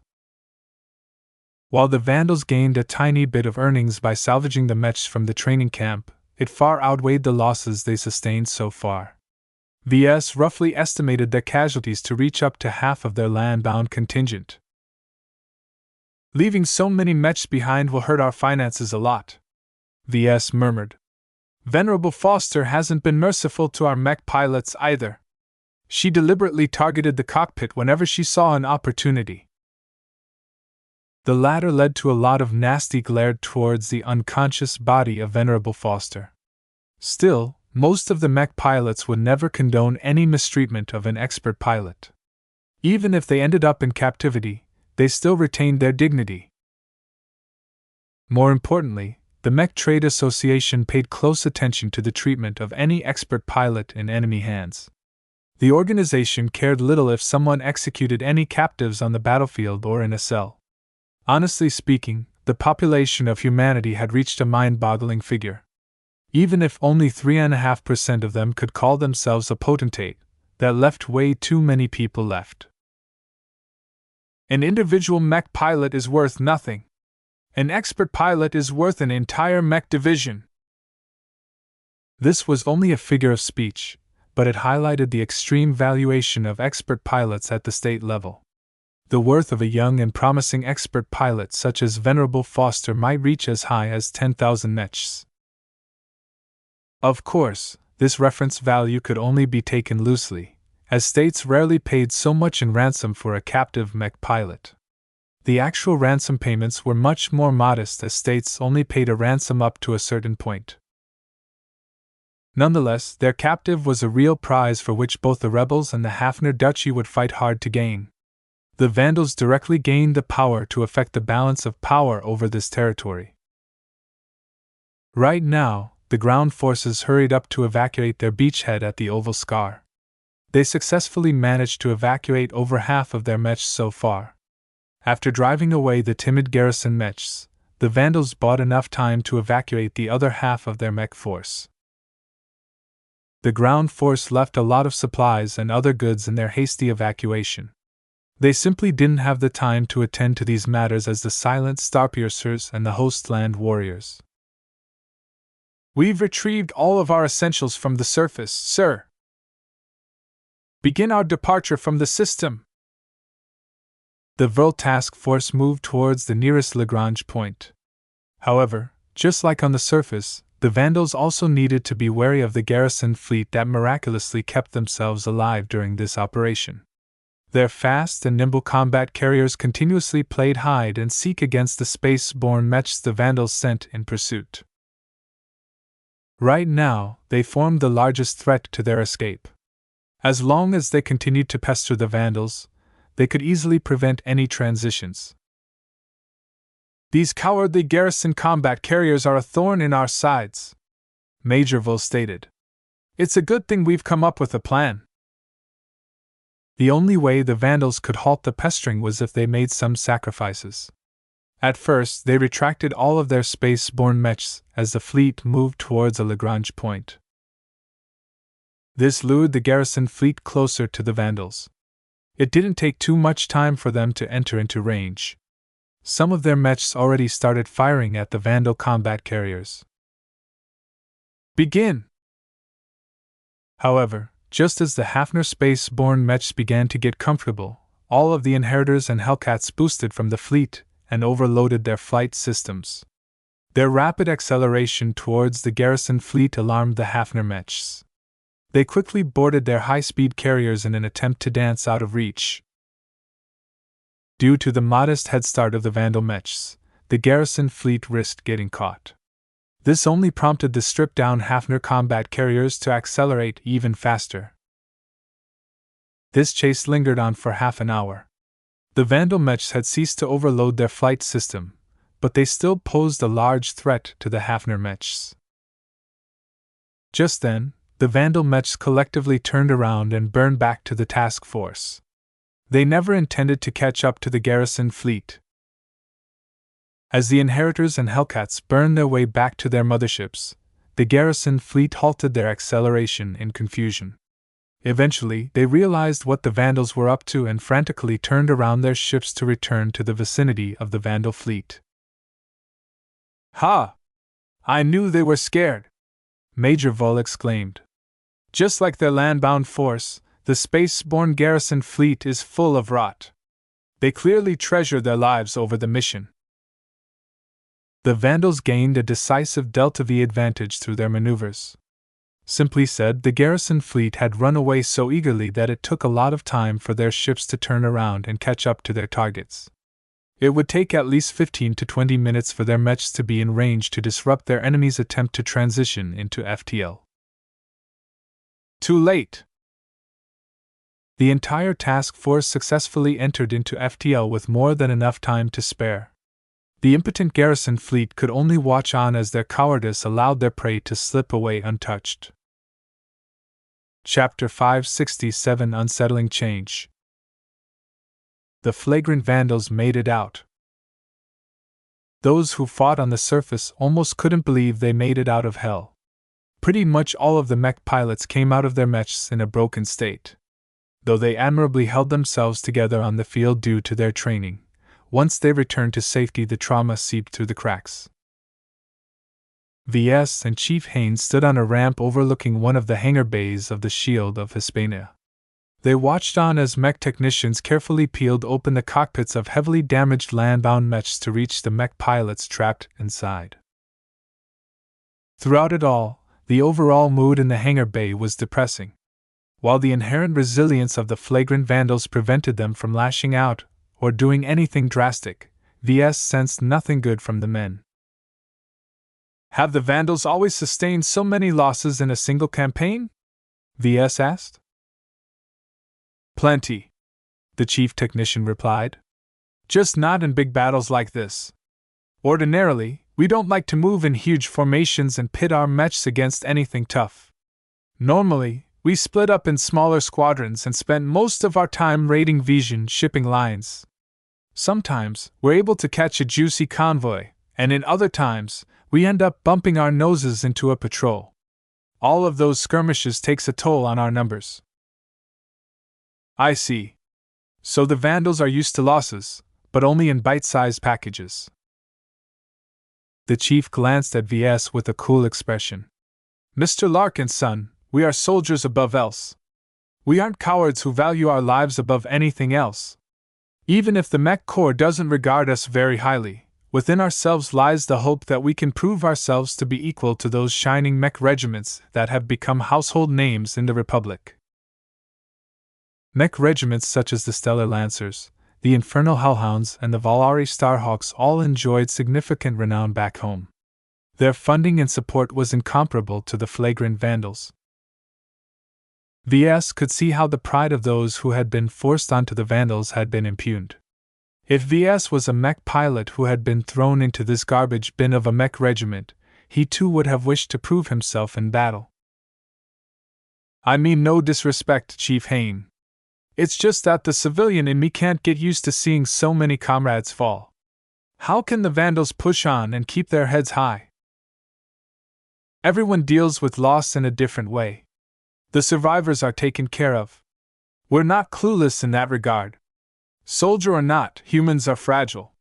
From the moment our civilization has ascended to the stars, we've become very good at handling trauma. VS nodded. He could see that a number of mental health specialists already started receiving the mech pilots who emerged from the cockpits. VS ordinarily ignored the specialists since they hardly did anything but take up space, but right now they were worth their weight in gold. A lot of our land-bound mechs got trashed. You've got a lot of work ahead of yourself if you want to salvage something out of this mess. I know. VS laughed sardonically at himself. I don't even look at the latest figures anymore. I'm scared I'll get a heart attack once I see how many mechs we've lost and how many wrecks we need to restore. Those giant monsters on the Camwin continent aren't gentle at all. A large proportion of mechs that got trashed consisted of melee mechs that received an awful battering from the monster hordes. The monsters attacked with a combination of blunt and cutting forces that combined resulted in some of the most awful sort of damage to the mechs. The damage to the melee mechs that got smacked around by the monsters is incredibly arduous to fix. It's different from the mechs that Venerable Foster managed to down. That feisty girl always tried to finish off her opponents as expediently as possible, so most of the damage we've incurred from her is concentrated on a small set of critically damaged components. VS understood her point. On the other hand, the mechs that incurred damage from the monsters require a complete overhaul. All of that blunt force has penetrated through the surface armor of our mechs. The damage to their internals is extensive, and it will take lots of time to pin down which component needs to be replaced. Leaving out the wrecks that the Vandals had been forced to leave behind, the Vandals hadn't sustained too much material damage. Any damaged mech they managed to retrieve could be fixed up over time, as the mech technicians could easily take out damaged parts and recycle them in order to fabricate replacement parts. The only problem was that this would take way too much time with their current equipment and manpower. Without the industrial capacity of the Wolf Mother, the Vril Task Force needed years to make up all of the losses they sustained. Their land-bound contingent was in shambles while their space-borne contingent never regained their prime. Our space-borne battle efficiency isn't too bad, so it is not the end of the galaxy. The chief patted his back in an attempt to console him. Repairing the land-bound mechs is a mega project. No one expects you to fix everything up. Right now, it's more important to finish our mission and return home before we can consider rebuilding our forces. She was right. The Vandals went through hell and almost reached the gates that led to heaven. Once they crossed the borders of the Hafner Duchy, they would finally be able to breathe easily, as they didn't have to worry about constant ambushes from the reigning power in the region. Though the Renaud Republic wasn't exactly an ally of the Bright Republic, their shared enemy kept their relations fairly cordial. It wasn't uncommon to see Brighter ships trawling about in Renaud's space and vice versa. Many of the larger Brighter companies established subsidiaries in the Renaud Republic. The flagrant Vandals would be able to gain preferential treatment from them. The Vandals counted on this to be their deliverance after this ordeal was over. What happens next? That depends, Mr. Larkin's son. We've captured an expert pilot at a very great cost. If I was the Major, I would be very eager to trade her away for some much-needed concessions. Major Verl is going to try to play the rebels against Hafner, I bet. He'll be playing a very dangerous game. The thing about negotiating is that it works best if nobody is aware of what others want. Right now, it's plain to see that every side wants. The flagrant vandals wanted to cross the borders. The Hafner Duchy wanted their precious expert pilot back. The rebels wanted to weaken the Hafner Duchy. The negotiation is going to be a dance, VS guessed. Each side will go through the motions, but I think everyone has already settled on an outcome. The process is still important. It can decide whether we'll enjoy the bulk of the rewards or if our rebel partners will lay claim to the lion's share of the spoils. From what VS could see, the only way to please all three sides was to involve everyone in the same transaction. Venerable Foster was the main prize. While it would have been better for the Bright Republic to deny her release, she wasn't very useful to the Vandals. It was like having access to a huge bank account. Would the impressive figure be able to save his life if someone pointed a gun at VS? No. Right now, the Vandals desperately needed to raise their strength. Trading away an expert pilot despite the huge threat she posed to her enemies in the future was more attractive than squirreling her away like a lump of precious ore. Considering the sheer value of a young and healthy expert pilot, the Hafner Duchy would likely be willing to bleed really hard to get her back. Of course, the Vandals hadn't been able to capture her by themselves. Peace for Hafner helped a lot in the background, from providing actionable intelligence to sabotaging the Hafner forces from within. Their help was especially valuable at the end, where their double agents caused the garrison fleet to waver at critical moments. Therefore, the interests of peace for Hafner shouldn't be neglected. Besides, considering that the Verl task force was about to enter the Reinald Republic, making the rebel group happy was an important concern. Though no Reinald official ever confirmed the rumors, it was pretty much an open secret that the rebel groups operating in Hafner space were Reinald's sock puppets. I hope that we've got some competent negotiators among our ranks, then, VS muttered. In any case, these Mechs won't get service by themselves. Let's get to work, shall we? VS took stock of the damage together with Chief Hain. He studied the abuse the land-bound Mechs had suffered from the blunt force impacts from the rampaging monsters. Though he only inspected a small sample, the damage looked worse than he thought. The beasts possessed a weak defense, but a powerful offense. Any mech that tussled with the monsters of the Camwin continent up close required a complete disassembly. The main reason for this was that in some cases, the internal frame had been affected. It's going to take multiple days of work from an entire group of mech technicians to fix one of these damaged land-bound mechs, VS concluded morosely. That doesn't sound so bad if only a handful of mechs require such treatment, but we're talking about close to 200 machines here. Chief Hain had been right that the Vandals didn't plan on fighting any more land-bound battles for the foreseeable time.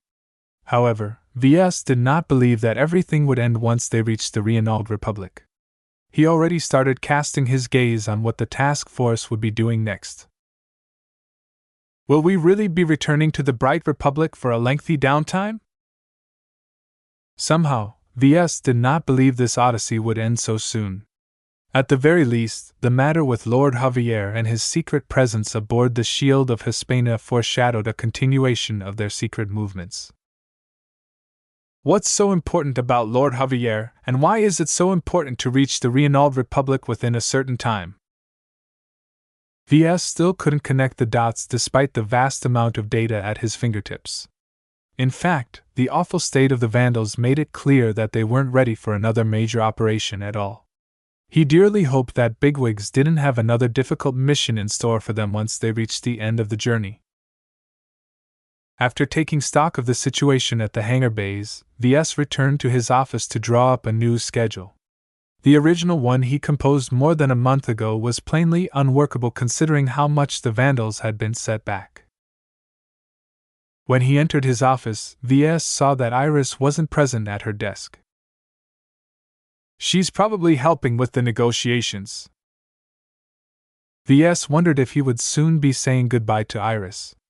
Now that the Vandals were about to reach their destination, they had no need to trade for favors from the rebel movements that made themselves home in the Vija kingdom. Realizing that she would soon be out of his life, VS realized that he would miss her presence. She had been of great assistance to VS. Not only did she introduce him to neural interface technology, she also deepened his understanding of Vijan culture and military. I'll have to prepare a farewell gift to her, he affirmed to himself. Perhaps once the war is over, she'll finally smarten up and give up on her unrealistic dream to turn the kingdom away from feudalism. VS chuckled to himself. Sometimes he had the feeling that nothing would ever change. The bright Republic and Vija kingdom would likely look the same 100 years from now. He wouldn't know what to do if something changed. Chapter 568 Human Blessing. So that's an expert pilot. Later in the day, VS had been invited by Major Verl to the medical bay. They walked past numerous pods where the bodies of heavily injured mech pilots bathed in strange solutions that slowly restored their bodies. These days, machines performed most medical treatments. They worked much more precise and extensively than humans. Though the risk of tampering remained, the medical machines were subjected to strict and frequent inspections. A modern-day doctor was both a medical specialist and a machine operator. To VS, doctors were like mech technicians. The only differences were that they possessed better degrees and worked with living bodies instead of cold, mechanical machines. Dr. Eric Cusker greeted the two at the end of the medical bay. As the chief medical officer, Cusker was the most senior and knowledgeable doctor in the entire task force. He was also responsible for keeping tabs on V's abnormal body. Doctor, Major Verl greeted the old man with a nod. How's the little girl? Cusker deliberately coughed in his hand. I suggest you mind your manners, Major. The little girl you are referring to is a superhuman mech pilot. She's a genuine marvel of the human potential. I'm gathering bucket loads of data right at this moment. You didn't answer my question, Doc. How is she doing? Venerable Foster is not in a good state. She broke through under great stress and in less than ideal circumstances. That she advanced to expert when she was several steps away is a testament to her talent. I've treated several expert pilots in my life, and each one is a unique work of art shaped by a combination of nature and human influence. The potential of my latest patient is hands down the best I've ever laid my eyes on. The doctor's excitement was palpable from the amount of spittle that escaped his mouth. Both VS and Major Verl inched away in order to avoid getting hit by friendly fire. What makes her special compared to the other expert pilots you've treated? VS asked. As I've already mentioned, her genes are exquisitely perfect. In addition to that, she contains more activated genes that are known to be beneficial to mech pilots than every other expert pilot that I've laid my eyes on. The simplest way to put it is that her body has a lot of good switches, and most of them are flicked in the right way.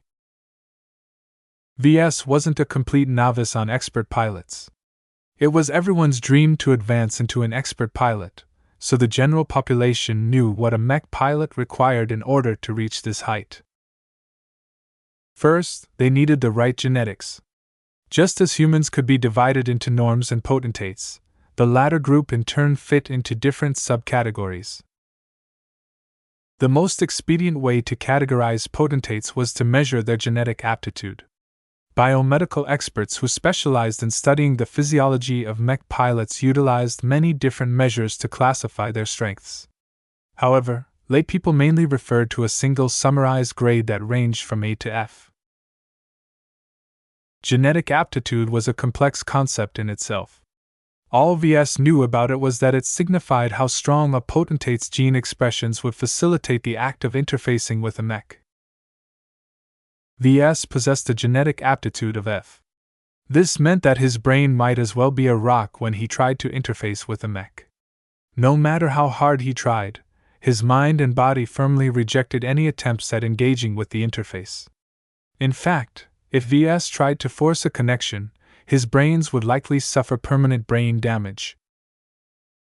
Potentates with a genetic aptitude of E could barely be called mech pilots at all, even when trained. They comprise a fairly small chunk of potentates, so most people who fell into this category resigned themselves into becoming the reserves of the reserves. A state wouldn't put them into a mech unless they started to scrape the bottom of the barrel in terms of manpower. VS remembered witnessing one mech pilot with a probable genetic aptitude of E or E-. Only with such a low blessing would Leviticus have trouble making basic movements as he competed against other mech duelists in one of Benthime's many mech arenas.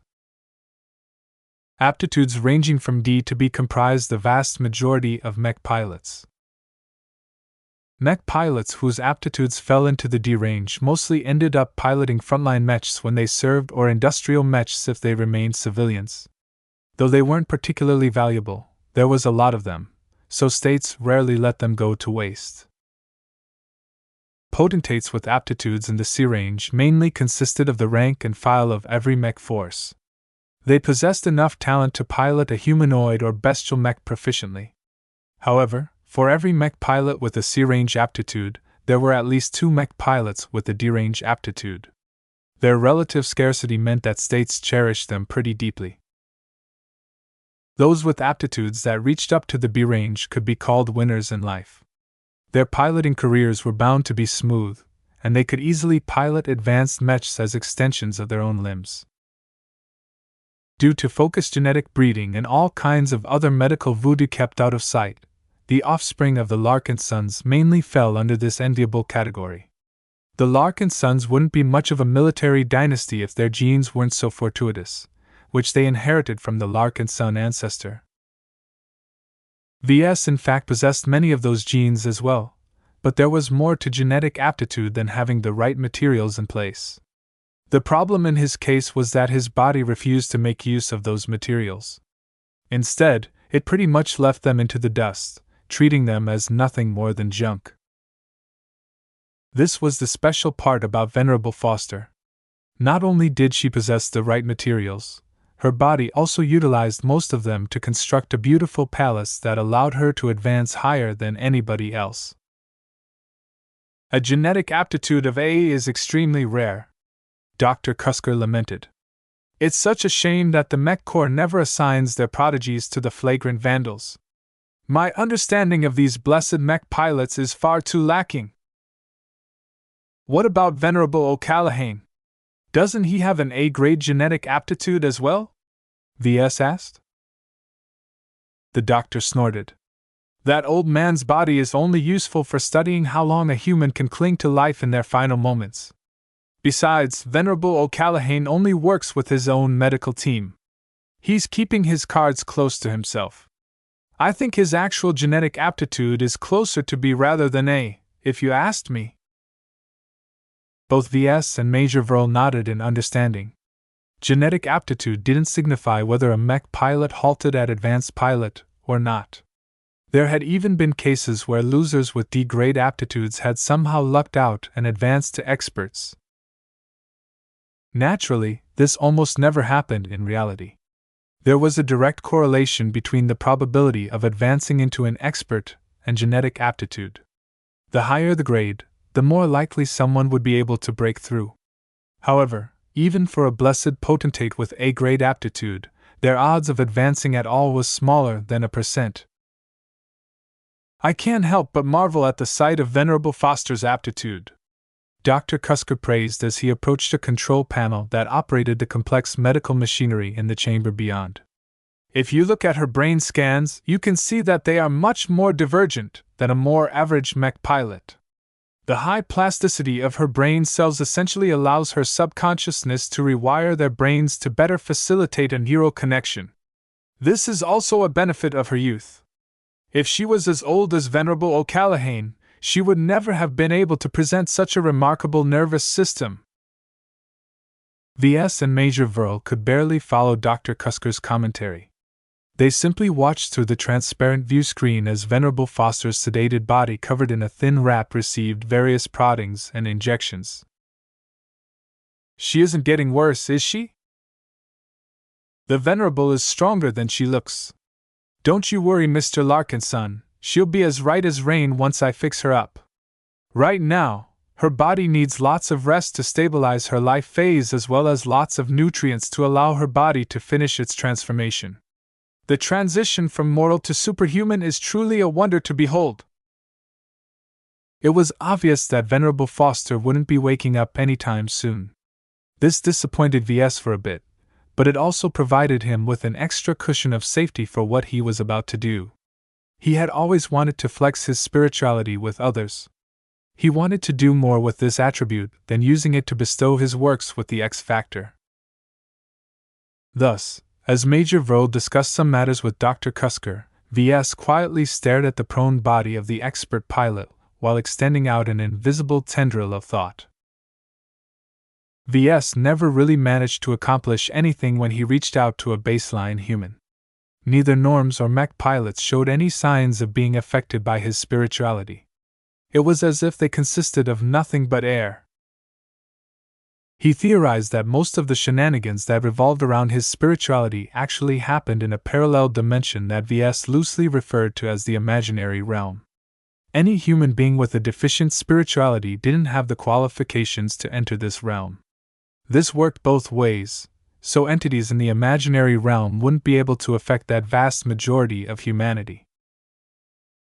His current experiment was important to him, because VS hypothesized that expert pilots partially derived their special powers from expressing their own brand of spirituality. It was the only variable that VS could think of that could conceivably explain the magic that they'd performed. He tuned out everything else and urged his mind probe to reach the unconscious woman. Just as it reached Venerable Foster's body, VS faintly felt a small amount of feedback from his tendril. It worked. Half a minute went by as VS carefully brushed against something that felt like cotton. Whatever spirituality Venerable Foster possessed, it was extremely weak and porous. If VS didn't specifically look out for it, he might never have noticed its presence in the first place. VS was very glad right now that one of his assumptions had been proven right. Spirituality may be one of the keys that allowed a mech pilot to advance to an expert pilot. Though this was just a preliminary result, if proven to be correct, this insight could change the galaxy forever. Most humans stumble blindly in their attempts to find a way for mech pilots to break through the bottleneck. If VS casually leaked out his findings, he would doubtlessly unleash a storm of epic proportions in human space. Once he realized the immensity of his experiment, he quickly dissipated the mental probe and kept his mouth firmly pressed together. He walked away from the transparent screen and turned around as if he grew bored from watching an unconscious mech pilot. Major Vrode paused his discussion with Dr. Cusker and turned to VS. Have you taken a good glimpse at her? How does she measure up compared to the expert pilots in your family? We only have 3 expert pilots in our family. 2 of them lost their strength and were forced to retire. Our only active expert is holed up in Citadel Havensworth for much of my life. I hardly ever saw the hero. Colonel Ark Larkinson. A good man. He is truly a shining example for the Mech Corps. Major Vrode complimented without any sarcasm. So is Venerable Foster worse than Venerable Larkinson? VS shrugged. How could I tell? Uncle Ark is strong, but he isn't young anymore. Venerable Foster could potentially reach a greater height than him. What do you think, Doctor?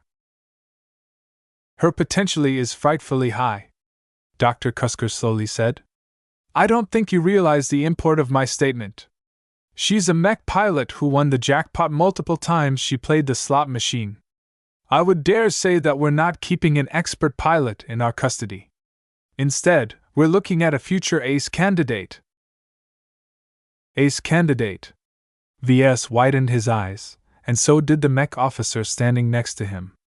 An expert pilot that had the potential to advance to the next step in the road to godhood was practically extinct in much of the Komodo star sector.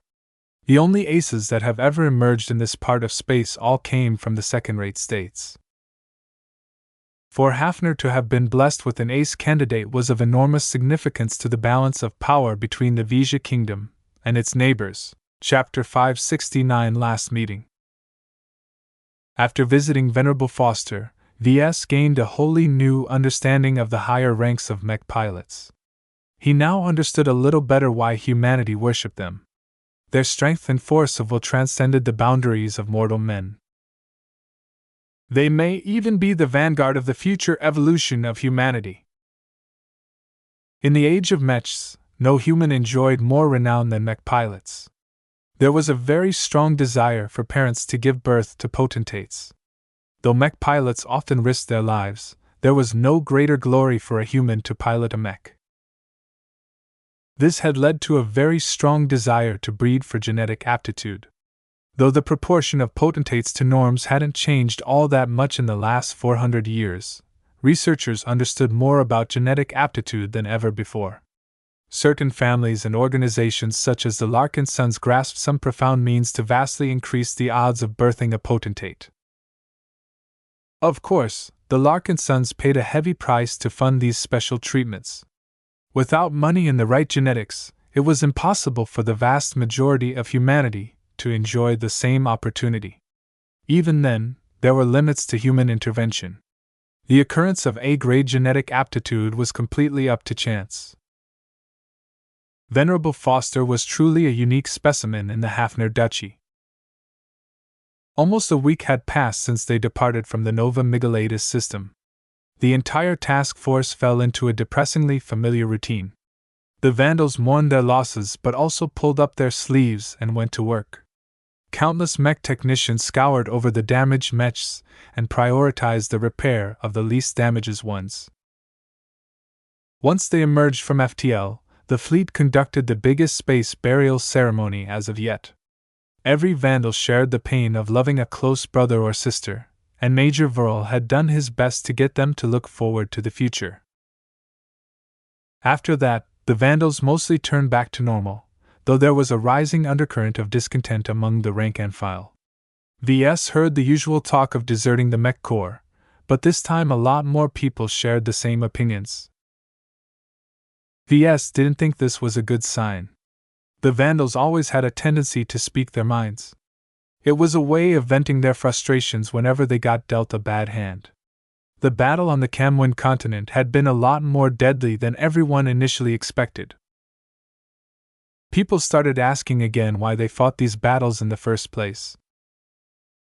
We're not a battlefield regiment. This high-risk journey through half of the kingdom is insane. If I was Colonel Lowenfield, I would have taken the entire fleet away from this depressing corner of the galaxy. With a full mech regiment at her back, she can mix with lots of different outfits. I should have joined a mercenary corps instead of the mech corps. Pa, what does all of this talk of pride and glory has to do with us? It's the big wigs who are earning all of the glory. They don't even have the guts to step on the battlefield in person, but they're the first ones to step forward when it comes to taking credit. No matter where he went, VS continued to pick up borderline treasonous talk. It made him profoundly uncomfortable when he visited the mess hall to eat his meals or went down to the hangar bays to inspect the repair work. It had even birthed a faint suspicion in his paranoid mind. Was their trip to the re-annulled Republic a one-way journey? Whatever is happening, it shouldn't take too long for some of the truth to come out. During their time of recuperation, the task force continued to approach Hafner's borders. It wouldn't take too long before they finally arrived at the barrier of heavily patrolled star systems. Ships that made use of standard FTL drives had no way to surmount this barrier. The stars on both sides tended to be dim and small, which meant they were far from energetic enough for ships to dial into their coordinates from afar. There weren't any port systems in the vicinity either. This basically meant that ships crossing the border needed to take multiple stops in order to avoid any accidents. This was akin to walking through a forest in the dark. People needed to take one step at a time in order to prevent anyone from smacking into a wall. Throughout this buffer time, rumors continued to disseminate about the negotiations. Some of them had a lot of basis in fact, but it was difficult for VS to take them for granted.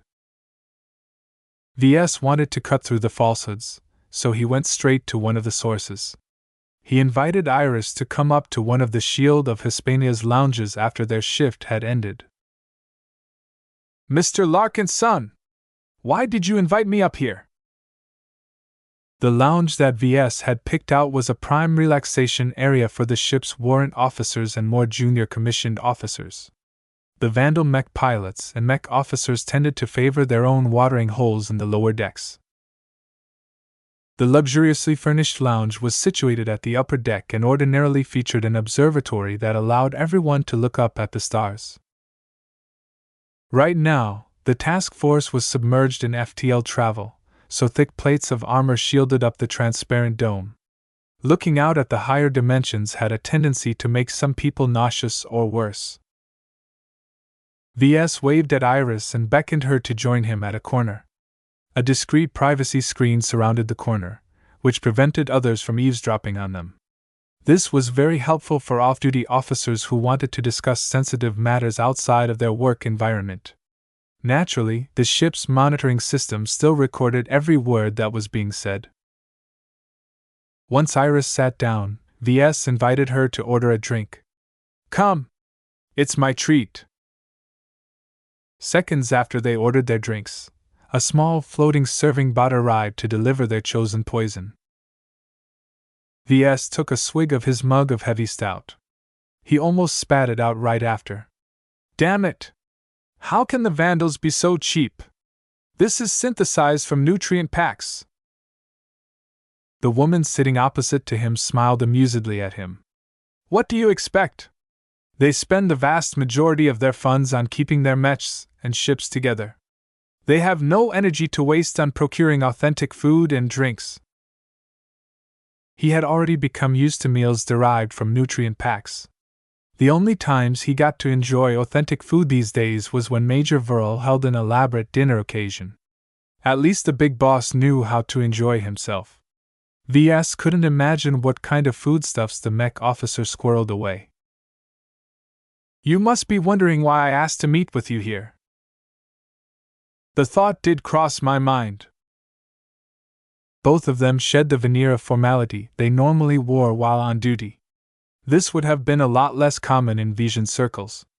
Even the rebels that advocated for the overthrow of the nobility still couldn't shake off the class system that had been imposed on them for all their lives. However, Iris had mingled with the Vandals for almost 2 months now. Her continued exposure to how the Vandals treated each other had opened her eyes. "Our journey is almost at an end. From what I can see, we'll be crossing the border one way or another within the week. This might be the last time our lives intersect with each other." The female mech designer smiled. "It's been a wild ride, hasn't it?" "It's not what I expected when the Mech Corps drafted me. I originally thought I would spend the entire war stuffed inside a hidden research base buried somewhere covert deep in Republic space. Did you know that I worked hard to advance my career in order to avoid getting sent to the front lines? Ha! Look where that got me." "Well, it doesn't appear you've suffered loss, VS. Look at you now. You're the temporary head designer of this fleet. Although you aren't as capable as Professor Velton, you're gaining valuable experience in a role that is hard to come by." "My job isn't as comfy as it sounds. I've been working very hard each day and it demands the utmost of my capability. Everything would be twice as easy if I was a journeyman mech designer. My own subordinates wouldn't doubt me all the time." "Are Trozen and Mercator stirring up some trouble again?" "Not particularly." He shook his head. "They used to deviate from my orders or interpret them in an unusual manner. They've quieted down ever since we've departed from the Nova Migalatus system. Maybe their time on the field has done them some good." "Didn't you send that other guy down there as well?" That's Vedette. VS palmed his face when he thought of the low-ranking mech designer. All I wanted was to stiffen him up. He hadn't even been exposed to any threats to his life, yet once he came back from his deployment it's like he turned into a mouse. According to the mental health professionals who examined him, he's actually suffering from PTSD. Of course, this condition wasn't hard to treat these days. The doctors injected Vedette with some drugs and put him through some kind of program that unscrambled his brains. The only problem was that it took some time for the treatment program to bear results. Not everyone can be like you, who survived all alone for a while on Dietman 4. You're a lot more dangerous than you look. VS laughed. That's because I bump into danger far too often. It's partially my fault. The galaxy is a wondrous place. There's so much treasure to be unearthed from the frontier. Sometimes I yearn to follow in the footsteps of the treasure hunters that ply the untamed stars. I can't imagine living an uncertain life like that. For me, I have only the VRF in mind. The rebel cause is my cause. As long as my people remain under the oppression of the nobles and royals, my duty still remains. That sounds admirable. I know what you are thinking. She shook her head. You don't need to hide your true thoughts. We know each other well enough to see the truth in our eyes. You don't believe we have a chance of success, do you? I can't understand why you are committed to your state. That's because it's my home. Even if I hate it, I can never let my fellow Visions wallow in their misery. VS truly couldn't see the point. No matter how many times Iris explained her conviction, he would never understand her stubborn commitment to an ugly state. They tactfully shifted to another topic. Anyway, the reason why I wanted to meet with you here is because I wanted to give you a gift before we say our farewells. Iris nodded. I can't say much about the three-way negotiations that is going on between the Flagrant Vandals, the Hafner Duchy and Peace for Hafner, but we're already in the process of finalizing an agreement. Hafner values Venerable Foster's potential a lot. That has given us a lot of chips to bargain with. You can bet that safe passage is highly possible for the task force. I don't believe that the rest of the kingdom will be happy at Hafner if they grant us safe passage out of their territory. VS frowned.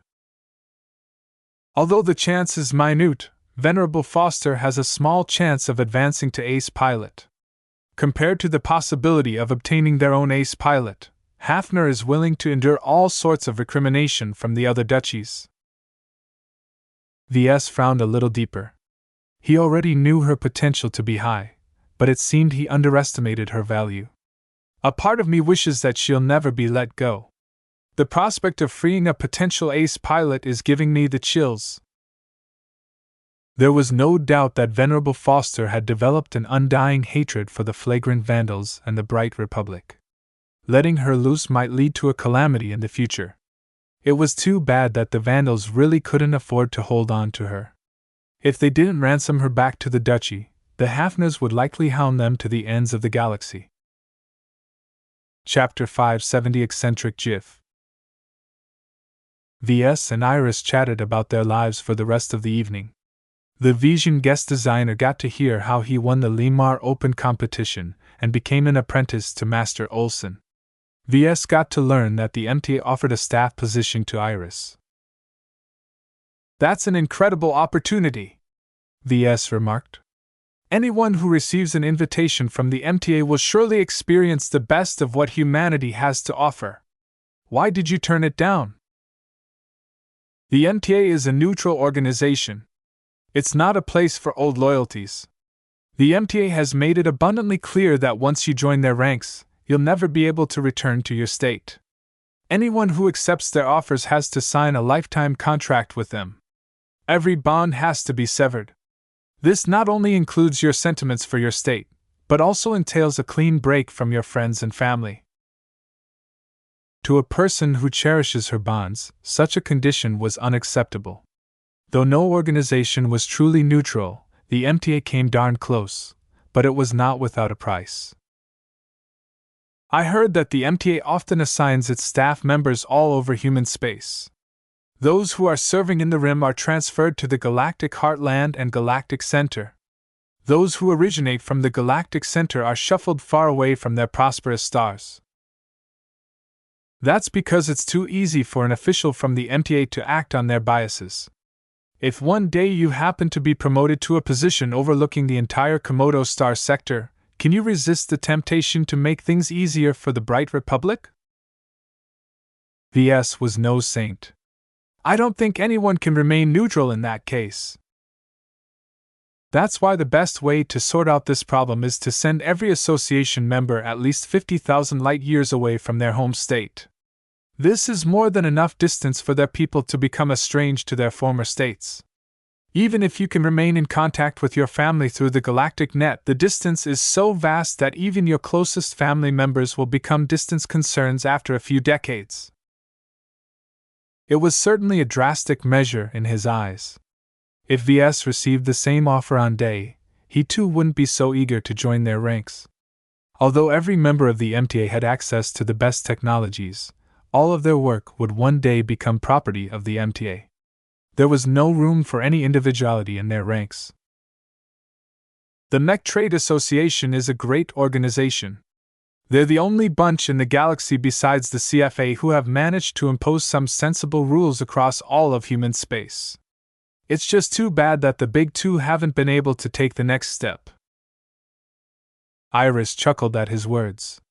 It's been done before. The galaxy is way too big to be ruled by a single nation.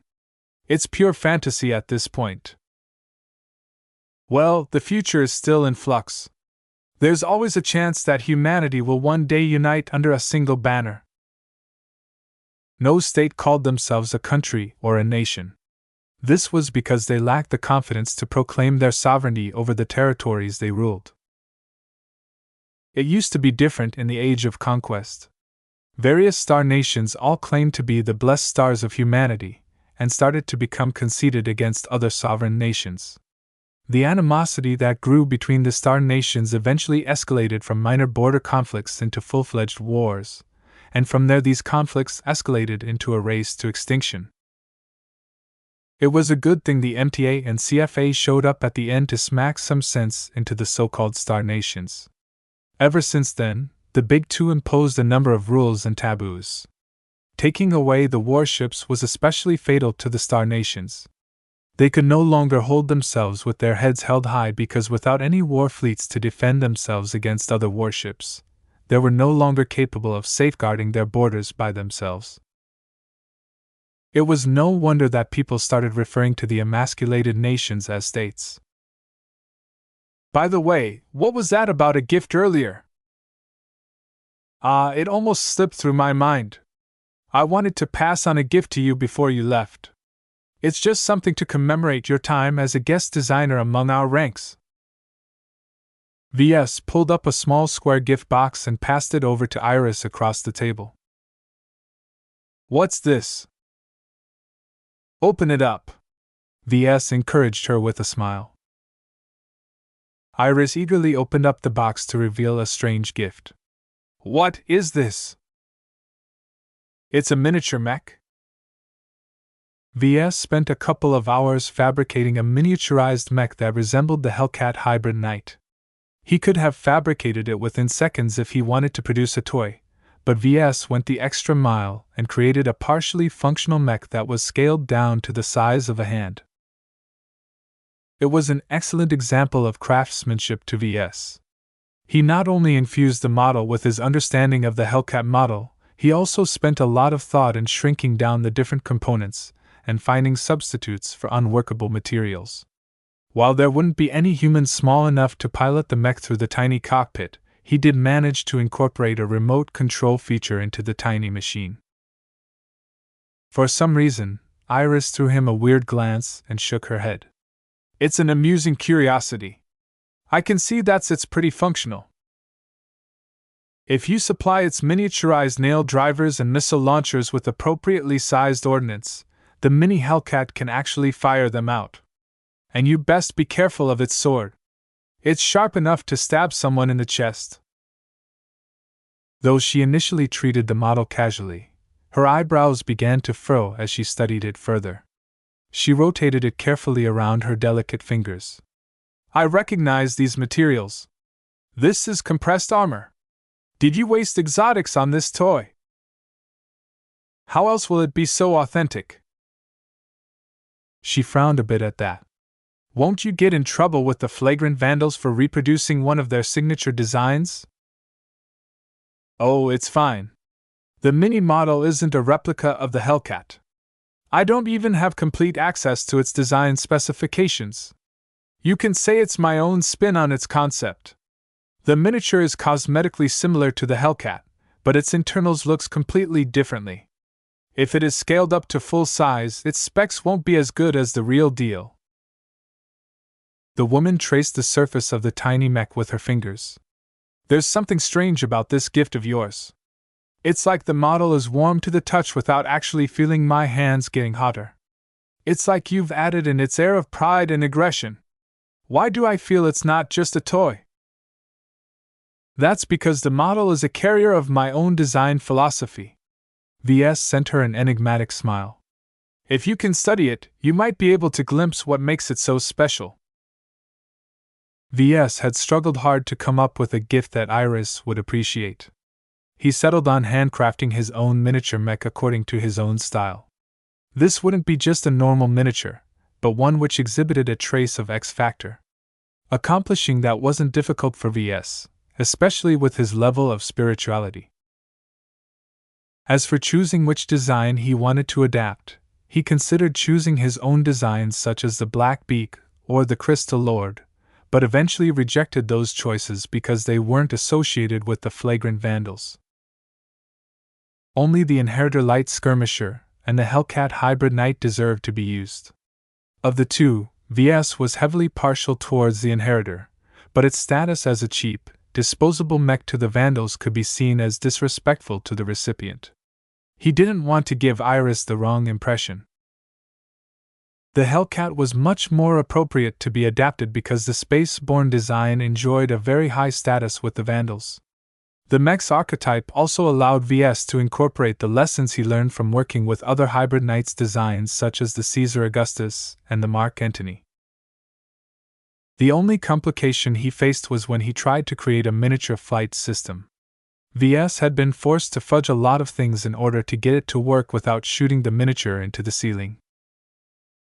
If you connect the miniature with your comm, you can control it from there. Try out its flight system. Iris followed his instructions and keyed the miniature Hellcat to her comm like operating a toy. She activated the mech and made it over their table. She laughed as she played with the little mech. I haven't played with dolls since I was a kid. Several minutes later, Iris had her fill and switched the little mech off. She carefully put the machine back into the gift box it came with before setting it aside. So how is my gift? It's more than I expected, VS. It's surprisingly symbolic, in a way. I'm sorry to say that I haven't prepared a gift of my own for you. That's okay. No, I insist. Since you've given me such a personal gift, I won't feel easy until I pass you something of my own. Take your time with it, Iris. There's still time before we enter the Reanald Republic. She nodded at that. It's true that I'll have to say goodbye to you and the Vandals when we get there. The VRF still needs me back home, and I can't forsake my family. Don't worry though, I'm pretty sure we'll meet again. Why is that? It's a secret, she replied with a wink. At first, VS thought she only said that in a perfunctory manner, but evidently she knew something that he didn't. Would they truly see each other again someday? Perhaps after a couple of decades or so. VS threw his speculation to the back of his mind. It's getting late. Let's retire for the night. The pair wished each other good night and returned to their separate cabins. VS sighed as he changed his clothes and slipped into his bunk. He almost couldn't believe their escape from Vision's space had reached the end point. The border to the Reinaud Republic was only a stellar stone's throw away. He wondered what would happen next once they reached another foreign state. Reinaud was a very different locale from the Bright Republic. Whereas his home state was a little boring, the Reinaud Republic was full of life and excitement. At least, that's what all the promotions are saying.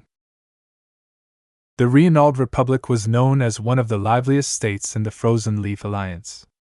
Though the state wasn't very large or endowed with an abundant amount of exotics, it had become a nexus of sorts of different foreign influences. As a small state, the Reinaud Republic actively courted other states. Besides the neighboring Vija Kingdom, Reinaud managed to forge diplomatic and commercial bonds with almost every other third-rate state in the Star Sector. Their location wasn't very central. In fact, it was actually a little troublesome to reach Reinaud because there weren't any port systems in the vicinity. To some people, this was an advantage. The Reinaud Republic played host to many ventures of dubious legality. Thieves and gangs mingled with suspected pirates in Reinaud's extensive gray and black markets. Whenever someone needed to get their hands on something dirty, they took a trip to Reinaud. For some reason, the MTA hadn't cracked down on all of the shady dealings that took place there. Some believe that the MTA tacitly consented to such trades as long as it wasn't too excessive. If the MTA decided to stomp on Reinaud's illegal markets, the problem would only go somewhere else. In the thousands of years since humanity expanded into space, crime and piracy always accompanied their rise. Even the MTA can't do everything. Chapter 571 Lively Reinaud. The tense negotiation finally came to a conclusion. Although the terms were incredibly detailed and abstruse, the basic layout of the agreement sounded simple enough. First, the flagrant vandals officially handed their custody over Venerable Foster to Peace for Hafner. In return, the flagrant vandals received a large amount of wealth and resources as well as undisclosed benefits in the Reinaud Republic. The former two quenched the severe shortages that crippled the Vandals from restoring their battle strength. The Vision rebel group generously paid the Vandals a fortune in Reinaud marks. Even though 2 marks was only worth 1 bright credit, the Vandals still received a considerable sum, though no one leaked out the exact figure. As for the latter, no one questioned why Peace for Hafner was able to accomplish this promise. While the Reinaud Republic opened its doors to every foreigner, that didn't mean they enjoyed a level playing field. Native Reinaudans withheld many privileges that foreigners needed to work for in order to enjoy them. These privileges included lower tariffs, less onerous taxes, fewer import and export restrictions, lower waiting times, residency permits, and so on. According to Iris, while Reinaud famously levied low tax rates, they were famous for nickeling and diming numerous conceivable charges. If any Reinaudan thought they could charge a fee for something, they would assuredly set a price for it. Most of the more ridiculous charges only applied to foreigners, of course. This gave first-time visitors a huge shock once they found their bank accounts empty. Still, the flagrant vandals still got shafted. The vandals needed to repay the generosity provided by Peace for Hafner. Their preparations, intelligence gathering, and acts of sabotage all contributed to the capture of Venerable Foster. Even though the Vandals suffered a disproportionate amount of losses, they had been pressured into giving up more meat to the sock puppet rebel group. Peace for Hafner undoubtedly gained the most out of this trade. Their investment was fairly minimal, all considered. All of the subversive actions they performed during this operation had already been laid out far in advance. It took time to get the right people in the right positions. Besides a handful of highly placed spies, most of their agents were disposable. Thus, through a minor effort, they reaped a huge reward. An extremely talented expert pilot in the form of Venerable Foster was worth at least twice as a fully mature expert pilot. Her potential and growth rate was astounding, so much so that everyone at the negotiation table regarded her as a potential ace candidate. Once Peace for Hafner had taken over custody of the expert pilot, They hashed out a second agreement with the Hafner Duchy in turn. Although it would have been better in the long run for them to kill or keep Venerable Foster captive, they couldn't resist the enticement of rich rewards. They already provided a lot of compensation to the flagrant vandals. If they didn't make up for their losses, they wouldn't be able to call themselves proper Reinaldenzahem, Hafners. The vandals didn't get to hear the exact details of their agreement, but VS could imagine that the Hafner Duchy bled a pretty penny. However, VS also admired the farsightedness of the Duke of Hafner, who currently suffered a lot of reproach from the rest of the kingdom. The value of a future ace candidate was immeasurably high, but that was only a faint possibility at best. For Hafner to grit their teeth and submit to naked extortion from a rebel group that had long been a thorn in their side, their foresight was very great. Fortunately, this didn't concern the Vandals very much. The Hafner Duchy was situated on the wrong side of the kingdom. If Venerable Foster ever became a scourge, she would definitely vent her fury on Reinald's proxy forces first. As for the Vandals, they were just a bunch of small fries in the greater scheme of things. The Vandals kept their heads down throughout the final leg of their journey. After making use of the free passage offered by the Hafner Duchy, they met up with ships affiliated with Peace for Hafner and physically transferred over their prize. In return, the Vandals' ships loaded up their cargo holds with lots of critical materials. One more important event took place at that time. The Vision Revolutionary Front recalled their liaison.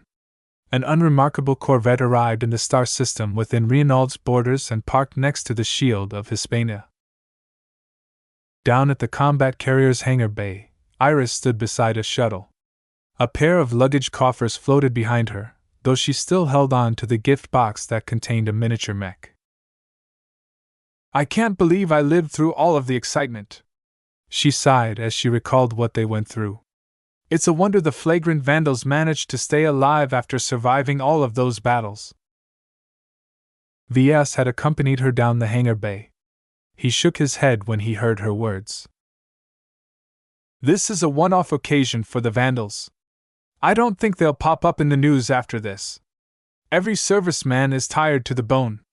I hope Major Vo cuts his men some slack after we arrive at our final destination. Everyone is looking forward to spending some time on Reinald's famous pleasure planets to recuperate." Reinald profiled itself as a dangerous but alluring state. The people that tended to visit the little republic longed to experience some excitement in their lives. Through visiting the same planets frequented by pirates, dark mercenaries, and gang members, they gained the opportunity to sample a life where someone might get rich overnight, only to receive a laser beam through their heads the next day. Remarkably, many tourists departed from the little republic with their hides intact. The same could not be said for their bank accounts, but when it came to personal safety, Reinald was surprisingly strict in performing their due diligence. Income from tourism was one of the legs that supported the scrappy little state. Iris directed her luggage coffers to float inside the shuttle and secure themselves onto a rack. She then turned back to VS. "I hope you enjoy your time in Reinald. Remember not to fall into a debt trap. You don't want to know what happens when you run out of money in Reinald space." "What about you? Where will you be going?" "I'm heading back to Vision space, though the corvette I'll be boarding won't be crossing into Hafner. Their troops are still on high alert, you see." "Understandable. Have a safe journey, then." "You too." VS waved her shuttle goodbye as it lifted up from the deck. The stubby vehicle zipped through the energy screen that shielded the ship's interior from the ravages of space. "I wonder what is next in store for the vandals." The next days, VS busied himself with sorting out the abundant amount of materials provided by the rebels. The mech technicians already started repairing some of their more heavily damaged with the help of newly fabricated parts. In the meantime, every serviceman started looking forward to some much-needed shore leave. Reinald's openness to foreigners allowed the battered and limping Vol task force to relax. For the first time in 2 harrowing months, they didn't have to scurry like rats in the forgotten corners of the galaxy. They could openly navigate towards brighter stars that was easier to reach via FTL. Instead of making multiple short hops, their FTL drives could traverse the same distance in a single larger jump. "Thank the heavens!" an engineer cried out in relief one day at the mess hall.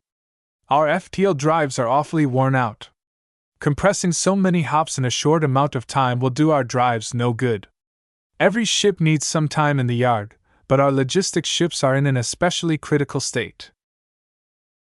The Beggar's Bounty and the Linever Swan both relied on jury-rigged FTL drives spec'd for a different class of starships.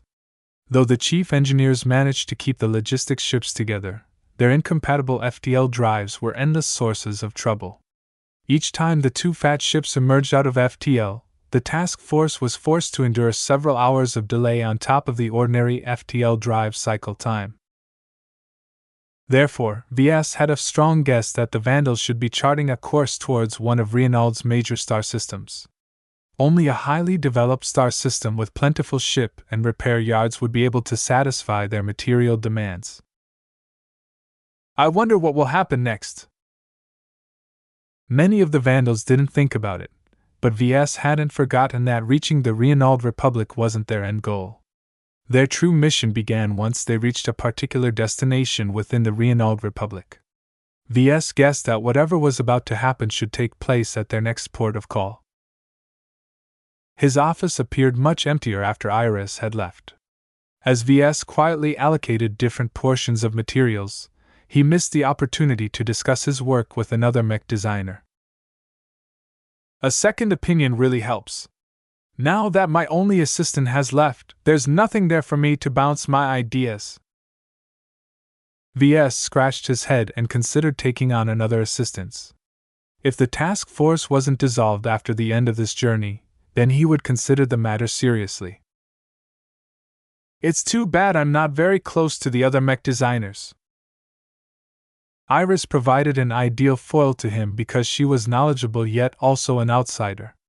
She could provide honest advice to him, while avoiding any conflicts of interest. "Mr. Vedette is too junior to provide much help for me. His studies are still too far behind. Pierce is more capable in that regard, but he's the only person I can trust to keep watch over the Beggar's Bounty." As for everyone else, VS didn't even consider them. They either lacked the qualifications or didn't engender a lot of trust. For now, VS had to make do by himself. It was fortunate that he was already used to working alone, so the solitude hardly impacted his productivity. He still reminded himself to stop relying on himself all the time when he went back to running his own business. While working with no one else allowed him to maintain his many secrets. Once the scope of his business grew bigger, he couldn't shoulder everything by himself any longer. A few days later, the Vril task force finally arrived in a highly populated star system. The Harkinson system was a prominent trade nexus of the Reynald Republic. It appealed openly to outfits and provided many services useful to them. Anyone with enough money could procure enough starships and mechs to conquer another planet. The key word here was money. Without money, you couldn't even buy the cheapest nutrient pack in Reynald. The Republic was never one for charity. The Harkinson system was a little more rowdy than most due to the prevalence of mech pilots that visited its planets. The Harkinson system wasn't a port system and didn't feature any remarkable mineral deposits. What it had instead was 3 promising terrestrial planets, all of which had been terraformed for human habitation. Each planet offered something good. Harkinson I was a tourist destination. The slightly hot planet featured fantastic natural sceneries and splendid beaches. Many mech pilots that have gone through a frigid campaign flocked to Harkinson I to unwind. The planet offered many pleasures and various forms of entertainment to those who brought money. Harkinson too didn't offer much to foreigners. It was the seat of the local government as well as the primary habitation planet for local citizens. A lot of Reynaldans lived on the planet, and only the most esteemed foreigners received the right to reside on this planet. Harkinson 3 lacked most of the fun that could be found on Harkinson I, but it was the planet where the bulk of the trade was being conducted. It featured extensive marketplaces, trading halls, and more. Many shipyards orbited the planet, providing many services to various fleets, or those who sought to commission a ship. The Vril Task Force made a beeline towards Harkinson 3, Chapter 572 Harkinson System. When VS first received an introduction of the Harkinson system, he felt some déjà vu. In his eyes, the Harkinson system was the poor man's version of the Bright Republic's Bentheim region. Harkinson 3 is a pale copy of Bentheim. Harkinson 2 is like Rittersburg but a bit less snobby. Harkinson I is like Moira's Paradise but without the aquatic culture. Still, copies or not, each of the planets provided something different to the star system. Having them concentrated in a single star system provided enormous conveniences to visitors, especially the bigger ones that brought a whole fleet. VS wouldn't be able to see the thousands of ships that flew back and forth from the viewports, but he easily called up a chart that showed how many vessels were present in the Harkinson system. The chart depicted thousands of dots, each of which represented a fully capable starship. Many of them were in transit. They either transitioned at the edge of the system and burned their way to the interior, or finished their business at one of the planets and burned towards one of the many highly congested Lagrange points. One indicator of success to a star system was to see whether congestion took place at their Lagrange points. Considering that the ships needed to wait up to an hour for them to get their turn, Harkinson's success only paled in comparison to Bentheim. This is truly a melting pot of different origins. VS casually read through the registries of the ships present in the system. Only a portion hailed from Reinald. Many came from other third-rate states such as the Rapo Principality or the Council Stars of Lys. He even spotted lots of trade ships bearing the flag of the Bright Republic. They mostly traveled in convoys escorted by foreign mercenary corps. A significantly greater amount of Vision trading vessels flew back and forth as well. It couldn't be helped as the Reinald Republic was a direct neighbor of the Vision Kingdom. Even though relations between the two states were rather frosty, that didn't hinder the pursuit of benefits among their trading conglomerates. Earn money first. What? Pirates? Who are you calling pirates? I'm an honest Reinaldan, I swear to my mother and grandmother. Hey, I've got a great deal for you. This 5% discount is yours. Although the Visions and Brighters waged a very intense war against each other, the ships that hailed from the two war-torn states behaved especially discreet. Neither side attempted to bump into each other, not that their cargo ships could deal a lot of damage in the first place. Reinald's traffic managers also paid a lot of attention to every ship's origin. They did their best to separate ships from rival states from each other and force them to adhere to separate routes. The Vril Task Force received a lot of attention from the Honored Ones, which was Reinald's Mech military. Every unit of the Honored Ones bore an emblem that consisted of a silhouette of ancient Viking warriors. Just after the Vandals arrived, a patrol squadron flew alongside the Vandals and transferred over a bunch of inspectors. Every mech aboard every Vandal ship needed to be sealed. VS had already arranged the mech technicians to seal the mechs beforehand, so the inspectors found very few problems. Of course, people always slipped up. Some of the seals put on damaged mechs didn't look very proper. These mechs could still inflict a lot of damage at their current state, so the mech technicians worked overtime to fix their mistakes. With the problem cases taken care of, I don't see any further problems, Mr. Larkinson. An Honored One bearing the uniform of an inspector spoke. His accent bore the clipped and harsh tones of a typical Reinaldan accent. I'm glad our condition finally meets your approval, VS replied as they both arrived at the airlock in one of the corridors of the Shield of Hispania. We're all looking forward to entering the Harkinson system. You certainly deserve it. I've eagerly followed Mech Regiment's exploits. You Vandals sure gave the Visions a good thrashing. It wasn't without cost. We understand. The inspector nodded with a smile. The Harkinson system is always open to warriors with honor such as the flagrant vandals.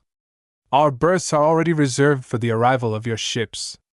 I understand that many deals are in the works. I hope your Mech regiment enjoys doing business here. V.S. scratched his head once he saw the inspector off. From the information he received from men aboard the other ships, the Reinaldans only exerted their efforts on detecting weapons of mass destruction and making sure the Mechs bore the proper seals. Their inspectors barely paid attention to anything else, including other threats or contraband. Their conduct carried an implicit message. Any visitors could bring as much shady stuff as they wanted, as long as they made an effort into keeping their contraband out of sight. V.S. had no doubt that at least a quarter of the ships paying a visit to the Harkinson system sought to offload their contraband to the gray or black markets. Frankly speaking, the Harkinson system appealed more upright outfits that largely worked within the boundaries of the law. Their gray market was far more prominent than their black market. If you want to see the really bad stuff, you should visit the Mulendrone system instead, Iris once told him. That place is a cesspool of humanity. There's no greater black market in the neighborhood than the one in Mulendrone. Everyone there is a wolf in sheep's clothing. If the pirates don't make such a good effort to disguise themselves, the MTA would have imploded Mulendrone's star by now. Fortunately, the flagrant vandals carried the official sanction of the Mech Corps. Despite the lukewarm support they received from headquarters, the vandals didn't have to suffer the ignominies of being branded as outlaws. Now that the vandals finally entered neutral space, it was hard for them to shake off the habit to regard everything outside with hostility. Many servicemen had been so inured in war that they found it difficult to adjust to a neutral star system. At the next conference meeting, Major Vole explained their upcoming plans. We will be spending up to 4 weeks in the Harkinson system. This won't be enough time for us to restore our full strength, but we're down almost 500 mech pilots, so it won't help us if we have more mechs than we can make use of. From what the repair yards we've contracted have promised, 4 weeks is enough to restore the FTL drives of our logistics ships. Both their land-bound and space-borne contingents endured heavy damage in the previous journey. Though the Vandals finally made it out alive, they permanently lost almost half of their precious mech pilots. These were Briters who trained from 10 years old to pilot a mech. After graduating, they entered into the Mech Corps and underwent another round of intensive training before they were assigned to their mech regiments. Although the flagrant Vandals might not have been very prestigious, their training standards wasn't too far off from the premier mech regiments. Each mech pilot admitted into the Mech Corps was a treasure. Those with poor skills, insufficient aptitude or attitude problems would be rejected right out of hand during normal times. Everyone who made it through the initial inspection possessed the right qualities to become a soldier. These people weren't as common as everyone thought. Many potentates failed to live up to their promise and could only find a piloting job in the private sector. Those who had what it took to join the military belonged to a privileged class that wasn't easily replaced. The shortage of qualified mech pilots pained the Vandals who attended the meeting. It was impossible for them to refresh their ranks in Reinald space. They had to go all the way back to the Bright Republic to receive replenishment from the Mech Corps. Until then, they had to make do with half as much mech pilots. V.S. raised his hand. Sir, how extensively do you want to restore our mechs? Do you wish to contract out their repair to the workshops on Harkinson 3, or do you want to keep it in-house? At the end of our downtime, I want to see 500 pristine mechs. Major Vo grinned savagely at V.S. It's very important for us to pair each mech pilot with a mech that is ready for war. Since it's unlikely we can accomplish this aboard our own ships while they are all under repair, we'll have to resort to outside workshops to do the work. Are the Reinaldans principled enough to repair our mechs without fudging them in any way? To be honest, sir, everything I've heard about the Reinaldans makes me think that it's better to keep everything under our control. You make a fair point, Mr. Larkinson, but we aren't strangers to doing business with the Reinaldans. As with everything, whenever possible we should trust but verify. The workshops and shipyards that we are working with have already agreed to let vandals observe their work. This is important as many components integrated within our ships and mechs are rather sensitive. We'll let the Reinaldans take care of the less important repair work while our own men will perform the critical repairs. That sounded like a messy arrangement to VS. This is going to be difficult to arrange, sir. We'll have to rent a secure workshop on the surface of Harkinson 3 to do all that work. Then it is a good thing you have a lot of experience in this area. Since you've founded a mech business before, setting up a temporary workshop won't be any trouble. VS smiled thinly at Major Vril. I will do my best, sir. Major Vril turned to a more anticipated matter. Let's move on to shore leave. We'll be adopting a rotating schedule for every vandal. No one is excepted from this, not even you, Chief Avenian. Go have some fun on Harkinson I practically order it. Perhaps you will finally see how much renown we've gained in the greater galaxy. Some other staffers stepped in to lay out a detailed schedule for shore leave. Everyone pretty much enjoyed a 2-week period of downtime where they could do as they pleased. Those who wanted to enjoy a pure vacation would doubtlessly flock to the entertainment paradise of Harkinson I. Every vandal received a fixed salary in bright credits, which they could easily convert into Reinaldan marks. With the bump in payments due to serving during wartime, no one should be short on money. Those who couldn't divorce themselves from mechs could hang around at the endless amount of mech pilot establishments on Harkinson 3. The third planet from the Sun also featured a robust mech dueling scene. Though only specialized and registered mech athletes were allowed to compete in the major mech arenas, the planet was notorious for hosting many underground fighting venues. A vandal mech pilot with a bone to itch would surely pay a visit there.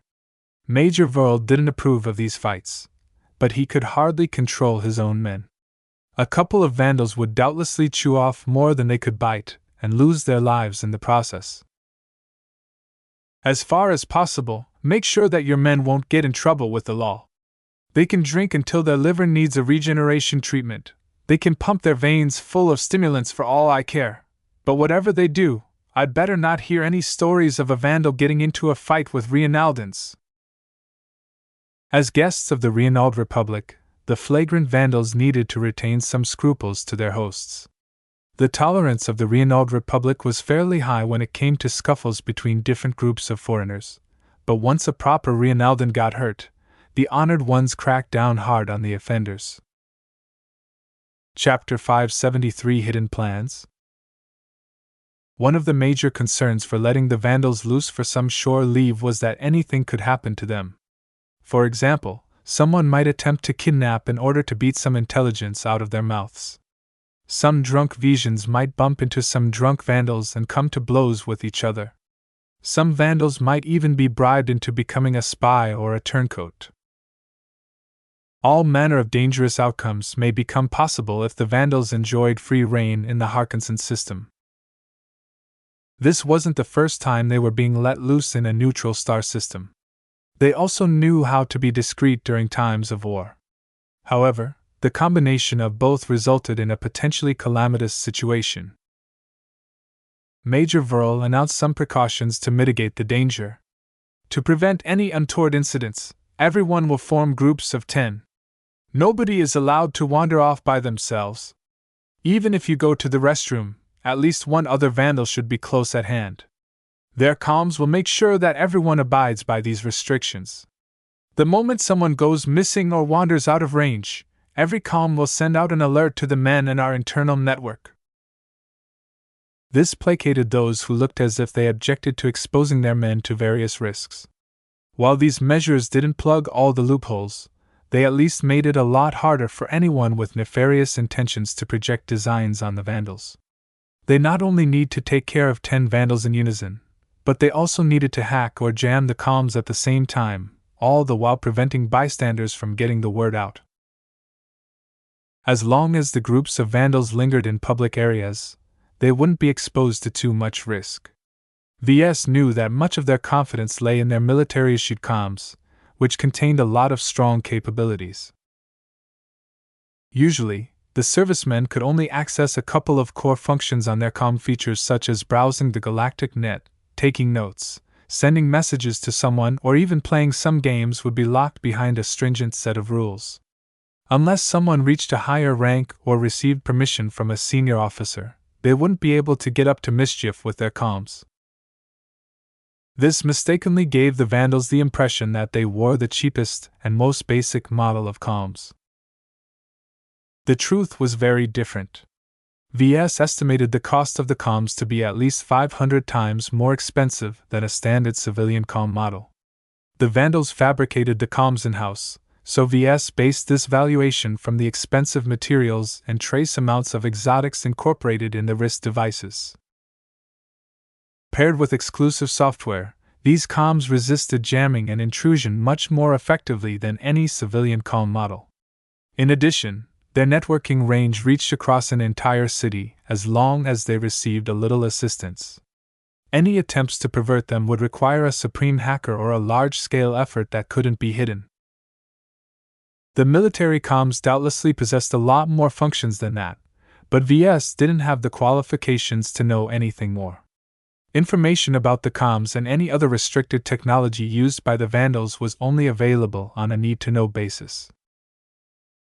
There will be Vandals who will wish to wander off regardless, a Mech officer said. I know the lads. Some will want to sneak off to the underground arenas. Others crave more extreme pleasures. They can do what they want, but only if all 10 of them go. If someone wants to take a risk, either they rope their entire group, or nobody goes. As soon as someone separates from the group, the rest of the group will be penalized and have their shore leave cancelled immediately. As for the wayward Vandal, we'll send out a batch of security officers to haul him back and throw him into the brig.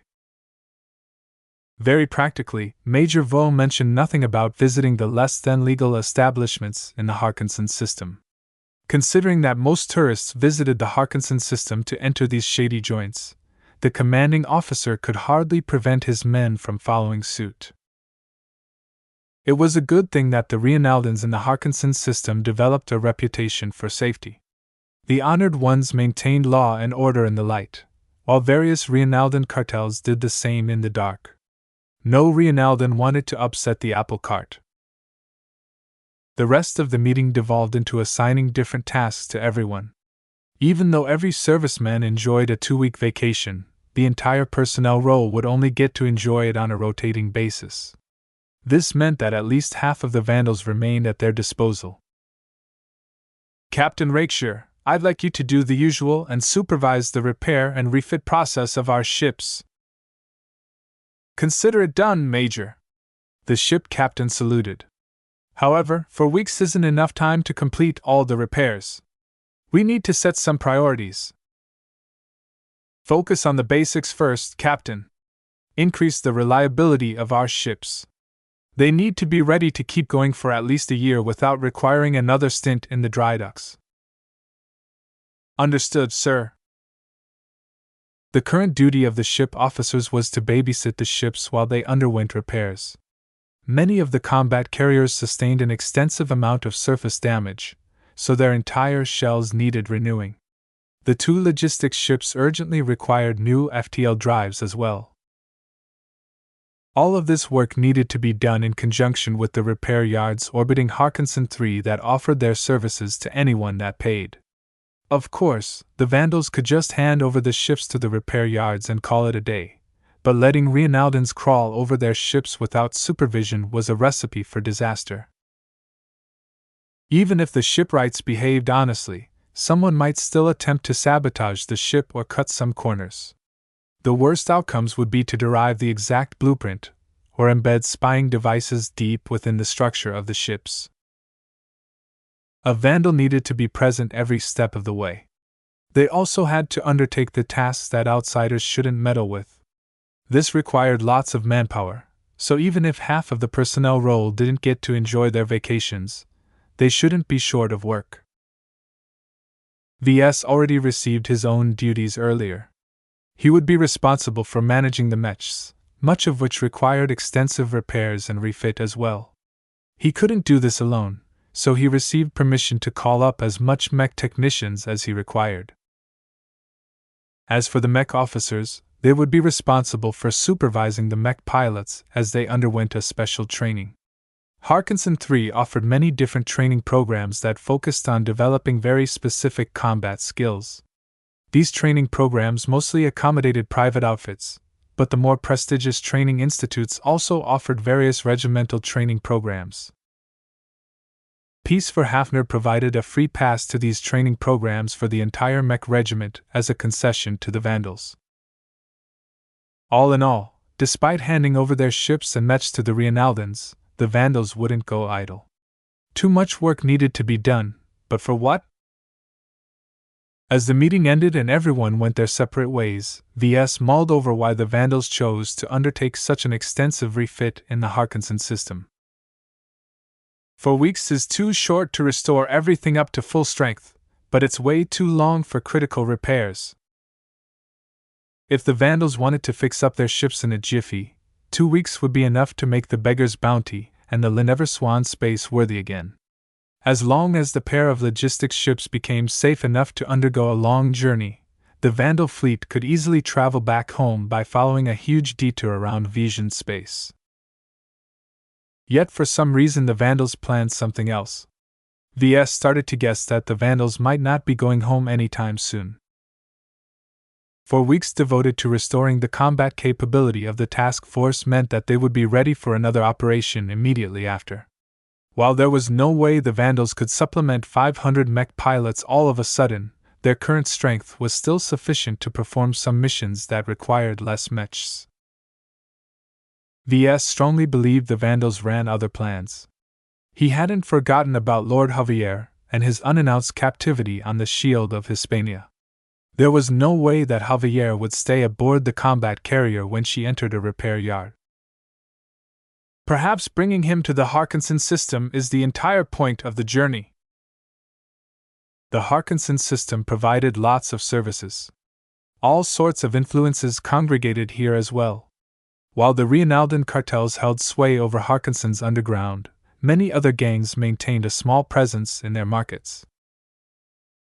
He could guess all day for the reasons why Lord Javier needed to be brought to the Harkinson system. VS obviously wasn't included among the innermost circle. He didn't even know who was privy to the truth, though Major Verl and Captain Rakeshire would definitely be among their ranks. Perhaps their stay in the Harkinson system might not go quietly at all. Lord Javier was not a regular noble and obviously knew some very important secrets. I'll have to take precautions. First, he returned to Lonely Office. Right now, he needed to plan for the repair and refit of around 500 mechs. Ideally, VS wanted to squeeze in at least 100 more mechs in order to increase their stockpile of spares. Not all mech pilots die on the battlefield. Many of them are able to eject in time. If we don't have any spares at hand, those mech pilots won't be able to re-enter the battle. During longer engagements, extra spares increased the staying power of the Vandals. In addition, spares enabled the Vandals to maintain their combat strength even after suffering a substantial amount of damage. The Vandals would be able to rotate their mechs as they got damaged and repair them while the mech pilots made do with spares. Before, the Vandals hadn't been able to build up any spares. Mechs constantly got damaged and mech pilots would inevitably be benched when there weren't enough mechs to go around. VS didn't want to see such kinds of waste, so he planned on restoring at least 600 mechs within 4 weeks. This is an ambitious plan, but with so much power at my disposal, I don't believe I can meet my target. The important point about this task was that Major Vol gave VS a lot of leeway on how to go about it. He could partner up with the same mech companies that the Vandals had contracted before, or he could shop around and find better alternatives. VS grinned at the thought. He had founded his own mech business and grew it from a one-man operation into a multi-billion credit corporation. Although he passed over much of the administrative burden to the retainers sent by the Larkinson family, that didn't mean he remained blind to the vagaries of the mech industry. "There won't be any ripoffs on my watch." He knew the business from inside out and could tell the scammers from the real deal. Having been warned by Iris on how unscrupulous Rienaldans could be when it came to business, VS dug in deep in the list of mech companies they could partner with for this massive repair effort. Red flags immediately showed up. Ugh! The original partners are no good. The flagrant vandals evidently visited the Harkinson system a few times, though none of the visits happened recently. In fact, the last time a vandal detachment entered this system was more than a decade ago. They entrusted their mechs and ships to various companies with ties to the Bright Republic. This was a prudent choice, all considered, but the companies took advantage of this and charged a steep premium without delivering any material benefits. They basically ripped off the vandals in the open. "This is no good." VS shook his head. He had a lot of work in store if he wanted to make this awful situation right. "We shouldn't have to pay a premium for reliable service." Chapter 574 Scam Industry. If VS had to describe the mech industry, he would equate it to a pyramid. The massive transgalactic corporations sat at the top. Their businesses spanned entire star sectors, and copies of their supremely optimized mechs got sold by the trillions every day. The next tier of companies consisted of trans-sector corporations. Their activities transcended the borders between star sectors, and they always took advantage of the different conditions of each star sector. Further down the pyramid, there were the sector-wide, state-wide, system-wide, and planet-based corporations. The lower their tiers, the more of them existed. Technically, the Living Mech Corporation could be counted as a sector-wide corporation, which gave his company a lot of prestige. At the bottommost tier, the MTA couldn't even count how many independent mech workshops operated within all of human space. The base of the pyramid was doubtlessly incredibly wide. Yet the top of the pyramid was rather fat as well. A lot of competition existed in each tier, and no single mech corporation held absolute sway over their markets unless a state had conferred a monopoly to them. All of this activity led to a very high level of friction. Even with the MTA taking an active hand in regulating all of the mech businesses, their energy could only be spent on so many concerns. They shouldered a lot of responsibilities and generally didn't bother with petty offenses. The association basically handed over responsibility of policing such matters to the local states. Some states proved to be less diligent than others. Particularly in third-rate states, enforcement of all kinds of rules could be spotty or lax. This opened the door to all sorts of scummy business practices.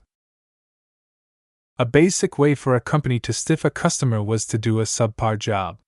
For example, instead of delivering a mech worth 40 million Rienaldan marks, they secretly cut some corners and delivered a mech that should actually be valued at 30 million marks instead. Of course, any mech business that wanted to sell a first-hand mech that was fresh off the production line needed to send it to the MTA for certification. This provided some protection to consumers, but this limited activity didn't cover the entire scope of the mech industry. Buying a first-hand mech is safe. Everything else is fraught with scams or rip-offs. If someone wanted to sell a second-hand mech, they could send it back to the MTA to certify it again for a fee. Most didn't want to pay for the fee or lacked the funds to cover the cost. Cheapskates that wanted to have it all therefore tended to sell their second-hand mechs directly to buyers through various ways. Of course, without a stamp of approval from the MTA, buyers needed to rely on their own judgment to determine whether they bought the product they expected to receive. Whiny stories about customers who thought they bought a thoroughbred only to receive mule was widespread on the galactic net. If VS wanted to have a laugh, he could always visit the forums where scam victims vented their frustrations. The second-hand mech market is fraught with both risk and opportunity. sometimes the seller screwed up. Either they needed to get rid of their mechs in a hurry, or they didn't fully understand the value of the mechs they wanted to sell. Keen buyers could easily pick up a bargain if they watched the market closely. Some fallen mech designers even shifted their careers into full-time mech appraisers to speculate on second-hand mechs or advise other buyers into making a prudent purchase. The repair market is also surrounded with pitfalls. Mechs suffered damage all the time. They were primarily built for battle, so it shouldn't be any surprise for them to return in a less than pristine state. Mech technicians in the employ of smaller outfits only possessed the capacity to perform surface repairs. Anything deeper and more extensive required a full-fledged maintenance department or help from others.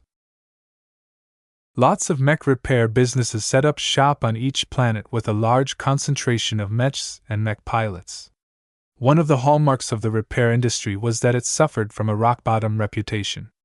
Not only were they widely known as scammers, the sector was also plagued by a lack of capability. Those in charge of the repair work in these businesses mostly turned out to be retired chief technicians or failed mech designers. Neither of these two types of people possessed any remarkable capabilities compared to a successful mech designer such as VS. Their prestige was low and their profit margins were even lower due to all of the competition. The only reliable repair businesses only accepted fixed contracts from long-standing customers. Since the Vandals only visited the Harkinson system sporadically, they fell outside of their ideal customer base. VS shook his head and readied himself for a long research slog. "I'll have to go dumpster diving."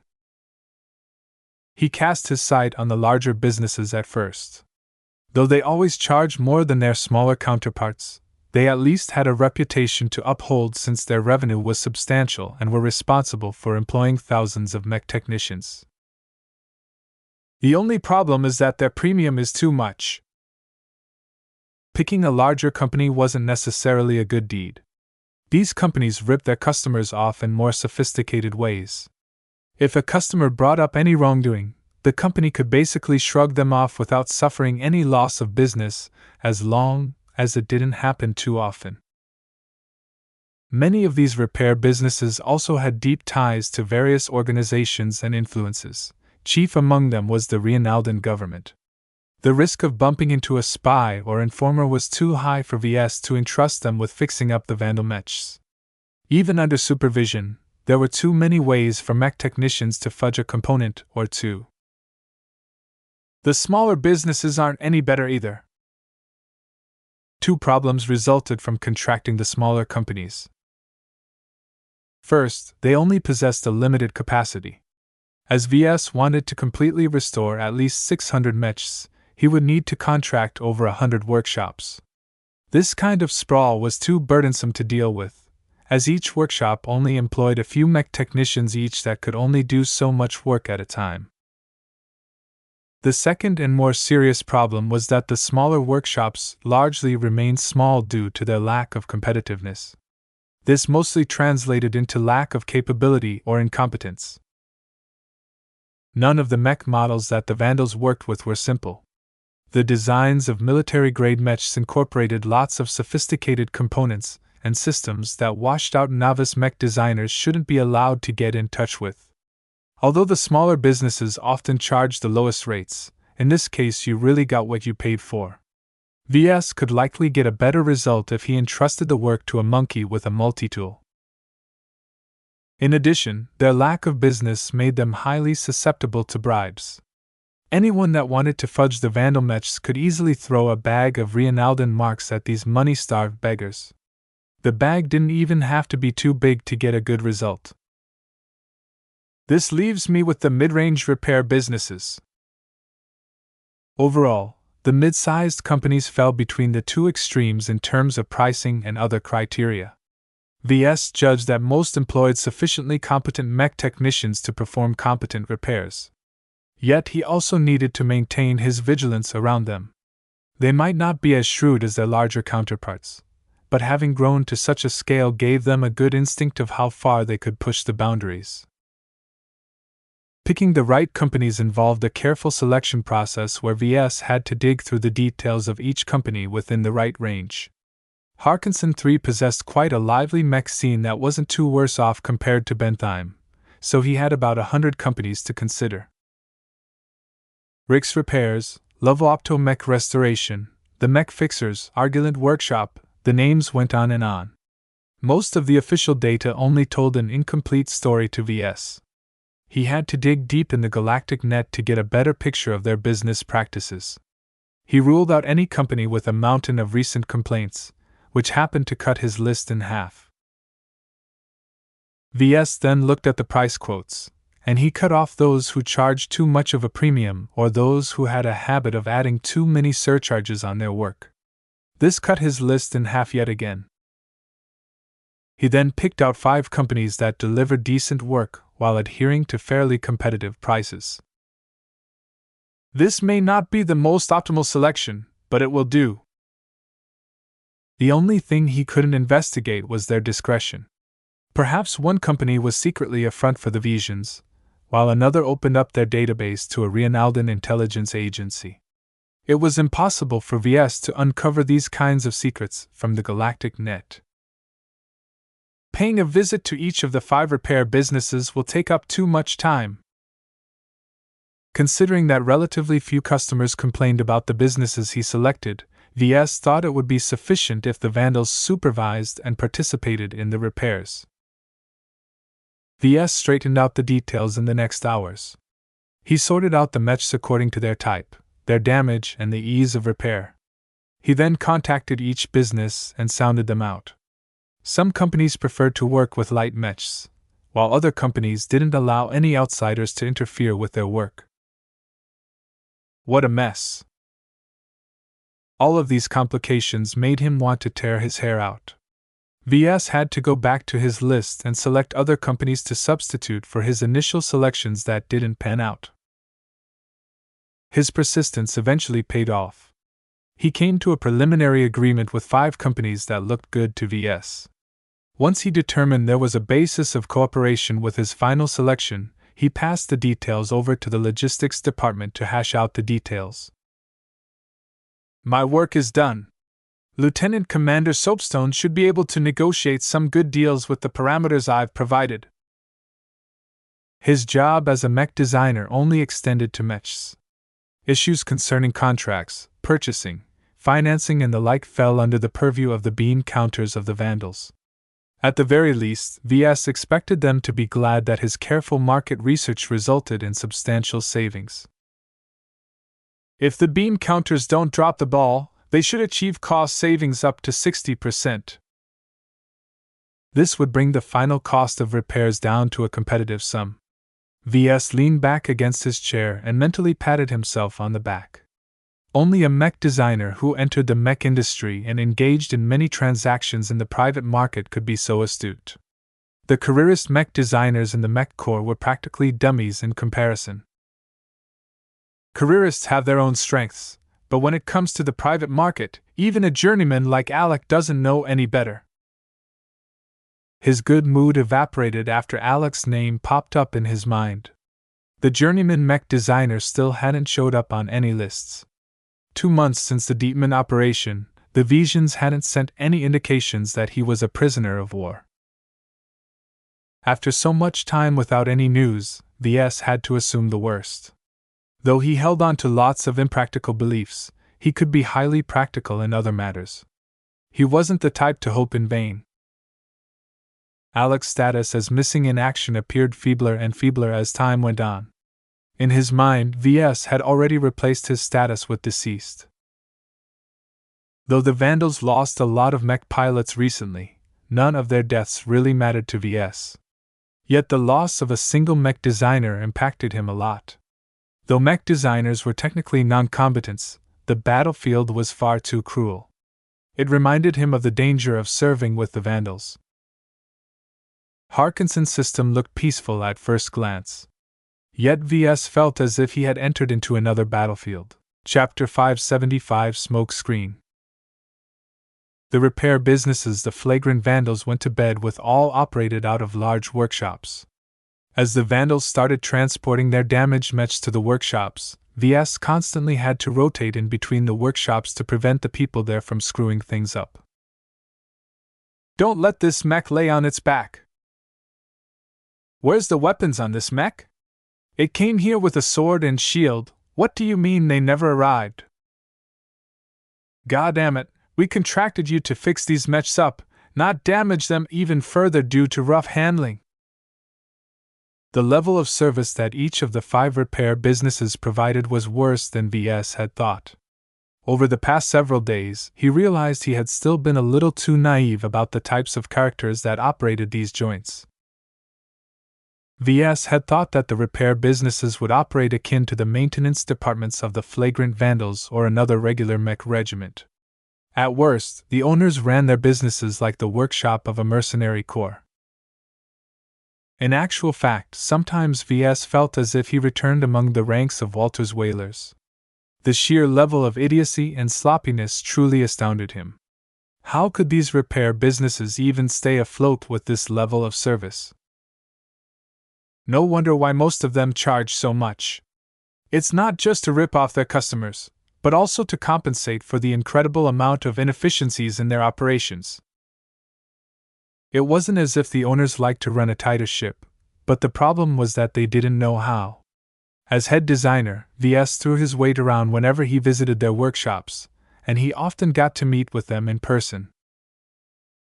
All of them appeared to be exactly as he expected, mech designers or chief technicians who lacked the competence to work for more prestigious organizations.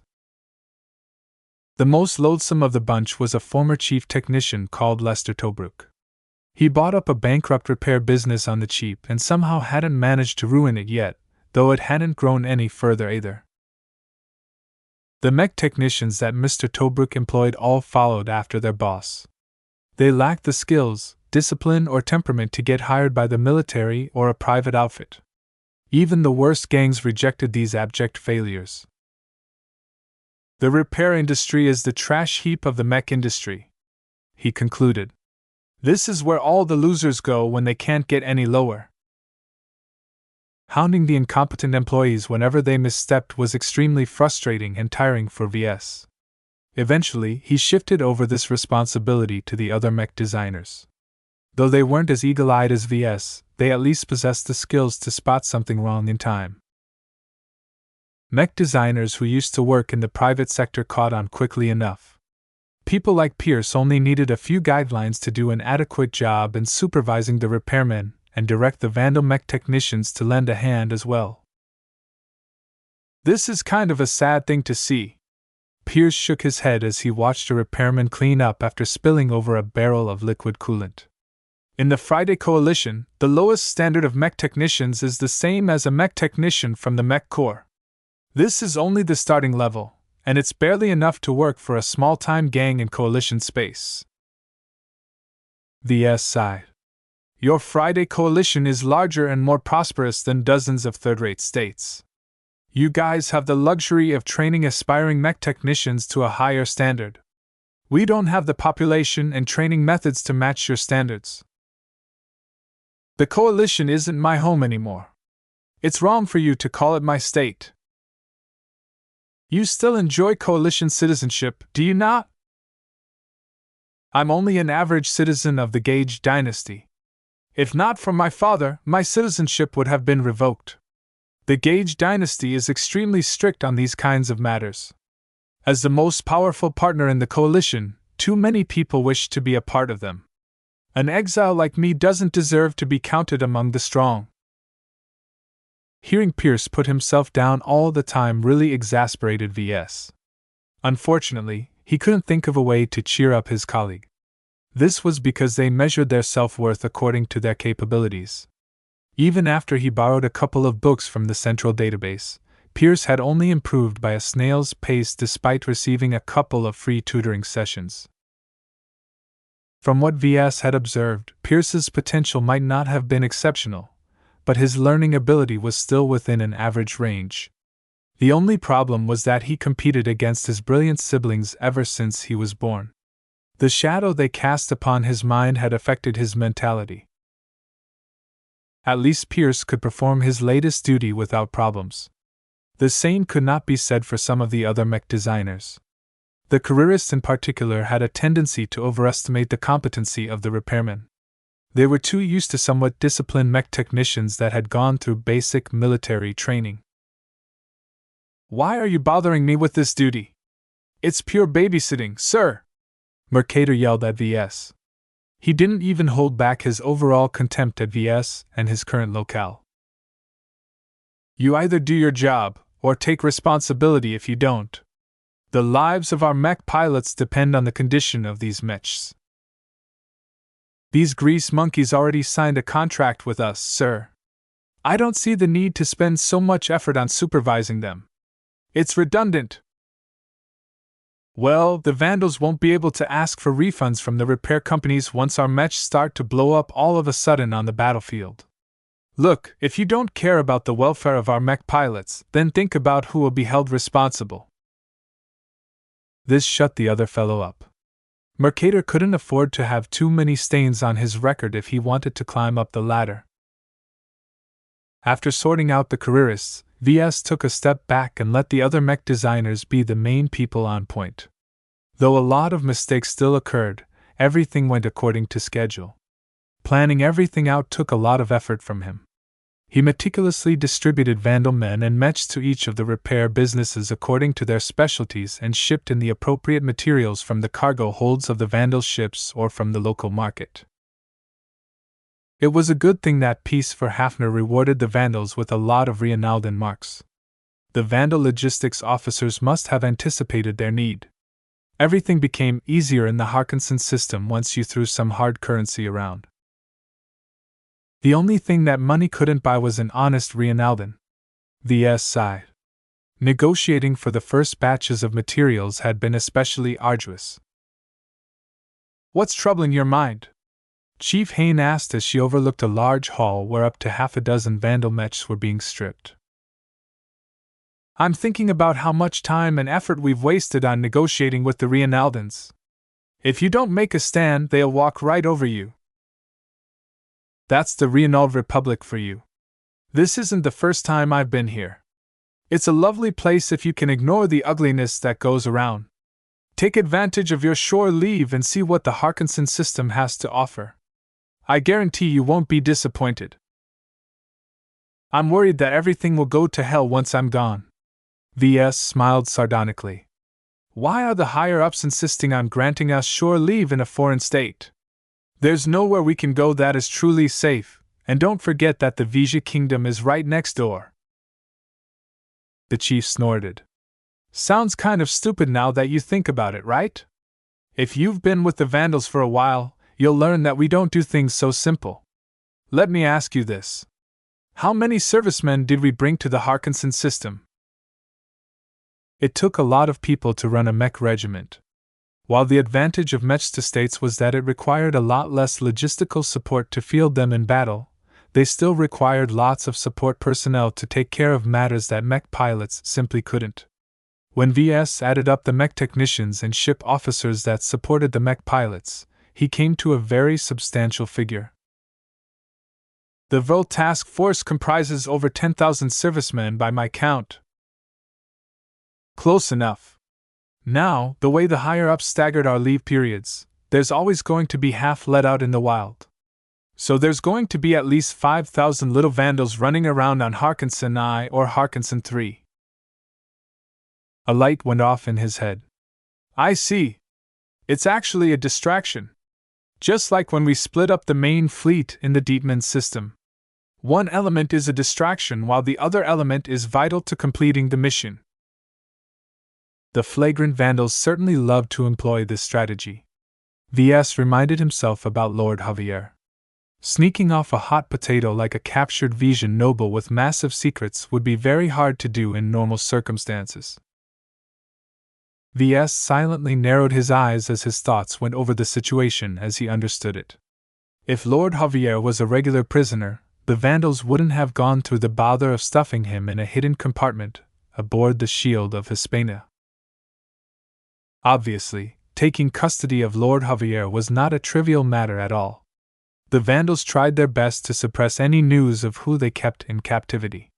This basically meant that others desired Lord Javier or the secrets in his mind as well, and weren't afraid to fight the Vandals if it meant they could get the valuable prisoner in their hands.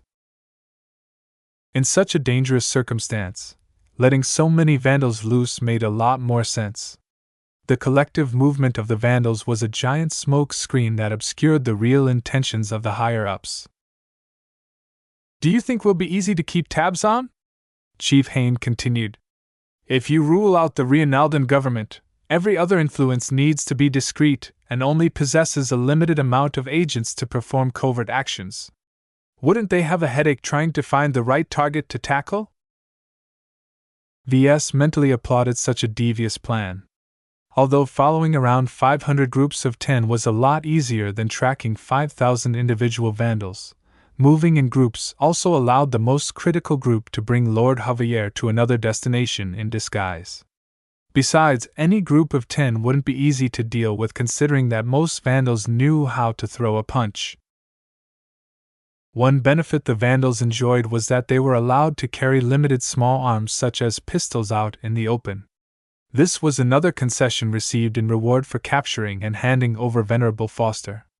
Average tourists couldn't even dream of obtaining this privilege. Somehow, VS suspected that the Vandals aimed for such an outcome from the start. The whole thing about capturing Venerable Foster is a sideshow. They lost almost half of their landbound mech pilots to capture an expert pilot without their own expert lending a hand. This was a feat of near legend. To outsiders, capturing an expert pilot while losing hundreds of average mech pilots was a definite win. Yet the significance of this hard-fought victory was only a means to an end. This overly transactional way of running things detested VS somewhat. It was an approach that treated the lives of servicemen like chess pieces. Maybe that is what it takes for a leader. In order to complete the mission, you can't afford to be soft-hearted. War assets such as Mechs are meant to be spent on the battlefield. As long as the fighting nets you a greater return, the sacrifices are worth it in the end. VS branded this lesson in his heart. It was inevitable that he would wield his own influence someday. Perhaps he would have to weigh the same kind of decision as well.